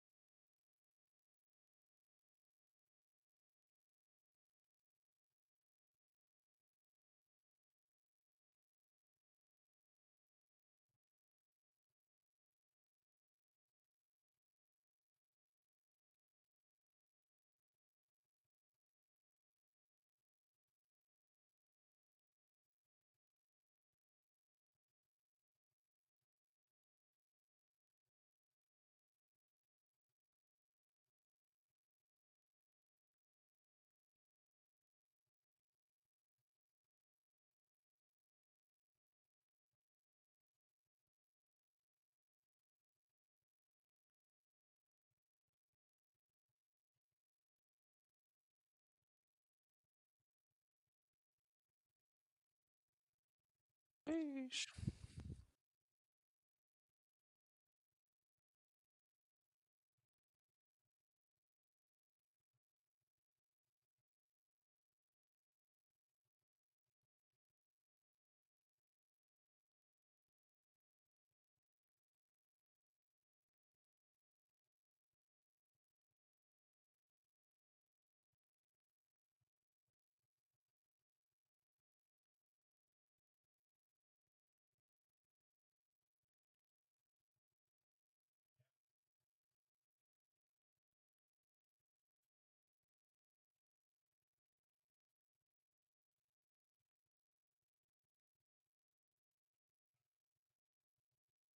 Okay.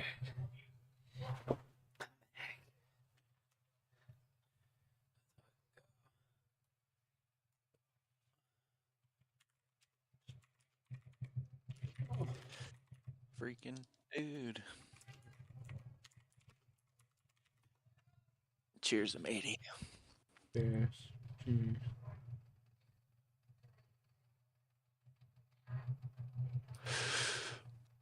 Cheers, bud. What, 3:21. You're just letting me get ahead of you on some packs, bro. Oh, that's fine. I just really don't feel like playing today. Very, very nice of you.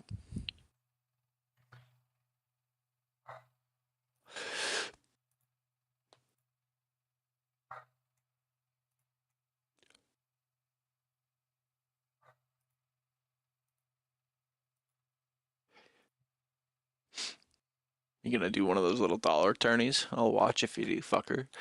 You gotta let me know. I don't know. Even if it's just a later tonight thing, though, you know.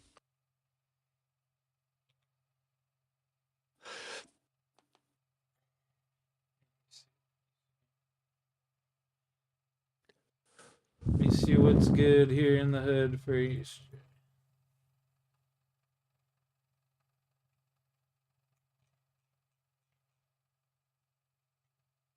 I got a $2 tournament going right now. $2, $1, 13 minutes. Yeah, I'll play one. Fuck it. Around $20. You're playing right now? Yeah, I'll start up another stream for it and stuff. Wait. You don't have to, motherfucker. I was just See, Uncle Paul, bye. No, I want to.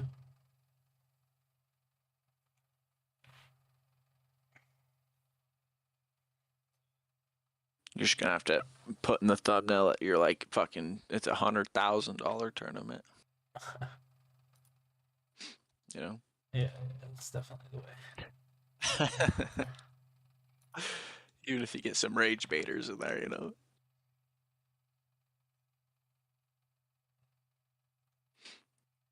Just put it all in on black. That's the thumbnail, or that's the title, right? There, Every time all in on black. Yep. For every $100 donation, all in on black. Yeah, that's actually smart. I'm thinking. Never keep more than $100 balance. Exactly. No more than like 50, so you're making at least double, you know? Depends how much you want your profit. And then even if you could win double, then you're winning double, you know what I mean? So Yeah, it's exactly. like It's a kind of a win-win win-win. kind of. You do it for the content, so it's like a win-win-win. It's a triple win. Yeah. I could name 3 reasons you're winning there.